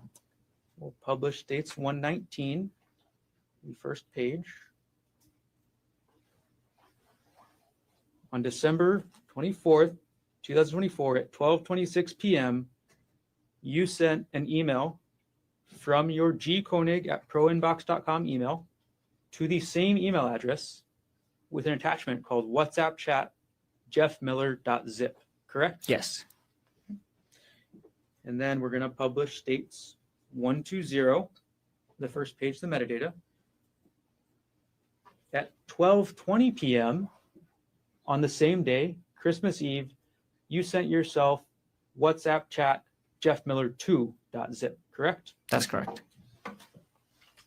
And States 121 with the metadata page, the first page. The same date, December 24th, 2024 at 12:20 p.m., you sent a third email to yourself, right? That's correct. And this was with WhatsApp chat jeffmiller3.zip. Is that right? Yes. So going through our timeline on Christmas Eve, 3:36 in the morning, document about Ariel's financial benefits from your job, correct? That's what's being opened on your computer. Yes. 4:34 a.m., you start your Reddit search about lying again, correct? I don't know if I started it but I was looking at that thread at 4:34 p.m. 12:20 p.m., you send yourself these emails, correct? Yes. It's safe to say that on December 24th, 2024, you were thinking about this affair, correct? Yes. You were upset about this affair, correct? I was hurt and confused and a lot of things. And I was probably upset too. Yes. Okay. We'll move on to Christmas, Dr. Konig. We're going to publish now States Exhibit 105 at page 6.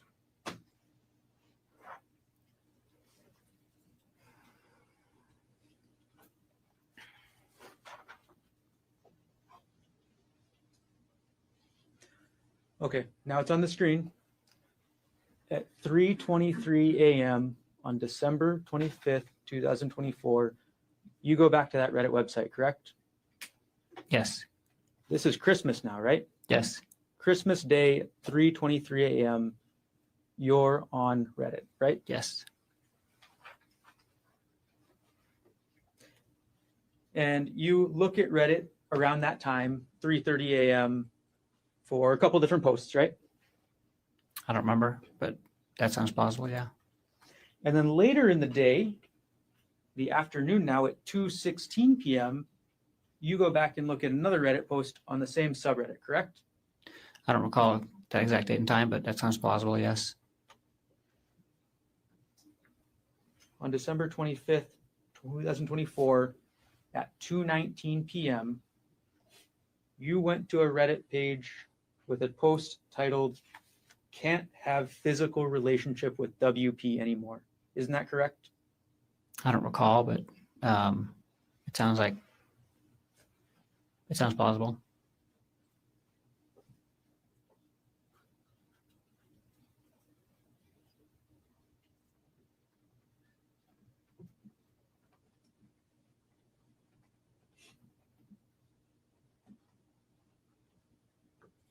We're going to publish dates 105, page number 20.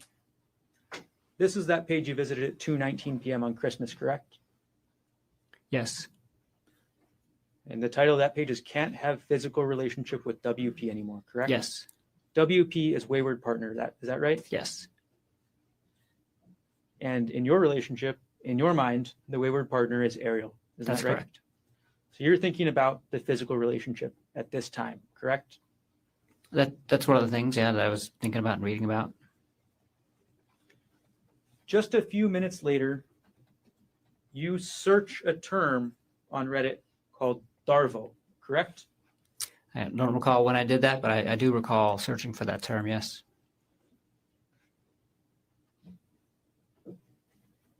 We'll publish 105 at page 24.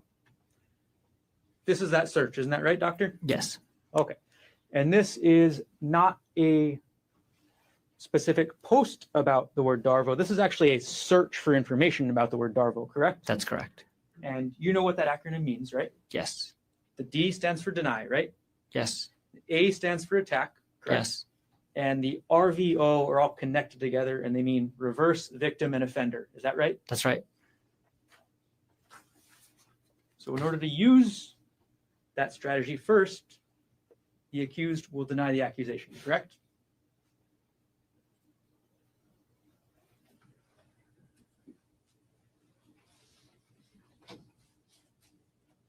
I'm sorry, could you ask that in a different way or clarify?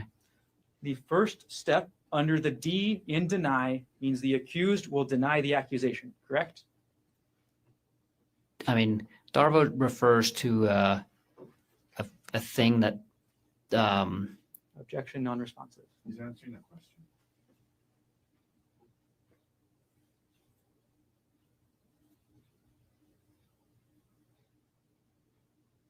Objection sustained. Can you ask the question one more time? The D in Darvo Stands for deny. and the first step is, or that means that the person accused will deny the accusation, correct? That's correct. The A stands for attack, right? Right? And that step is the person accused will attack the accuser's credibility. Is that right? It stands for attacking the accuser in many different ways, not just their credibility. But that's one of the ways in which they could be attacked. Yes. So you can attack credibility, right? Yes. You can attack them in other ways, correct? That's right. You can attack them with irrelevant information, right? Lots of different things. Lots of different ways you can do the attack, right? That's correct. And the last section of Darvo, the RVO, again stands for reverse, victim, and offender, right? Yes. And that's when the perpetrator portrays themselves as the victim, correct? That's right. Darvo is a tactic used by individuals or institutions to deflect blame and responsibility for harmful actions, correct? Yes. Okay. We're going to move on to the next day, Doctor. December 26, 2024, at 6:47 a.m., you reviewed your 2018 tax notes. Is that correct? I don't recall that specifically, but That sounds plausible. I'm going to publish the metadata page, so the first page of States Exhibit 114. Okay, you can look at the screen, Doctor. Yes. On December 26, 2024 at 6:47 a.m., you accessed a document called 2018 Taxes GK Notes, Yes. correct? This document is your notes about the taxes you paid in 2018, correct? It's the document that I create that has all the information that I give to our accountant so that to help them do our taxes. So I make a document every year, and for the next year I copy and paste the previous year's document, and then I just change the information and send it to them. Yes. So it does have how much we paid in taxes, but it also has a bunch of other stuff in there. And you said then for the next year, each year you'll copy and paste the last year because obviously you just want to use the most recent year, correct? That's right. But the day after Christmas, you're looking at your notes from 2018, correct? Seems so, yes. And in those notes, you discuss or you have the information how much child support you paid in 2018, correct? That's correct. You have how much alimony you paid in 2018, correct? That's correct. You paid about $29,000 a year in child support in 2018, correct? That's right. You paid about $6,000 in alimony in 2018, correct? That's correct. And this was to your ex-wife, Jessica Patella-Ray. Is that right? That's right. Dr. Konig, this is 2018 money we're talking about, right? Yes. Inflation has clearly gone crazy since 2018, right? That's right. So in 2024 dollars, that'd be quite a lot more, right? It would be more. I'm not sure how much more. And actually, I don't know. Child support is a calculation, so I'm not sure if, but yeah, I'm sure they make adjustments for inflation. Yeah. How much money were you making in 2018 again? Probably 350,000. So you were making less money than you made in 2024, correct? About the same, actually. I took a significant pay cut when I moved to Maui. Dr. Konig, isn't it true that these tax notes that you have say you actually made $446,000 in 2018? If whatever's on the tax notes is accurate. So if I said 350, then I misspoke. What was the final number? I'll publish the exhibit now, and this is page 2 of the exhibit. Okay. So you made $446,000 in 2018, correct? That's correct. Okay.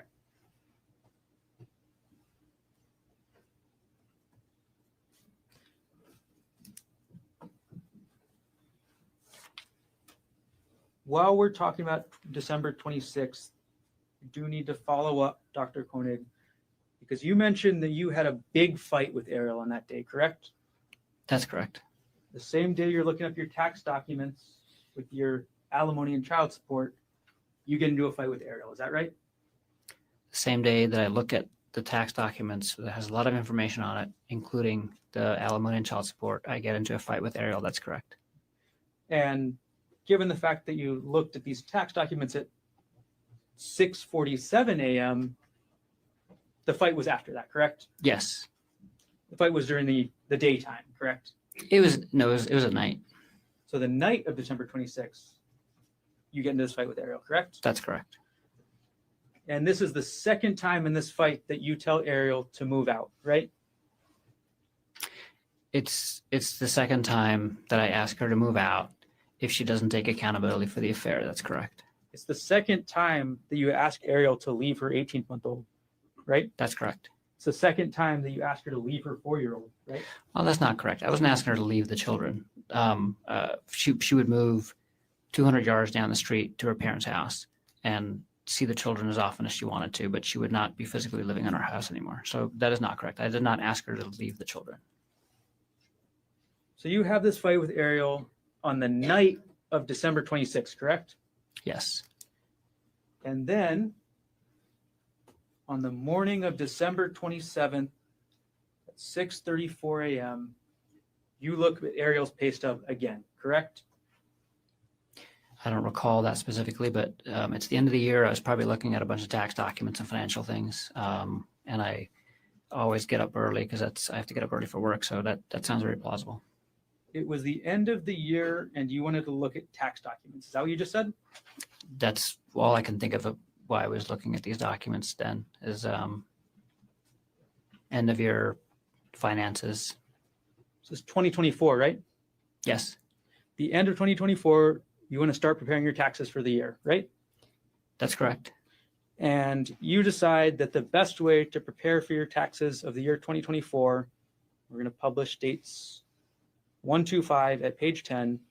The best way to prepare for your taxes in 2024 is to look at how much money Ariel made in the month of January 2022. I'm sorry, what's the question?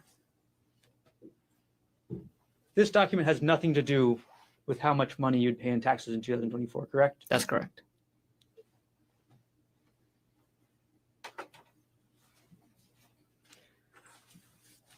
The same date, December 27th, 2024, you order a hidden voice recorder, correct? That's right. So the day after your fight with Ariel, right? And the morning, and we were fighting that morning as well. So the same day. You fought in the morning of the 27th as well? That's right. The same day that happens, you buy this hidden voice recorder, correct? That's right. You buy it from Walmart.com, right? Yes. And the device was advertised as a, quote, hidden voice recorder, correct? Yes. It was also advertised as a spy device, right? Yes. The recorder had a magnet on the back, correct? Yes. And that magnet made it so it'd be easier to hide, right? Magnet made it so you can attach it to magnetic objects. You could put it underneath the desk if the desk was metal, right? You could do that. You could put it behind a fridge if you wanted to, right? If it's the right metal, yes. And you testified yesterday that your purpose with this device was to secretly record Ariel, correct? That's correct. This device would also work just as well to leave in her home office. Isn't that correct? You could leave it. You could leave it wherever you want to leave it. You could leave it in her home office to test out whether she was still talking to Jeff Miller, correct? You could. On the same day, December 27th at 9:15 a.m., you looked into the WhatsApp login portal on your laptop. Is that right? I'm sorry. Can you, what time did you say? 9:15 a.m. You logged into the WhatsApp login portal from your laptop, correct? That sounds plausible. Yes.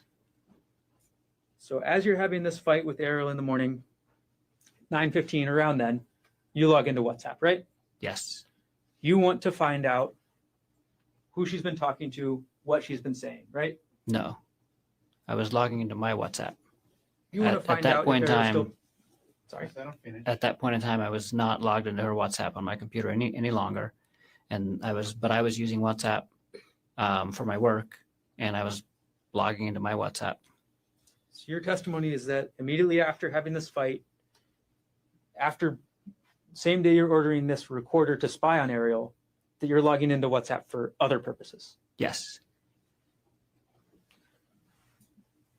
And on December 27, 2024, you order another audiobook. Is that correct? I don't recall. You order an audiobook called Getting the Love You Want, right? Oh, yes, I do. Yes. Okay. Walk us through December 27th again, Doctor.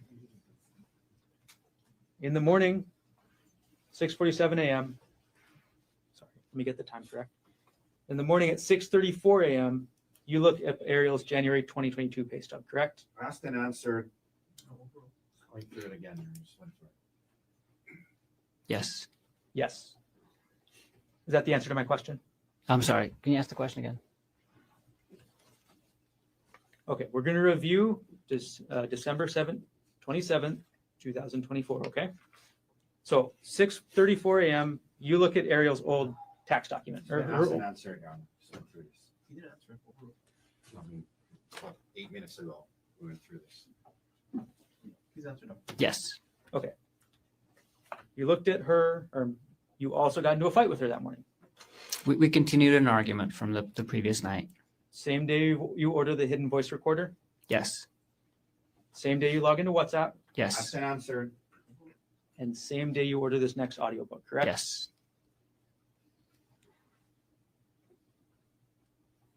Moving on now to December 29th, 2024. You looked up your wife's Facebook profile, correct? Excuse me. I don't recall that specifically, but I probably did. And you specifically went to her friends list, isn't that right? Again, I don't recall that specifically, but I probably did.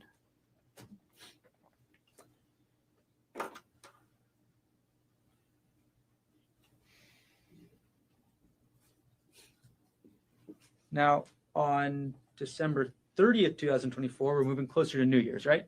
Yes. And on December 30th, 2024, you searched LinkedIn again for Andrea Miller, correct? I don't recall doing that. You don't Not recall? a specific day, but I do recall looking her up again later in December. We'll publish States Exhibit 109 at page 4.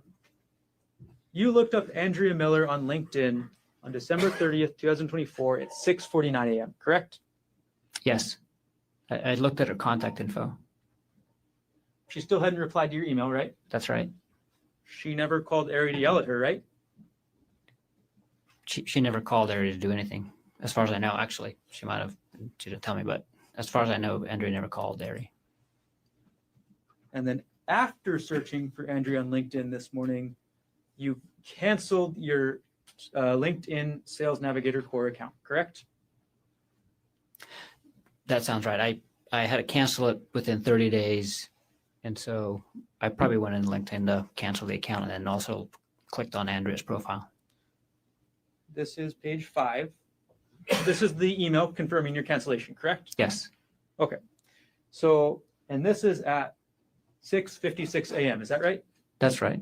Okay. So you look up her email and then you cancel. You look up her account and then you cancel, correct? Yes. And you say you cancel because you didn't want to pay the fee. Is that right? That's right. The only reason I signed up for that feature of the LinkedIn account was to be able to get Andrea Miller's contact info. If you hadn't canceled it, it's in the realm of somewhere about $100 a month. Is that right? It's expensive. So you got what you wanted, so you were done. That's right.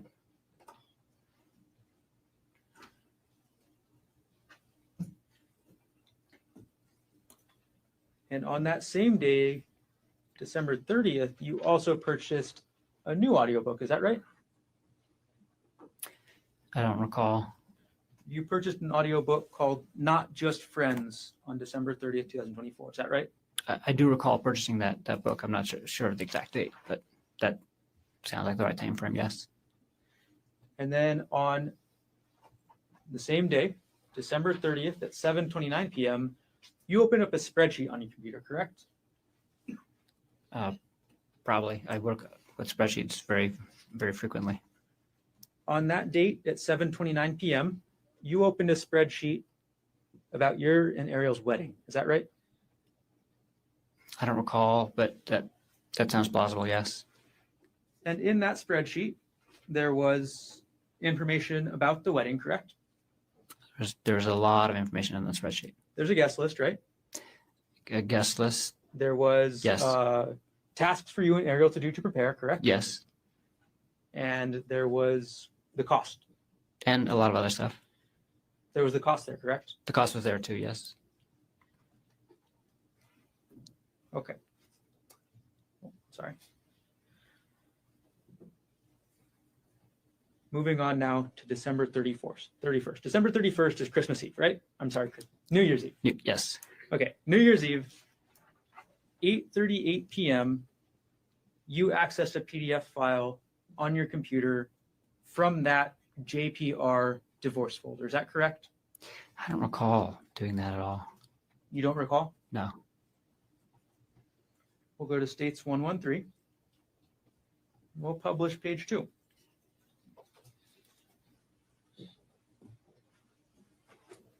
So on December 31st, 2024, you can see the exhibit, right, Doctor? Yeah. Okay. On December 31st, 2024 at 8:38 p.m., on your computer, this document was opened up, correct? Again, I don't recall opening up this document. I can't think of a reason why I would have opened up this document. Again, it's a credit card statement from 2016 that was part of the hearing on the divorce, but it's not even actually it's not even the document for the divorce hearing. It's just one of the credit card statements. And I have no recollection of opening this document at that time and don't know why I did that. Or if I did it. And that's what I'm saying, because it says file system last access. Like, so does that get triggered when something other than just opening the document happens? Because I don't recall opening up this document at all. You said a lot of words there, but at the end of the day, you don't recall, correct? That's correct. That's correct. This document is in that same folder we talked about earlier, correct? Yes. This is supportive documents for your 2016 divorce hearing, correct? That's correct. And these are the kind of documents that you want to have to present in the hearing, correct? That's correct. They're financial documents that are relevant to a divorce, right? That's right. And this one's actually a bank statement about not yourself, correct? It's a bank statement that was a credit card that was actually in my father's name during that time period. But we were I'm trying to recall exactly. I think we had used it to transfer like a credit card balance that we had onto his credit card, because they were offering like a no interest, no payments for whatever, and we were using that to pay off this credit card. I was using it to pay off my credit card debt at a more favorable or zero interest rate. But yeah, that was a credit card in my dad's name. So you included this document in your divorce hearing folder because it was relevant to your divorce, right? That's correct. Okay. Now, at 8:38 p.m. on New Year's Eve, you also looked up a March 2022 pay stub for Ariel Konig, correct? I'm sorry, can you say that again? At 8:38 p.m., the same time, on December 31st, 2024, the same date, you also looked up a March 2022 pay stub for Ariel Konig. Is that right?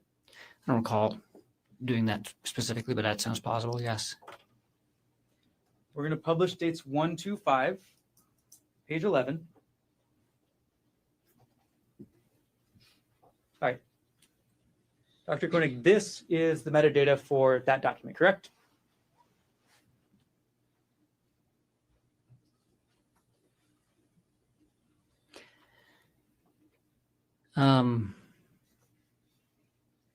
Yes, this is the data for that document, yes. Okay. And the last access date and time is December 31st, 2024 at 8:38 p.m., correct? That's correct. And this document is not in the taxes folder, is that right? Right, which is, it just makes no sense that I access this document out of that folder. Dr. Konig, that's not the question. Yes. What was the question? This document is not in the taxes folder, That's correct? correct. Okay. And again, there's no real reason to be accessing this document, correct?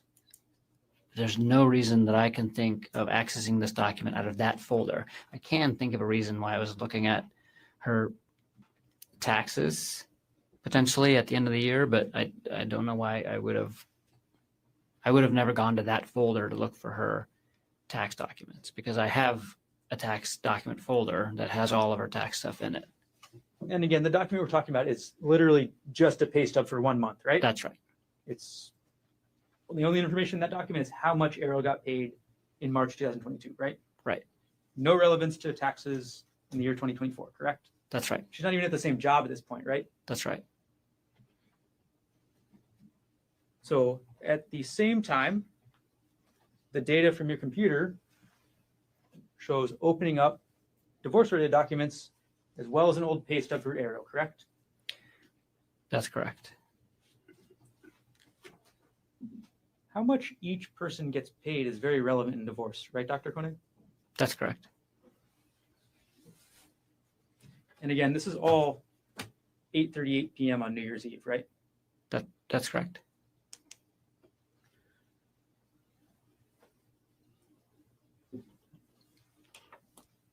Now, January 3rd, 2025, moving forward a couple of days, you save a file on your computer with an Excel spreadsheet that has the chats between Ariel Konig and Jeff Miller. Is that right? I don't remember the exact date and time, but I did have a spreadsheet like that, yes. You had a spreadsheet that was essentially the entire chats that they had, correct? Yes. And you saved that in January 2025, correct? I don't remember the exact date. I thought I did that in December.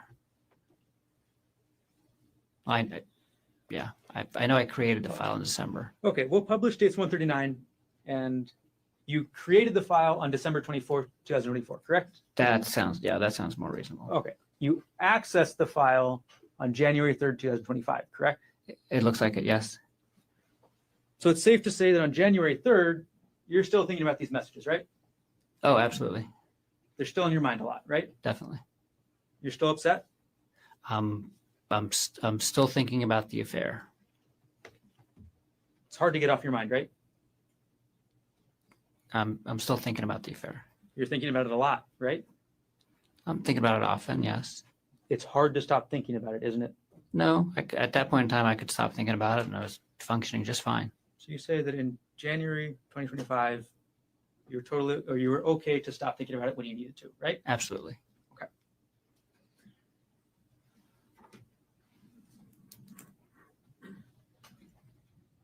On January 7th, 2025, you purchased another audiobook, correct?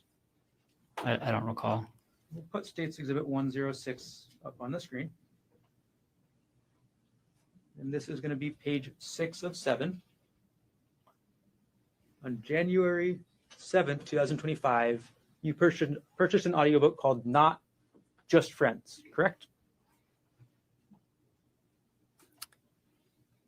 I thought we said that I purchased that on the 30th. January 7th, 2025. You purchased this audiobook, correct? Yes.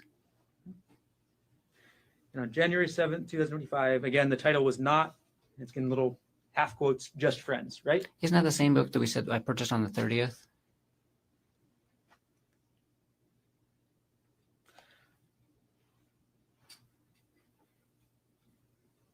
Dr. Konig, you weren't asked about any books on the 30th of December, were you? I'm sorry. We've been talking about a lot of books and a lot of dates, but I agree. I purchased that book on the 7th.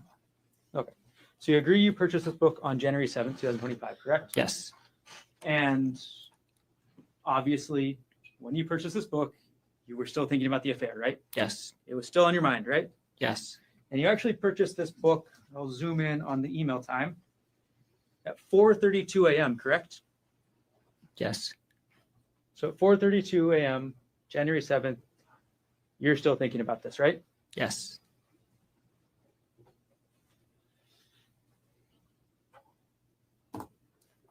The same day, January 7th, 2025, at 6:59 a.m., you go back into your JPR, Jesse Patella Ray divorce folder, correct? I have no recollection of going into the divorce folders from my previous divorce during this time. Again, no recollection? No recollection. We're going to publish dates 113 at page 3. Can you take a look at that? Yes. All right. So this is a file name 2012-412 Ghent plane ticks, correct? Yes. The document we're talking about is a plane ticket to go to the city of Ghent in Belgium, correct? Yes. And that's a trip that you and Jesse Patella Ray took together, right? Yes. And as the metadata shows, the last access date and time, January 7th, 2025 at 6:59 a.m., correct? Yes. This one is not in the supportive documents folder, though, is it correct? Is it? No, it's in the same hearing folder, but it's a folder called Jesse Lived Extravagant Life. Jesse being the woman you were divorcing at the time, correct? Yes. You made a folder called Jesse Lived an Extravagant Life, right? That's correct. You were a little bitter at the time you made this, right? I feeling a lot of emotions, I guess. I was mostly happy that I was getting divorced. At that time, we had, separated, and we were both at that time. She was ready to get remarried, actually. And I was moving on, and I wasn't really feeling better, but the folder name is descriptive of what's in it, not of my feelings at the time, I guess I would say. Okay. You made the name on the folder, right? Yes. And you say it's descriptive of the documents inside, correct? That's correct. So that means the documents inside are your evidence of how extravagant your ex-wife's life was, correct? That's correct. Dr. Konig, isn't it true that this trip in 2012 to Ghent, you went with Ms. Patellaray? Yes. You guys went on that trip together, right? Yes. And it's in the Jesse lived extravagant life folder, correct? Yes. Before I move on to the next date, do you want to take the break or no? You can go up to 12:30 if you just want to like to take the break, unless we should take it now. The next group has quite a lot. Okay. We'll take a break now. So, ladies and gentlemen, we'll come back at 1:30. Continue on. Leave your notebooks on the chair. So talk to anybody about this case. Keep an open mind. Do not try to learn about this case outside. Have a good night. All right.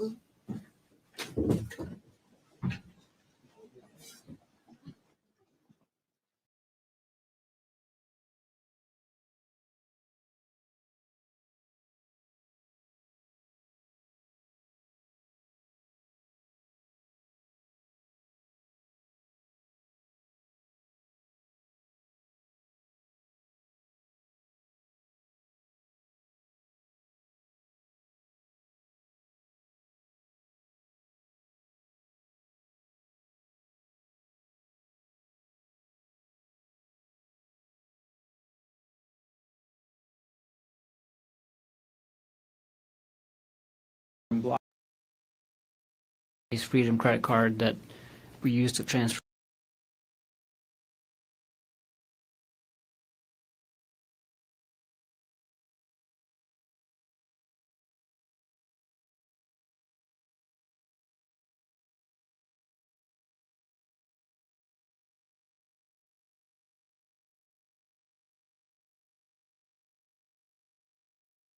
Thank you to all our super fans for your Cash App and Super Chat support. We salute you. This is Gerhardt Konig, 1 CPC-25-373. Dr. Konig is present in court with all 4 counsel of record. All jurors are back in the courtroom. Dr. Konig, if you could return up to the witness stand.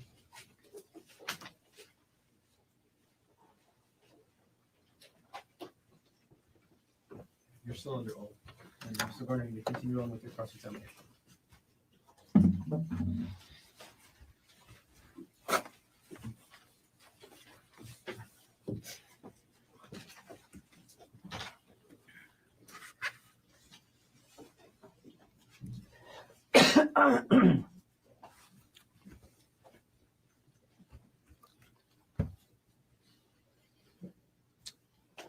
Good afternoon. Good afternoon.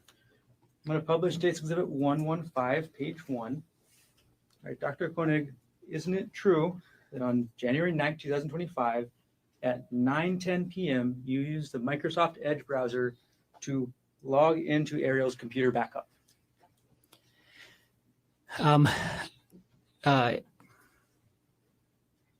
Yes. So what you're logging into that this exhibit shows is a backup of Ariel's hard drive created in 2011, correct? No. It's a portable hard drive that she had that had old documents on it.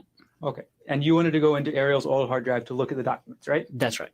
And again, January 9th, 2025, 9 p.m., correct? Yes. 9:10 p.m., correct? Yes. Okay. So, and this is through a program called Memio, right? I don't know what Memio is. All right. Well, regardless, you go in No. and you look at your documents, correct? Yeah, I just go in and look at the documents. I don't know what Memio is. All right. So you go into the folder for Ari, correct? Yes. Then you go into the documents folder, right? Yes. And you go into the divorce folder, correct? Yes. And in that folder, you open a document called notes. Is that right? Yes. Okay. Moving on to page 2 of the exhibit. This is the same folder, correct? Yes. Okay, the ARI folder. I'm sorry, this is a different folder. This is the ARI folder and then the downloads folder, correct? Yes. And the document you're looking at 9:14 p.m. on January 9, 2025 is called Complaint for Absolute Divorce. Is that right? Yes. And page 3 of the exhibit, this is also in the downloads folder, correct? That's correct. And the document you're viewing at 9:15 p.m. is called Rosen-Divorce, correct? Yes.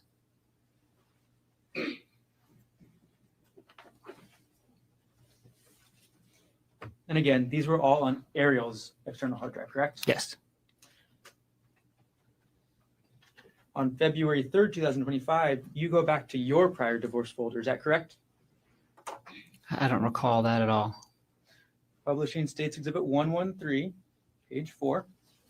On February 3rd, 2025, you go back to your divorce folder from your prior divorce to Jessica Patella Ray. Is that correct? I do not recall doing this at all. And this is, again, looking at the account statement from your father's account that you moved money into for your loan purposes. That's correct? It looks like it's the same credit card. I can't remember if it's the same statement date, but it's that same PK Chase Freedom credit card that we used to transfer a balance into to pay it down. And the last access date and time from the computer system is February 3rd, 2025 at 8:42 a.m., correct? The last access date and time from the computer system is that date and time. That's correct. So between December 14th and February 3rd, there are 4 different accesses to your prior divorce folder on your computer, correct? From the computer system, yes. That you have no recollection of. That I have no recollection of. But you are looking at Ariel's documents on her hard drive about divorce, correct? Yes, I did look at that divorce folder on her portable hard drive on that date and time. And during that time period, you're also looking into Ariel's old pay stubs, right?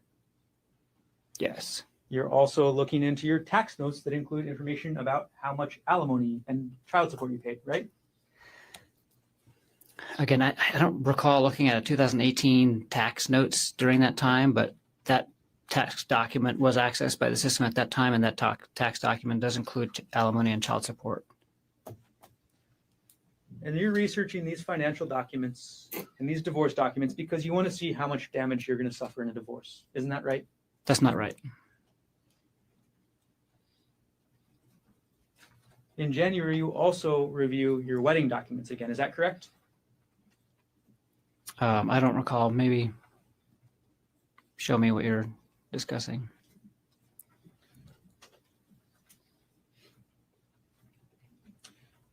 On January 22nd, 2025, you access your wedding spreadsheet again, correct? I might have. I don't specifically recall.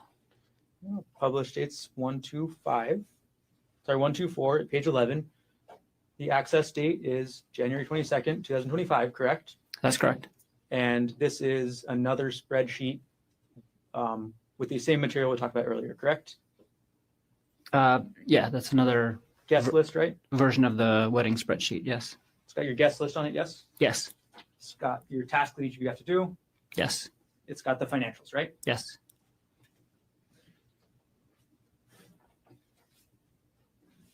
And on the same date, January 22nd, 2025, at 3:04 p.m., you view a document called Worthington Konig Wedding Room Block 9.14.18, correct? I don't remember doing that at all. You have no recollection of this? I have no recollection of doing that. It's the same date as the Excel spreadsheet, right? Yes. We're going to publish dates 124 at page 12. And again, if you can look, the file system last access date, January 22nd, 2025 at 3:04 p.m., correct? Yes, I see that. Okay. And in this document, this is the reservation for the venue of your wedding, correct? That's right. And it specifically shows how much that cost. Isn't that right? I have no recollection of what's on that document. No recollection. Okay, we'll publish to the next page.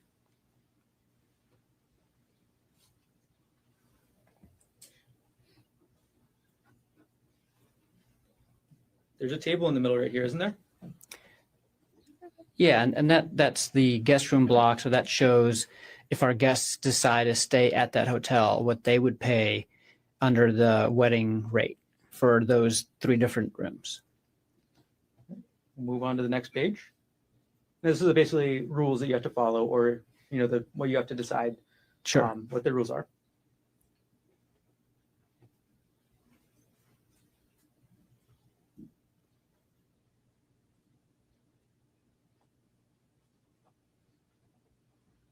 And this has an anticipated revenue section, correct? Yeah, so they had a minimum. So we were holding our wedding at this venue, and they had a minimum revenue that they needed to generate from room reservations from our guests, and that was the minimum. And the overall cost for your wedding was $55,000 approximately, correct? That sounds about right. I don't recall the exact number. But is that in that document? Asked you in general. No. Oh, I'm just wondering where you got your number from. The overall cost from your wedding is from your spreadsheets, correct? Yes. So you're looking up multiple different spreadsheets with the cost, right? I have no recollection of looking at the wedding room block document. I don't have a recollection of looking at the wedding spreadsheet either, but I could potentially think of a reason why I would have done that. But I've no recollection of opening that wedding room block and have no idea why I would have done that. The next date that you open the wedding spreadsheet is February 24th, 2025. Isn't that correct? I don't remember opening the wedding spreadsheet, but... You don't recall? Okay.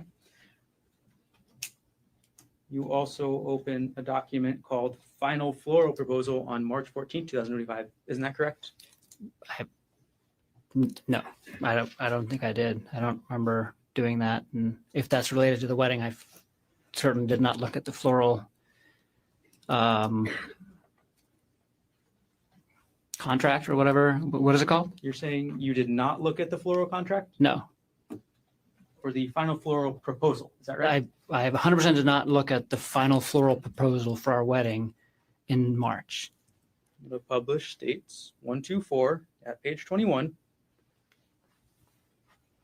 The document that we're looking at has a file name of Final Floral Proposal, correct? That's correct. File system, last access date and time, March 14, 2025. Yeah, the computer system accessed it on that date and time. I have no recollection of opening this document and looking at that date and time. The computer system did all this? Yes. The computer system opened this document is what you're saying today. I'm not sure what the computer system did. It says accessed. That is what the computer system did. The computer system accessed this document, right? That's correct. Okay.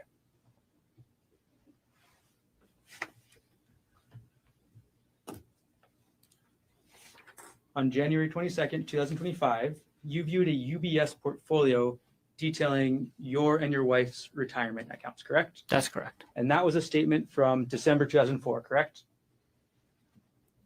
2004? 2024, correct? Yes.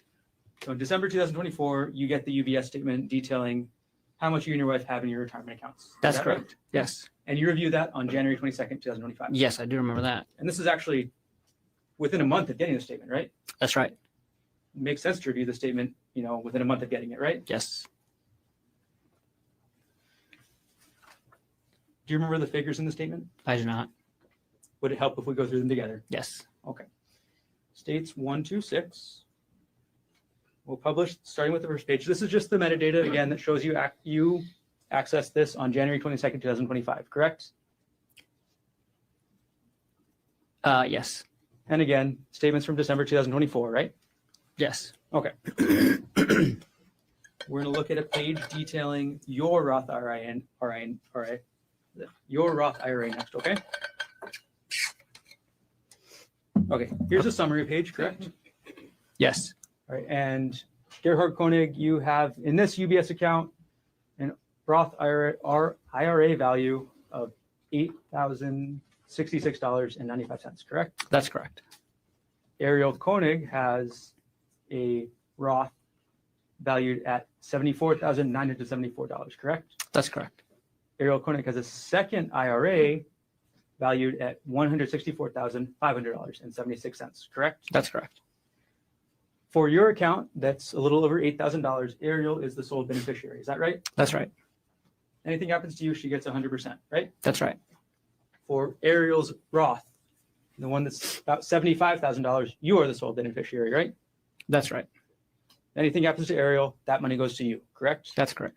For Ariel's IRA, valued at $164,000 approximately, you are also the sole beneficiary, correct? That's correct. Anything happens to Ariel, that $164,000 goes to you. Is that That's right? right.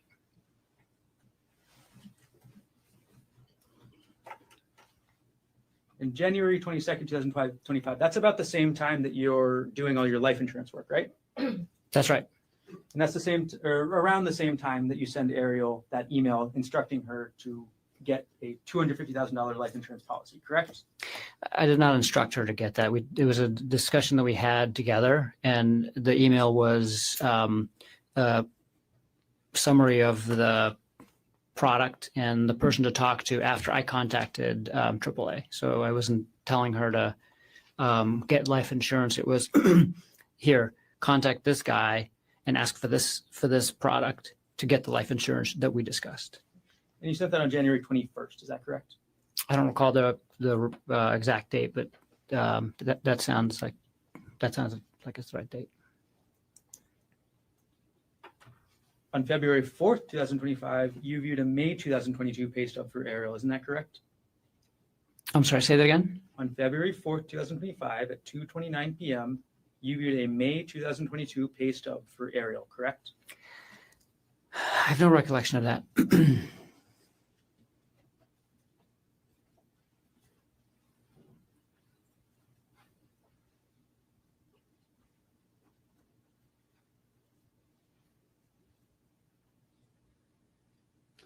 We'll publish States Exhibit 125 at page 22. This is the metadata, correct, Dr. Konig? Yes. And again, the document we're looking at is a pay stub, correct? That's right. That's one pay stub from 2022 at the end of May. And this is in your taxes folder on your computer, right? Yes, that's in the shared drive in the taxes folder. That's correct. Your testimony today is you have no recollection of looking at this. I have no recollection of looking at this. And the information contained in this pay stub is only the amount Ariel got paid that 1 month, For right? that 1 month, correct. Yeah, it doesn't make any sense that I would have looked at 1 month of pay stub data from 2 years ago at Wouldn't that make time. any sense, right? It would not.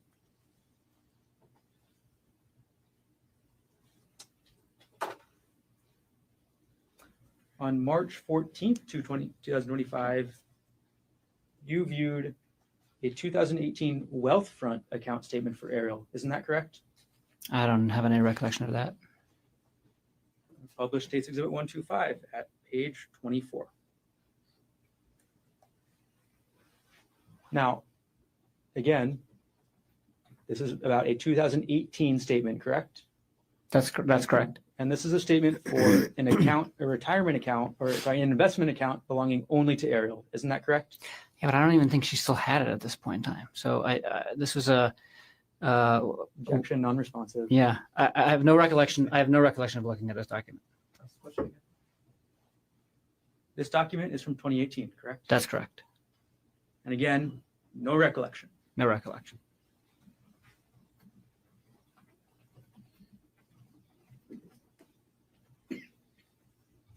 On March 16th, 2025, you viewed a document, again, about Ariel's retirement accounts, correct?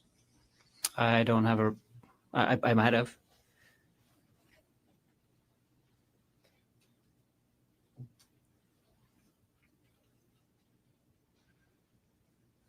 In a published States Exhibit 125 at page 36.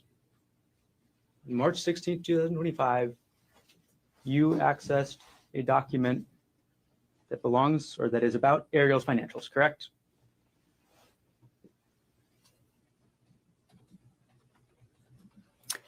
This is on my desktop. I don't know what's in that document. So this document isn't actually even in your taxes folder, right? Right. This is on my desktop. Meaning every time you open up your desktop, you see this document, right? No, I have probably 3 dozen different random documents that just tend to collect on my desktop. If I copy something and email it, sometimes I put it on my desktop for, during that time. I was not aware that this was on my desktop. I'm sure it was. That's the location of it, and I don't remember what this document is at all. This document is again from 2022, right? That's correct. And this is showing how much Ariel had in her Westinghouse retirement account in 2022. Is that right? I can't answer that unless I can look at the document. We'll publish the next page. This is a similar document to one that we viewed this morning, right? Yes. Okay, and it tells you in the top right, which I'll zoom in on, how much Ariel had in her retirement account as of a certain date, correct?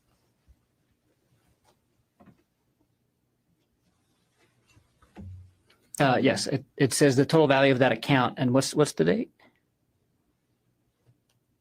The date was, the account summary shows 2022 in November, correct? Oh, yeah. So this document is about Ariel's retirement account from November 2022, correct? That's correct. Yeah, I remember looking at this. I did look at this.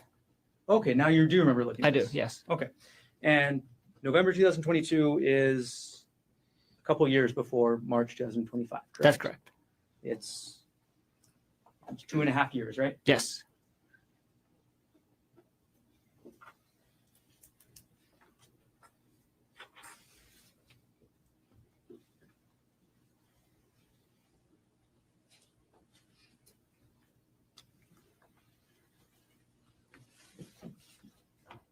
Now, you've been asked about your research into hiking, is that right? That's right. And you testified yesterday that you do a lot of hiking, right? I do.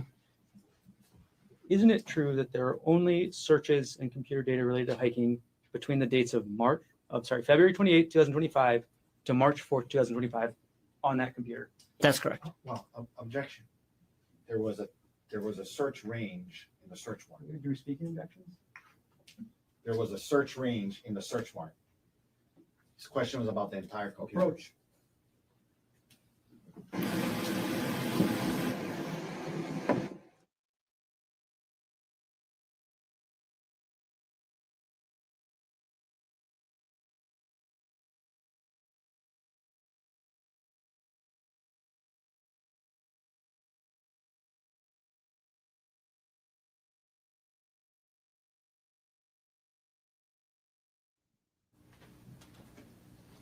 Limited time frame, Dr. Konig. Between December 2024 and March 2025, the only data related to hiking from your computer is for those 5 days, correct? That's correct.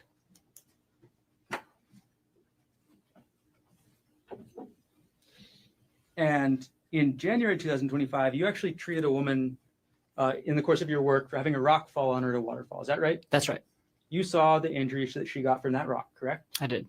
You saw what kind of treatment she needed, right? Yes. And in February, at the end of February, that's when you started researching hikes, correct? That's correct. Published states 111. Publishing states 111 at page 1. On February 28th at 2:55 p.m., you searched Maui secret hikes, correct? I did. Then on the same date at 3:13 p.m., you searched secret hike Waikamai Falls, correct? That's correct. Then a couple minutes later on the same day, you move on to Oahu, correct? Yes. And you search best Oahu hikes, right? That's right. And by this time, you know that you're going to be taking, or you've discussed this Oahu trip with Ariel, correct? Yes. And the start of your search for Oahu is best hikes Oahu, right? That's right. And then you go to a website called alltrails.com, correct? Yes. And you filter to Hawaii first, right? Yes. And then Oahu, correct? Yes. And The title of that website is the 10 Best Trails and Hikes in Oahu. That's right. Okay. The Palipuka Trail is not in those 10 best trails, is it? I can't remember, but I don't think so. Publishing next page to page 5. So February 28, 2025, 3:30 p.m., you click on a YouTube link titled Easy Hike on Oahu, Makapu'u Lighthouse Trail. Is that right? That's correct. And just a couple seconds later, publishing the next page, again at 3:30 p.m., you click on a different YouTube link for the top 10 easy Oahu hikes for everyone. Is that right? Yes. So first you look at best hikes, right? Yes. And then you see these 2 YouTube videos for easy hikes, right? Yes. You don't watch these whole videos, right? Probably not. You don't watch these videos because at next page, 7 out of 10, 3:31 p.m., you're looking up difficult hikes, right? That's right. Because easy hikes is not for you, right? Yeah, the hikes that I found on the Easy Hikes website wasn't what we were looking for. Difficult hikes are generally more dangerous, right? Sometimes. Sometimes they're just longer. Difficult hikes have rougher terrain, right? Sometimes. Difficult types have higher drop-offs, right? Not necessarily. Difficult hikes can have more exposure, correct? They could. And these difficult hikes, these are the kinds of hikes you are interested in, right? Yes. Now, your search for difficult hikes brought you to a website called journeyera.com. Is that right? That's right. And the first page you looked at on journeyera.com, I'm going to scroll to page 8 of this exhibit, is the URL just says Oahu hikes. Is that right? That's right. And again, you're listing Journey Era on February 28, 2025, correct? Yes. So this is still the first day that you're researching hiking, correct? That's correct. And moving on to the next one, next page, page number 9, you end up going to a page on journeyera.com saying the 35 best hikes on Oahu, the ultimate guide, right? Yes. Although the URL talks about the Stairway to Heaven, this is actually a list of 35 hikes, correct? Yes. Okay. And on that list, you see the Palipuka hike, correct? Yeah, among 34 others. And then on March 3rd, 2025, you go back to the journeyera.com website. Is that right? That's right. And this time you're going to look at the Palipuka hike page specifically, correct? That's correct. Okay. March 3rd, 2025, 7:19 a.m., correct? That's correct. Okay. And you've seen the website you looked at up on the screen, yeah? Yes. Okay, we're going to put it up and go through it together.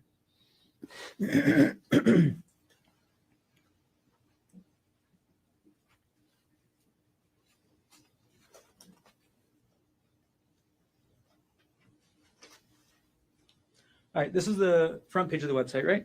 Yes. All right, we're going to go to page 2. When you read this, you saw that sentence that says, the Pali Lookout itself is a popular tourist spot, but 99% of visitors to the lookout don't hike. They just look over the valley. You saw that sentence, right? I'm sure I did. Yeah. And then you saw the page that describes the hike. Isn't that right? That's right. You read the description? Yes. So you read the description that says, the hike isn't necessarily dangerous, but much of the path is on the edge of a huge drop-off. You read that, right? I'm sure I did. And you read the sentence that says, does that make it dangerous? You decide.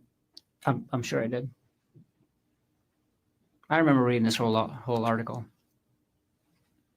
So you remember reading the whole article? Yes. You remember reading the part that says that the hike spits you out on the edge of a cliff with a huge drop-off? If it says that, then I read that. You remember looking at this picture of the hike, right? Yes. And you see this picture, and this is what you want to do. Yes. This is the hike you want to take Ariel on, right? Yes. Next page.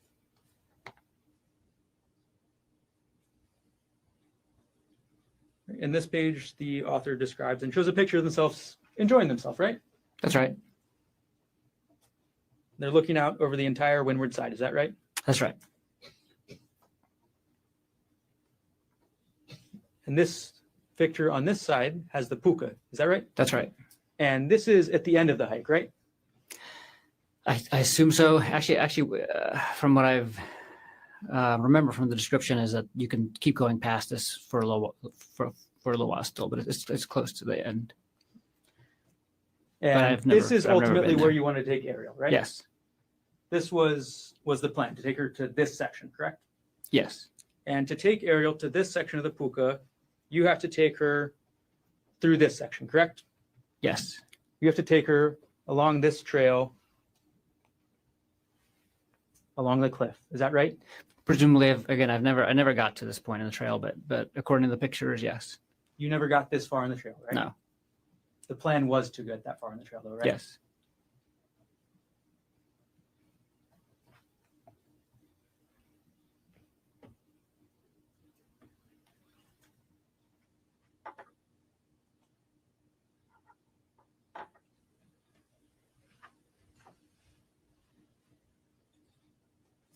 And then you saw the end of the article. Sorry, I'll put it back up. You saw the end of the article where it gives you advice, right? Where it says, be safe going down and take it slow as it can be slippery and the drop looks very unforgiving. Yes. You read that, right? Yes.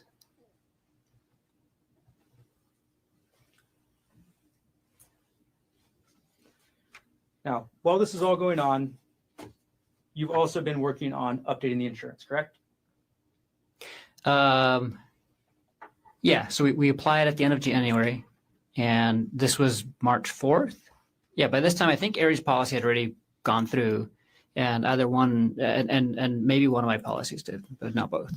Your insurance policy doesn't go through partially until March 12th and then completely on March 24th. Is that correct? That sounds right. On March 17th, you actually search up Ariel's profile on Facebook again. Is that correct? I don't have a specific recollection of that, but I probably did. And on March 4th, 2025, you were also looking at WhatsApp again, correct? Probably. I was using WhatsApp every day. You were using WhatsApp every day? For work. Now,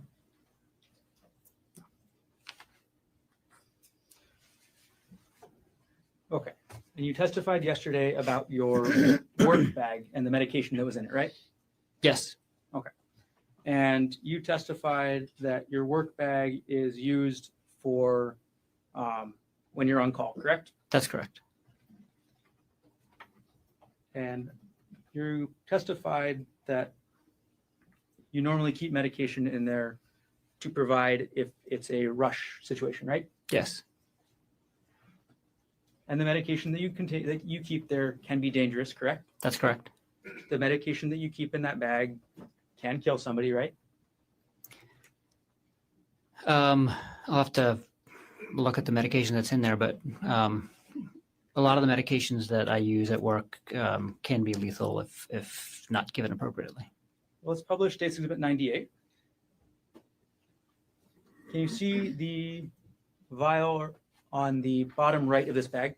Yes, I can. Do you need me to zoom in so you can read the label? No, I know what that is. The trade name of this drug is called Diprivan. Is that correct? That's correct. The actual name of the drug or the scientific name is called propofol, correct? That's correct. Propofol is one of the main drugs that actually, I'll use a non-scientific word, puts you to sleep during anesthesia, correct? It's a very common drug that we use to initiate and sometimes maintain anesthesia.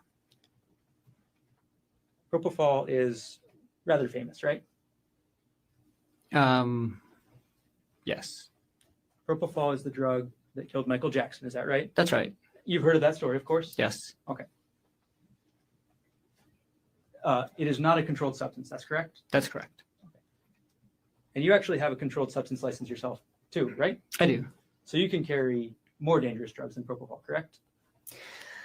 Yeah, I don't think I can. I think because my controlled substance license doesn't allow me to dispense; it just allows me to administer. And so, all of our controlled substances are controlled at all of the locations where we work, and so we have to check them out and check them back in, and then document all of the vials that we used during the day. I've never taken controlled substances home. I would never. It's not something I want to get into. So I don't even know if it's allowed under my license, but I can administer it.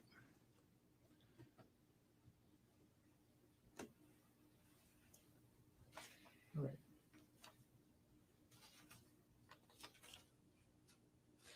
Now, let's take this exhibit down.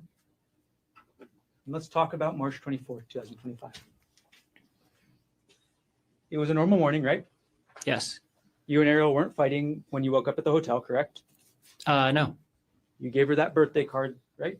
Yes. And then you and Ariel go to the bakery and get breakfast, correct? No, we went and got breakfast in the hotel. Got it. And then you go to the bakery to get coffee, right? Coffee and pastries, yeah. And then you and Ariel head out in your rental car up to the Poly Puka. Is that right? That's right. You drive up the Poly Highway, right? Yes. And you park in the parking lot at the Poly Lookout, correct? That's right. Okay.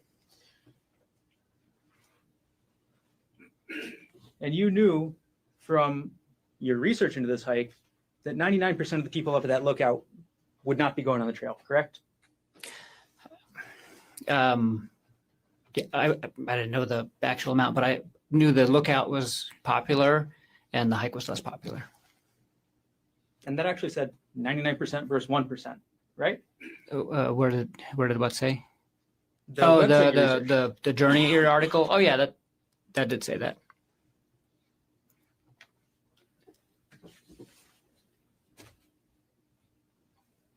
The website even told you, does that make the hike dangerous? You decide. Is that right? No, the website when the website said that, it was talking about the trail being next to a cliff, not the trail being some isolated, secluded spot that there's no people. The website said you decide if the trail is dangerous, correct? No, the website said specifically, it's not dangerous if you stay on the trail, but if you don't stay on the trail, you might fall off the cliff. Is that dangerous? You decide. And you saw that cliff, right? I did on the picture. And you saw that cliff was at minimum several hundred feet high, correct? Yes. You know, common sense tells you somebody falls off that cliff, they're going to die, right? That's correct. And the website even tells you that the hike spits you out on the edge of a cliff with a huge drop off. Is that right? That's right. And that photo that we looked at shows the trail going right along the cliff edge, correct? For parts of it. And this is the hike that you wanted to take Ariel on for her birthday, right? Yes. You wanted to go through the start of the hike, correct? I'm sorry. Can you say that again? You wanted to do more than just start the hike, correct? I wanted to do more than just start the hike. That's correct. You wanted to do the whole hike. Is that right? That was the plan.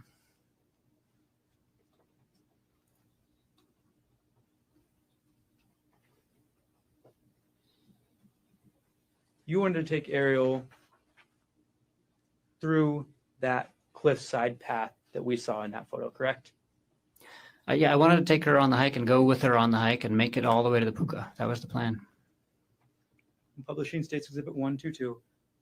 You wanted to take Ariel along this path, right? That's right. Wouldn't you agree that that path is right on the edge of the cliff? Yeah, it's very, very close to the edge of the cliff. It's a narrow path, right? It's a narrow path, and then there's a little narrow strip of grass and rocks, and then there's the cliff. An empty void, right? Yes. Nothing to hold on to, right? For this part of the trail, not much. I mean, there's some brush on the other side, but you have to really watch your step. But Ariel didn't go that far on the trail that day, did she? No. So Ariel didn't want to hike anymore, right? Yeah, there came a point in time where Ariel did not want to hike anymore. Ariel deviated from your plan to go up this part of the trail, right? I wouldn't characterize it like that. Well, you planned to go up this part of the trail, correct? That's correct. And Ariel didn't follow through with that part of the plan, right? Yeah. And at some point, you actually continue up the trail yourself, right? That's right. Without Ariel. That's right. On her birthday. That's right. But she didn't follow you, correct? No. She didn't follow you up to this narrow trail with this massive cliff, correct? That's correct. And then you went back down, isn't that right? That's right. And you saw that she was still there, right? Yes, And it was a surprise to you, right? it was. It was a surprise to you because you still had a chance to go through with your plan, right? What plan are you referring to?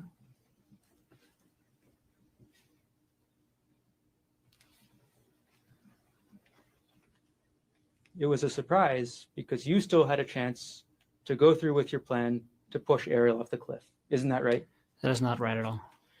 The area where you and Ariel ended up still had a massive cliff next to it, correct? Yes, The area where you took the selfie had a massive cliff behind it, correct? that's correct. It would work just as well as the area in this photo to push somebody off, correct? It would work just as well to push somebody off. What do you, like, I don't understand the question. Somebody would be just as dead if they fell off this part or if they fell off the part where you guys ended Absolutely. up. Yes? They would be as dead falling anywhere along this trail because the cliff is extremely high. I'm going to take these a bit down.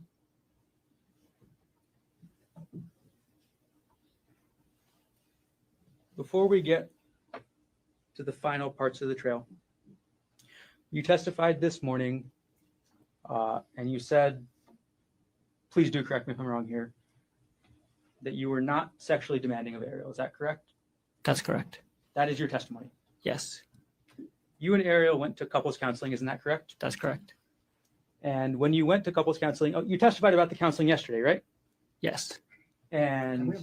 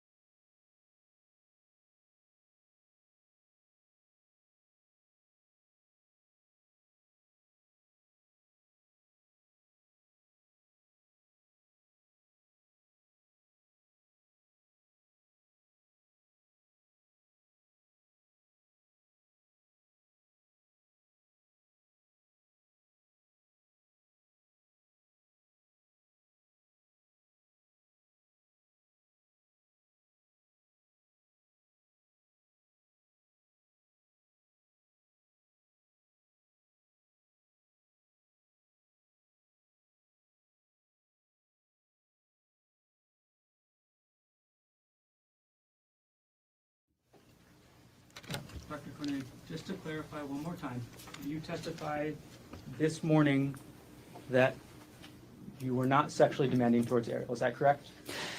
I think the question was if I ever demanded sex of Ari, and I've never demanded sex of Ari.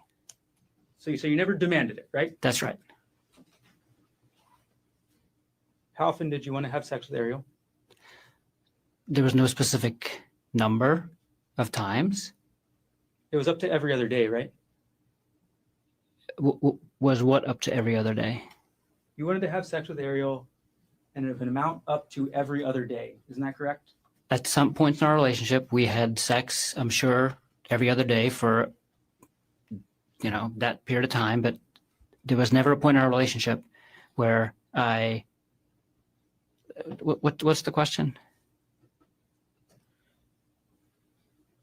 So in December 2024, okay, after you confronted Ariel about this relationship, you yes, still wanted to have sex with her every other day. That correct? Is not true. We had sex for a portion of December, and it was not every other day. And I never demanded to have sex with her every other day in December or at any point in time in our relationship. And after December 24th, she did not have sex with you again, correct? After December 24th, we did not have sex again.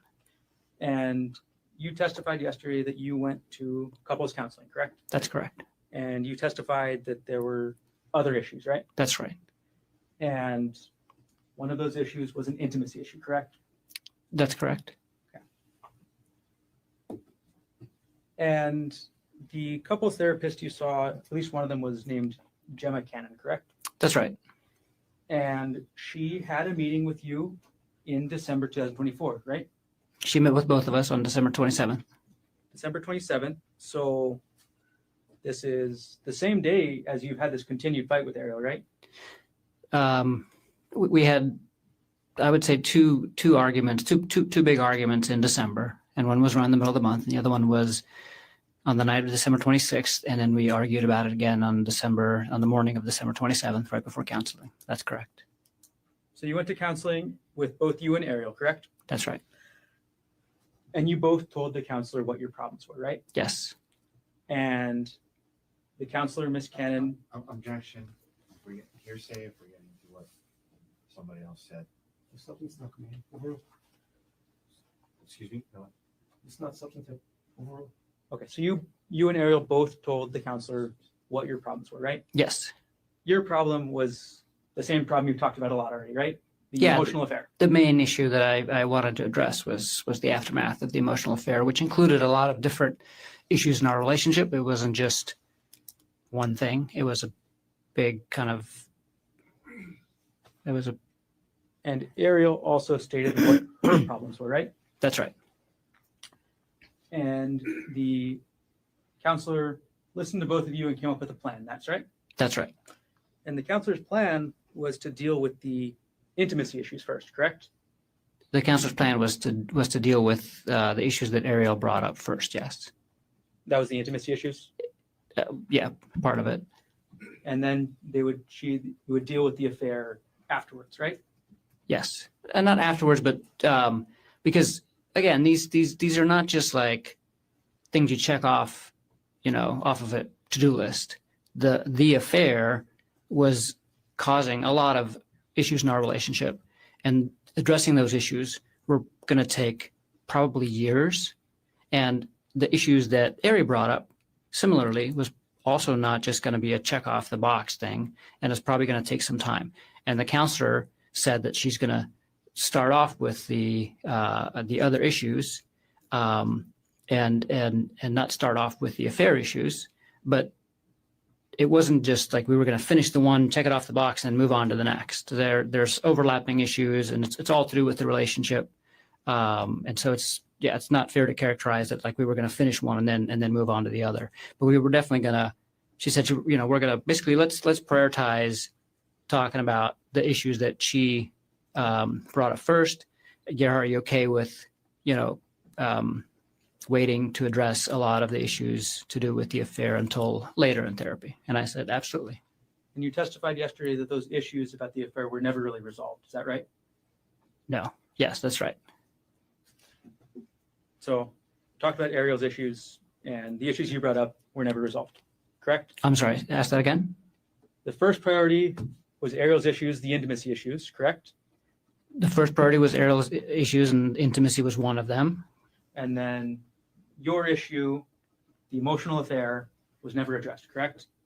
And our issue, the affair, wasn't adequately addressed ever either. And neither were the emotional issues. And I have to say, part of the affair and the aftermath of the affair, I had emotional issues, intimacy issues as well with her. So the intimacy issues went both ways. And when we... Just, I'm going to ask my next question. Go ahead, sorry.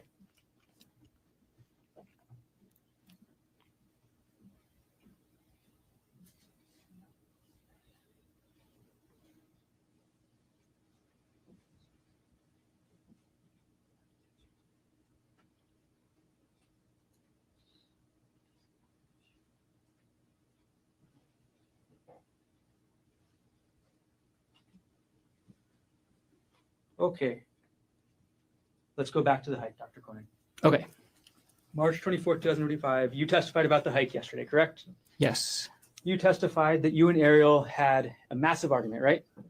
Yes. You testified that on her birthday, Ariel brought up the subject she knew would upset you, right? I'm sorry. You didn't testify to that, but that is what happened, correct? That is what happened, yes.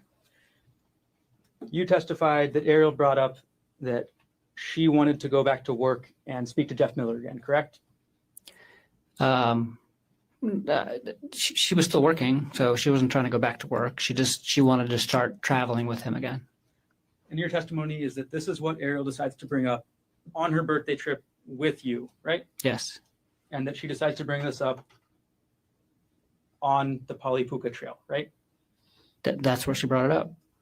That's correct. So you testify that you have this argument, you separate, and then you come back together, right?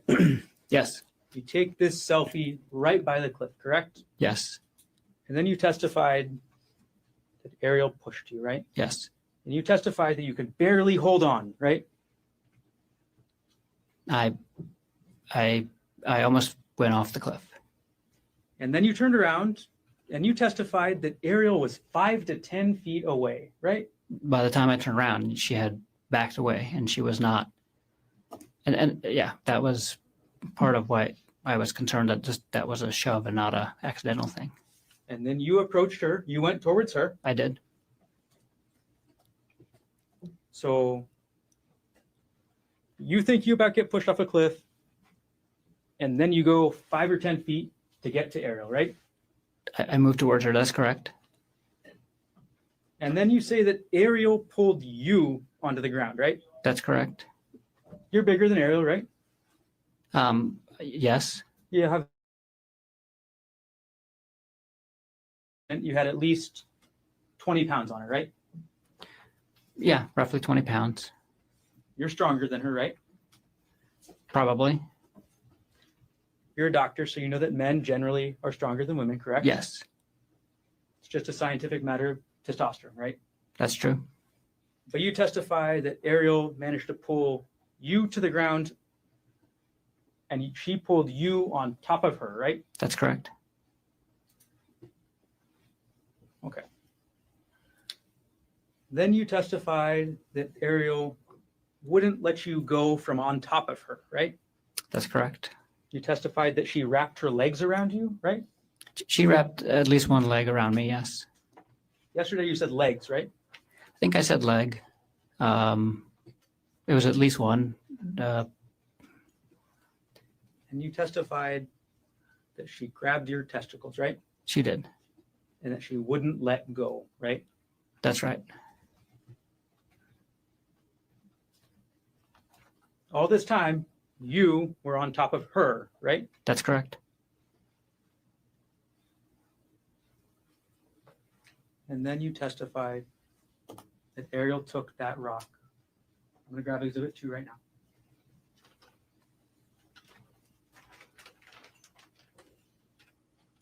You testified that Ariel took this rock and hit you in the face. Isn't that right? That's right. And you said the first hit, she got me kind of good, right? That's right. And you said she kept trying, right? That's right. And you testified you tried to start blocking it, right? Yes. And you testified she actually got a couple more hits in, right? Yes. So, but you don't know how many hits, right? No. One good hit to the side of your face, correct? That's right.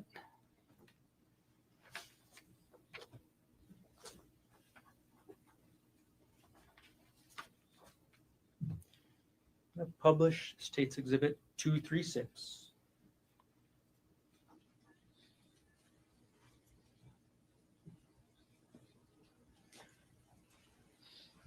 This is a photo of you from March 24th, 2025, correct? That's right. This is immediately after the police arrested you, right? That's right. This is the closest photo of you after Ariel hit you with this rock, right? That's right.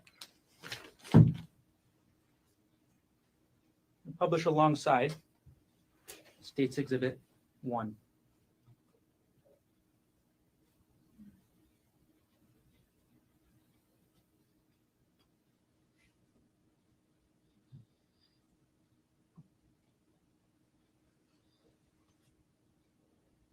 Okay, so on the right side, we have you after Ariel got one good hit with you with the rock, right? That's right. And on the right side, we have you after Ariel kept hitting you with the rock and got a couple other less good hits. Is that right? That's right. On the left side of the screen, you testified that you hit Ariel 2 times, right? That's correct. On the left side of the screen, we have the results that you say you hit her only 2 times, correct? That's correct.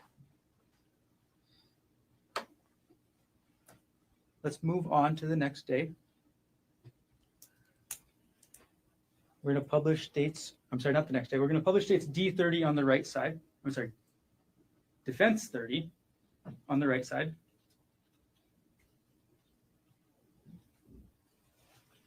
Okay, look at the right side of the screen, please. This photo on the right side of the screen is you at the hospital, correct? That's correct. You at the hospital on the night of March 24th, 2025, correct? That's correct. This is you at the hospital after Ariel got a good hit on you with this rock, correct? That's right. On the left side of the screen, I'm going to put up states 23.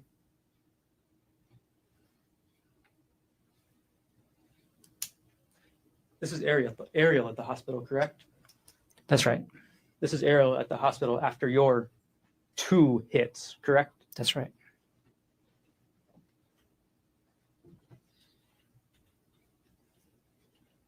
And you say only 2 hits to Ariel, right? I only hit her 2 times.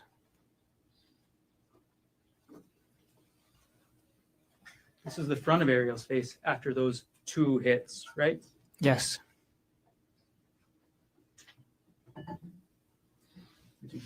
States 22. Thank you. Put up states 27. This is Ariel's hand after those. This is Ariel's hand after those 2 hits, right? Yes. And lastly, we'll put up on the left side states 1, 2, 8.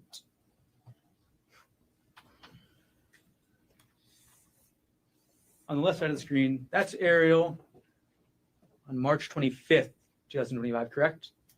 I don't know when that picture was taken, but I'll take your word for it. That's Ariel the day afterwards, right? Like I said, I don't know when that picture was taken, but I'll take your word for it. We'll publish on the right side states 239.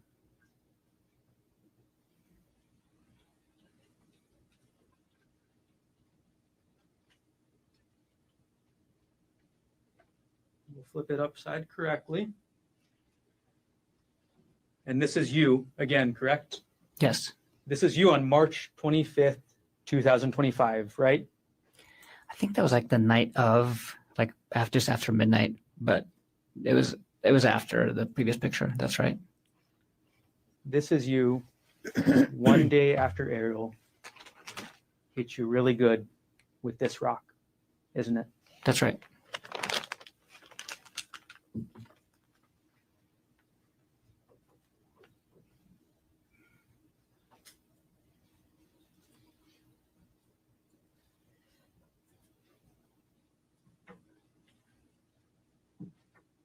Take the recess.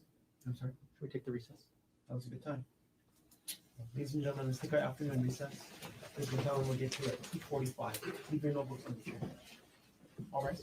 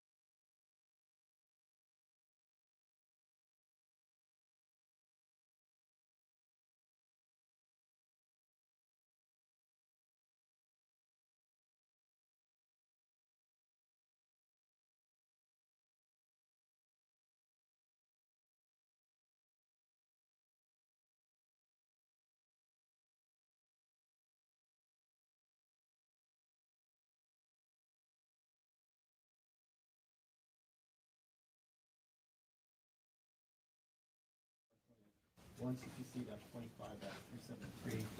Dr. Konig is present in court on the stand of civil oath. All four counsel of record are present. All jurors are back in the courtroom. Mr. Barnes, please continue. I have no further questions. Mr. Otake, any reader? Yes. Okay, Gerhardt, I'm gonna just try to jam through this. I know it's been a long day. You were asked about going into detective mode.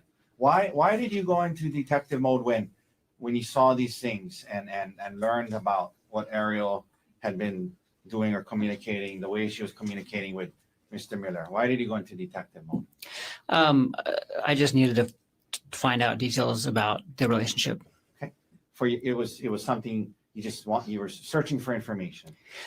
She was obviously deleting things and trying to hide things, and I just wanted to understand what was going on, really. The extent of the Yes. relationship. You were asked about the text messages from 12/1 that started, and that was a Sunday. Remember that? That's right. And you were asked about, well, it would say good morning, and then it went on throughout the day, Christmas lights, what you doing all day long until good night. And you were asked that, there was nothing sexual in there. Were you still concerned that on a Sunday your wife was communicating with another man all day long? Yeah. Yes. Even though there wasn't. Move to strike the last time. Granted, that's not stricken. Did the text messages still concern you, even though the word sexual wasn't in there? Yes. Sustain. And move to strike the last time. Granted. Were you concerned by the text messages on that Sunday between your wife and another man? Same objection. Sustain. That's leading. How did you feel about the text messages on that Sunday between your wife and another man? I was very worried.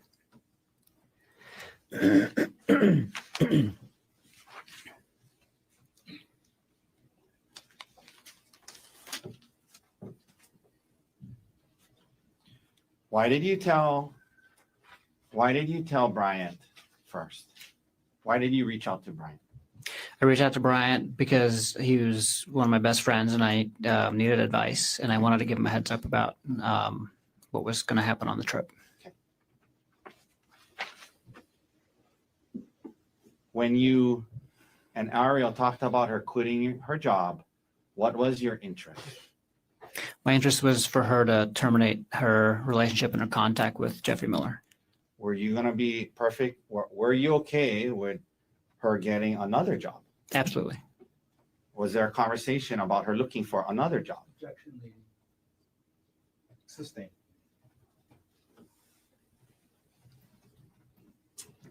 Did you and Ariel talk about what would happen if she quit her current job? Yes. And what did you guys discuss? She was going to look for another job. You were asked a lot about her move, like this conversation about her moving out and then not. Initially, what was your thoughts about her moving out initially when you found out about it in San Luis Obispo? I would have preferred if we could deal with the affair in an isolated environment, and so it would have been preferable if she had moved out. Did you eventually change your thoughts on that? Yes.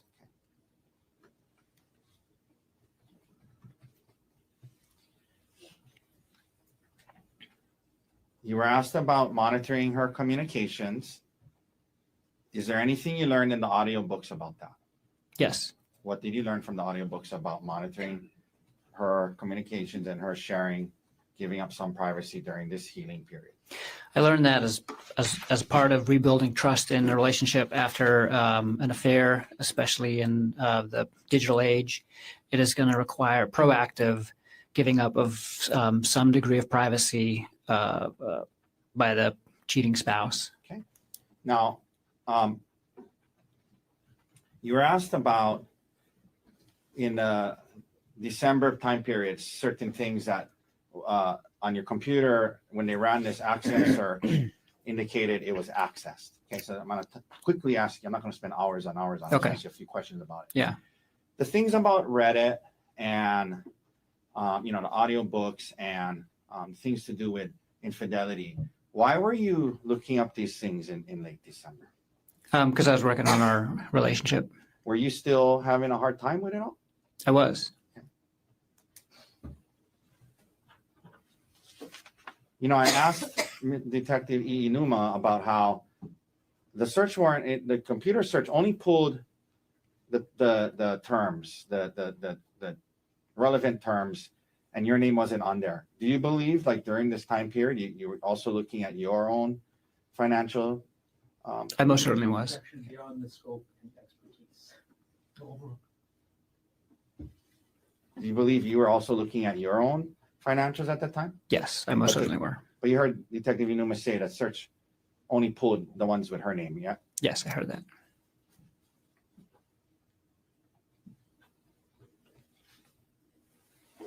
You mentioned at the end of the year, sometimes you're asked about, I just want you to explain it more. So at the end of the year, when you're doing some tax planning, would you commonly look through certain files?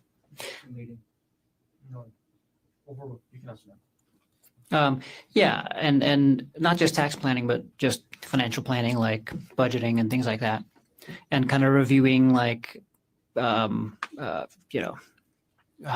how our retirement accounts were doing, and it was more than just tax planning. There was a retirement account of Aries that they brought up.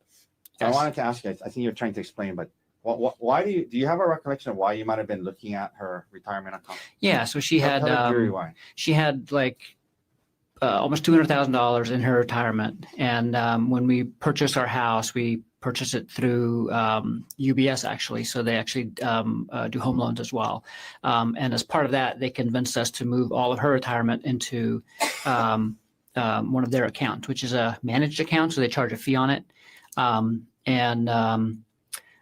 they wanted me to move my retirement account out of my account too when I terminated my job, but that was after we closed on the house. So we didn't end up doing that before we closed on the house. And I was glad because Aries' return at UBS was very poor for 2024. And so I was looking at her return in 2024 that she got at UBS, and I was looking kind of at historical data. And then I was also looking at her return that she used to get on the same retirement money when it was still held at Westinghouse. And it was part of the process to decide if we were going to switch her retirement account to a different account and provider to get a better return. Okay. All these financial documents they brought up, were you trying to like see if it would be cheaper to kill her than divorce her? No.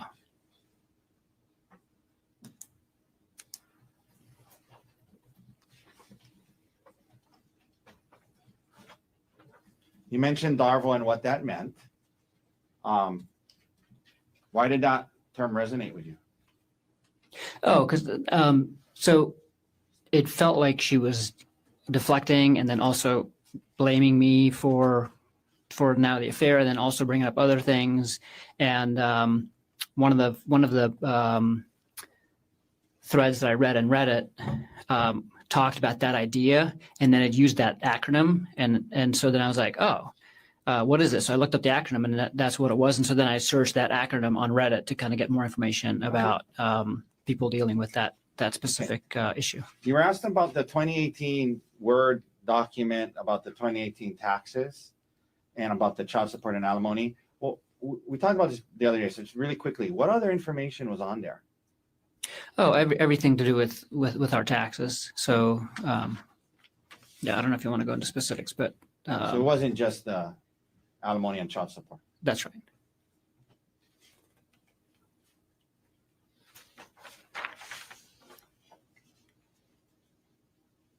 Do you typically wake up early in the morning? Yes.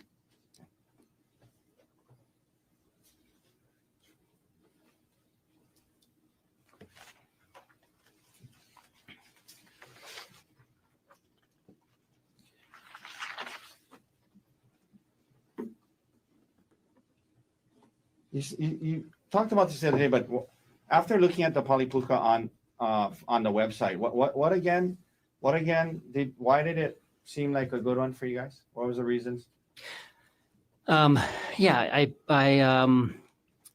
thought that was going to be a really good hike for us to do because, like the prosecutor mentioned, it has these expansive views of the entire East Oahu. I'm sorry, West Oahu. No, East Oahu. and that was kind of one of our goals, is to kind of explore the island, but kind of see it, so we can get an idea of what the island looks like. It was a relatively difficult hike, which we're kind of used to, and we like hikes like that. That's like a little bit out of the ordinary. And it ended up, at this really cool spot where we could take a picture. It was close to Waikiki, and it was a short hike. Okay. Fit into You our guys wanted schedule. to do other things that day. Yes. Okay. 1 second.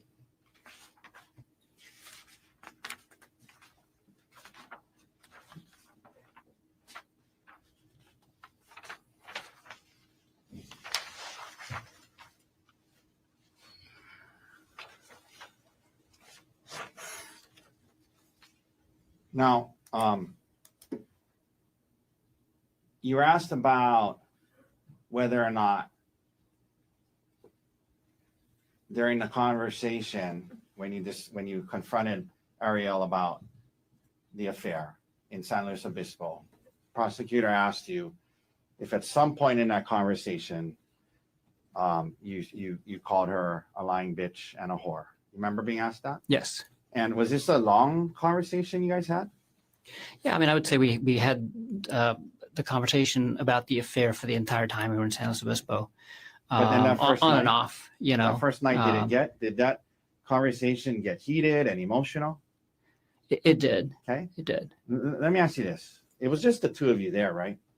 Oh, when yes. Yeah, and you were asked if you called her those names, and you wanted to tell the jury that you did. Yes. You could have said no, I didn't call her that, but you wanted them to know that you did call her those names, right? Testifying. Sustain. You testified to this jury. Well, you admit that you called her those names. Yes. And then did the conversation continue, and did you guys try to work through it? Yes. Okay.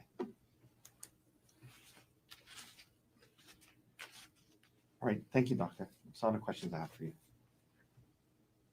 Any remarks based on what was asked on redirect? Just a moment. Take your time. Actually, before we begin, may we approach on the record? Yes.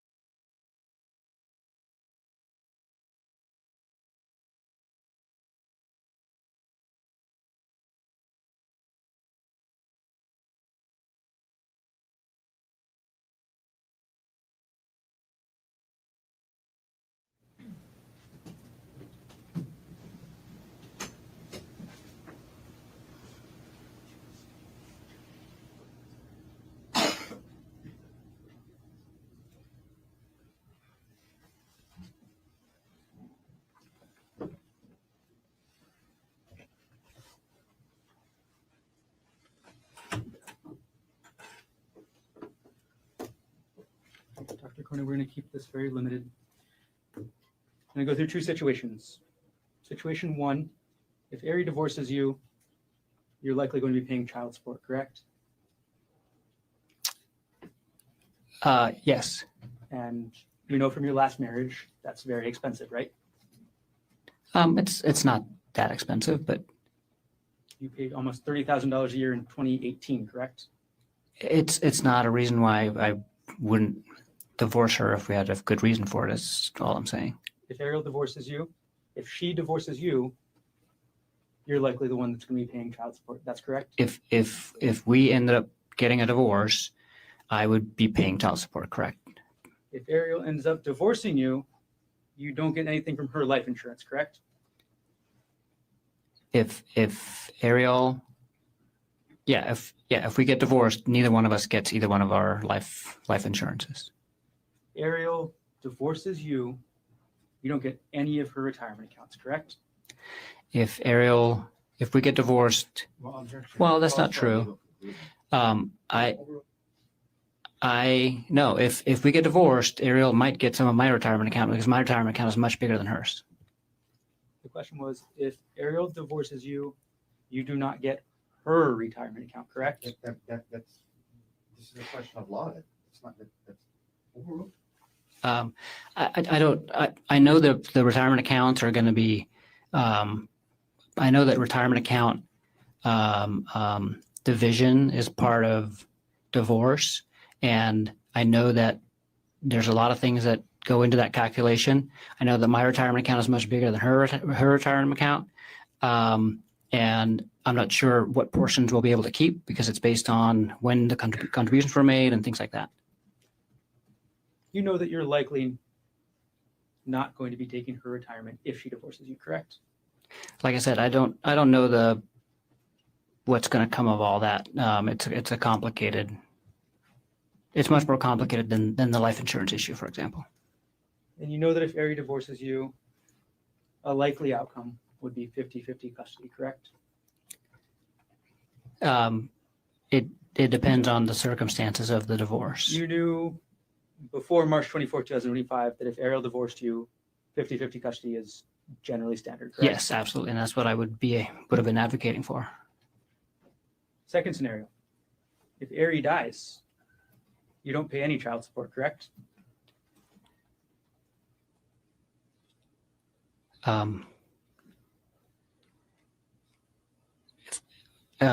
If Ari dies, if Ari died when? If Ariel Konig dies, you're not going to be paying her any child support, correct? If Ari dies, and yes, I would not be paying a dead person child support. Yes. If Ariel dies, you get the $250,000 life insurance policy she took out, correct? Yes. That your suggestion, correct? Not my suggestion to take out the life insurance policy. It was a joint decision. If Ariel dies, you get $250,000 from her retirement, correct? Yes. As the sole beneficiary, correct? Yes. If Ariel dies, you get full custody of the kids, right? If Ariel dies, I'm the only parent left. Yes. No further questions.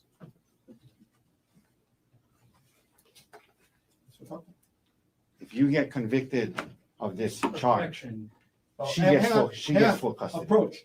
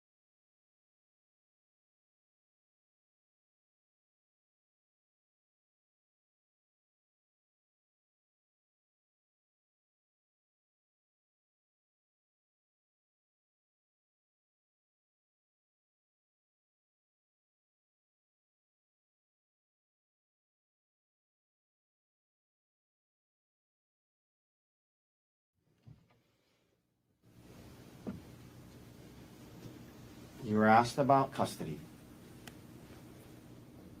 Yes. You love your boys? Yes. More than I can describe. Excuse me? More than words can describe. Do you want to fight Ariel for 50-50 custody in the divorce? Absolutely. Okay. You were asked about how if she died, you would have got $250,000. How much money would Ariel have gotten if you died? Over 2 million, including the life insurance and the retirement. Let's talk about that. How much life insurance did you take out on your life for her? 1.5 million. And that was in this January to March time period? Yes. During that time period, you decided to take out $1.5 million of life insurance on your life for her, right? Yes. You had more retirement than her?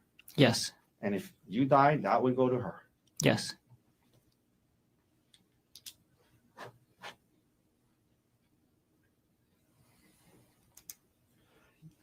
They brought up child support. Throughout, when you were your two older kids, they asked you about that. After you and their mom split up, did you pay child support? Yes. Did you feel it was the right thing to do? Yes. Did you want to do that for your kids? Yes. If you and Ari got divorced, would you be willing to pay child support? Yes, absolutely. Would you do financially whatever you needed to do to make sure your kids had a good life? Yes.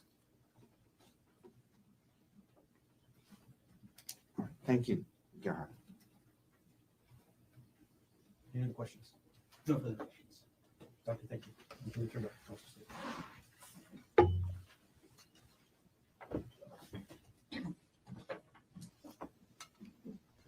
Mr. Otake, does the defense wish to present any other evidence? Can we approach? Sure, come on up.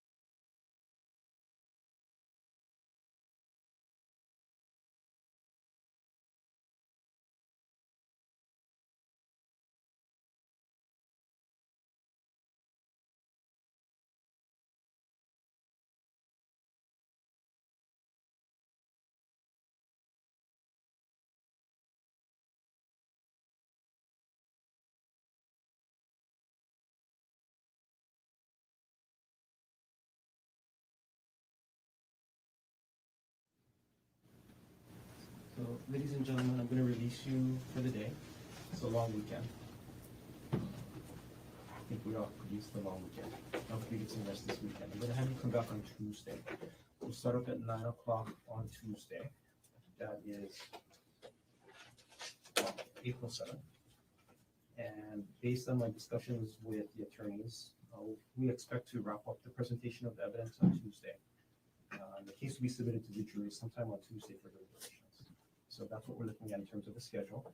I know it feels like a long road, but we're actually ahead of schedule.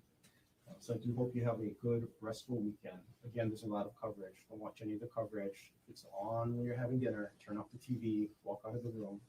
Again, your decision must be based on the evidence presented here in court. So the same few rules apply. Don't talk to anybody about this case. Keep an open mind. Do not try to learn about this case outside of the courtroom. All of you, have a safe drive home. Have a good long weekend. See you on Tuesday. All rise.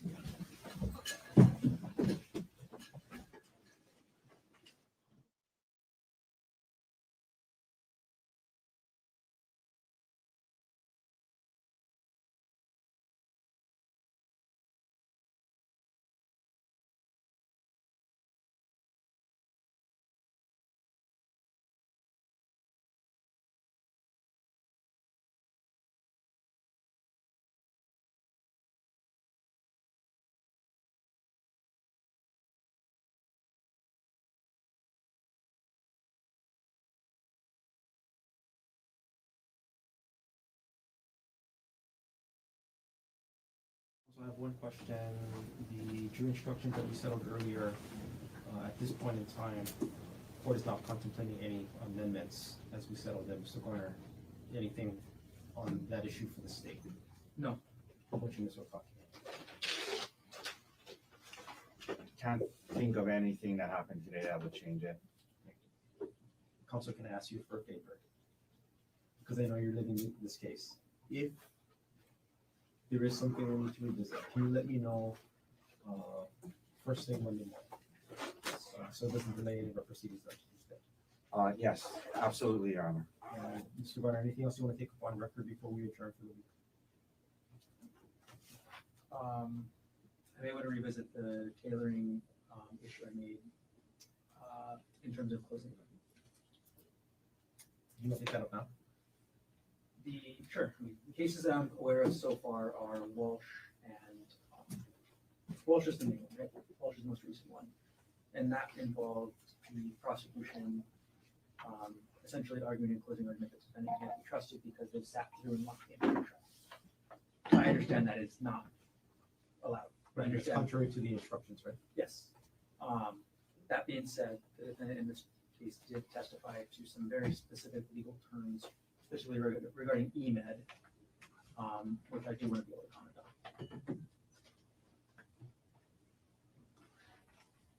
on. Just to be clear, I mean, our position is EMED should not be given, and we're telling the jury it did not apply. And when he said that, yeah, I was in a severe emotional state, he was talking about after the fact, not when he did what he did. I asked him, how did you feel immediately after this? He said, I was in a severe emotional state.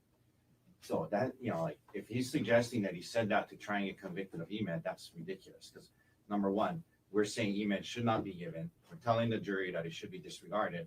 And number three, the comments he made about being in that state was after the fact. Obviously, for EMED to apply, you have to be in that state during the incident. So, And that's the only tailoring argument that you're considering, Mr. Garner?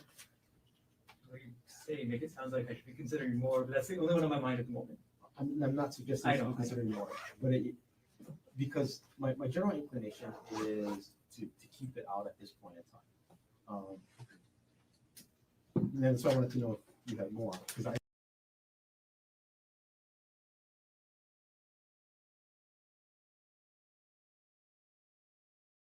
Okay, Detective, we're going to go to the third item that you examined.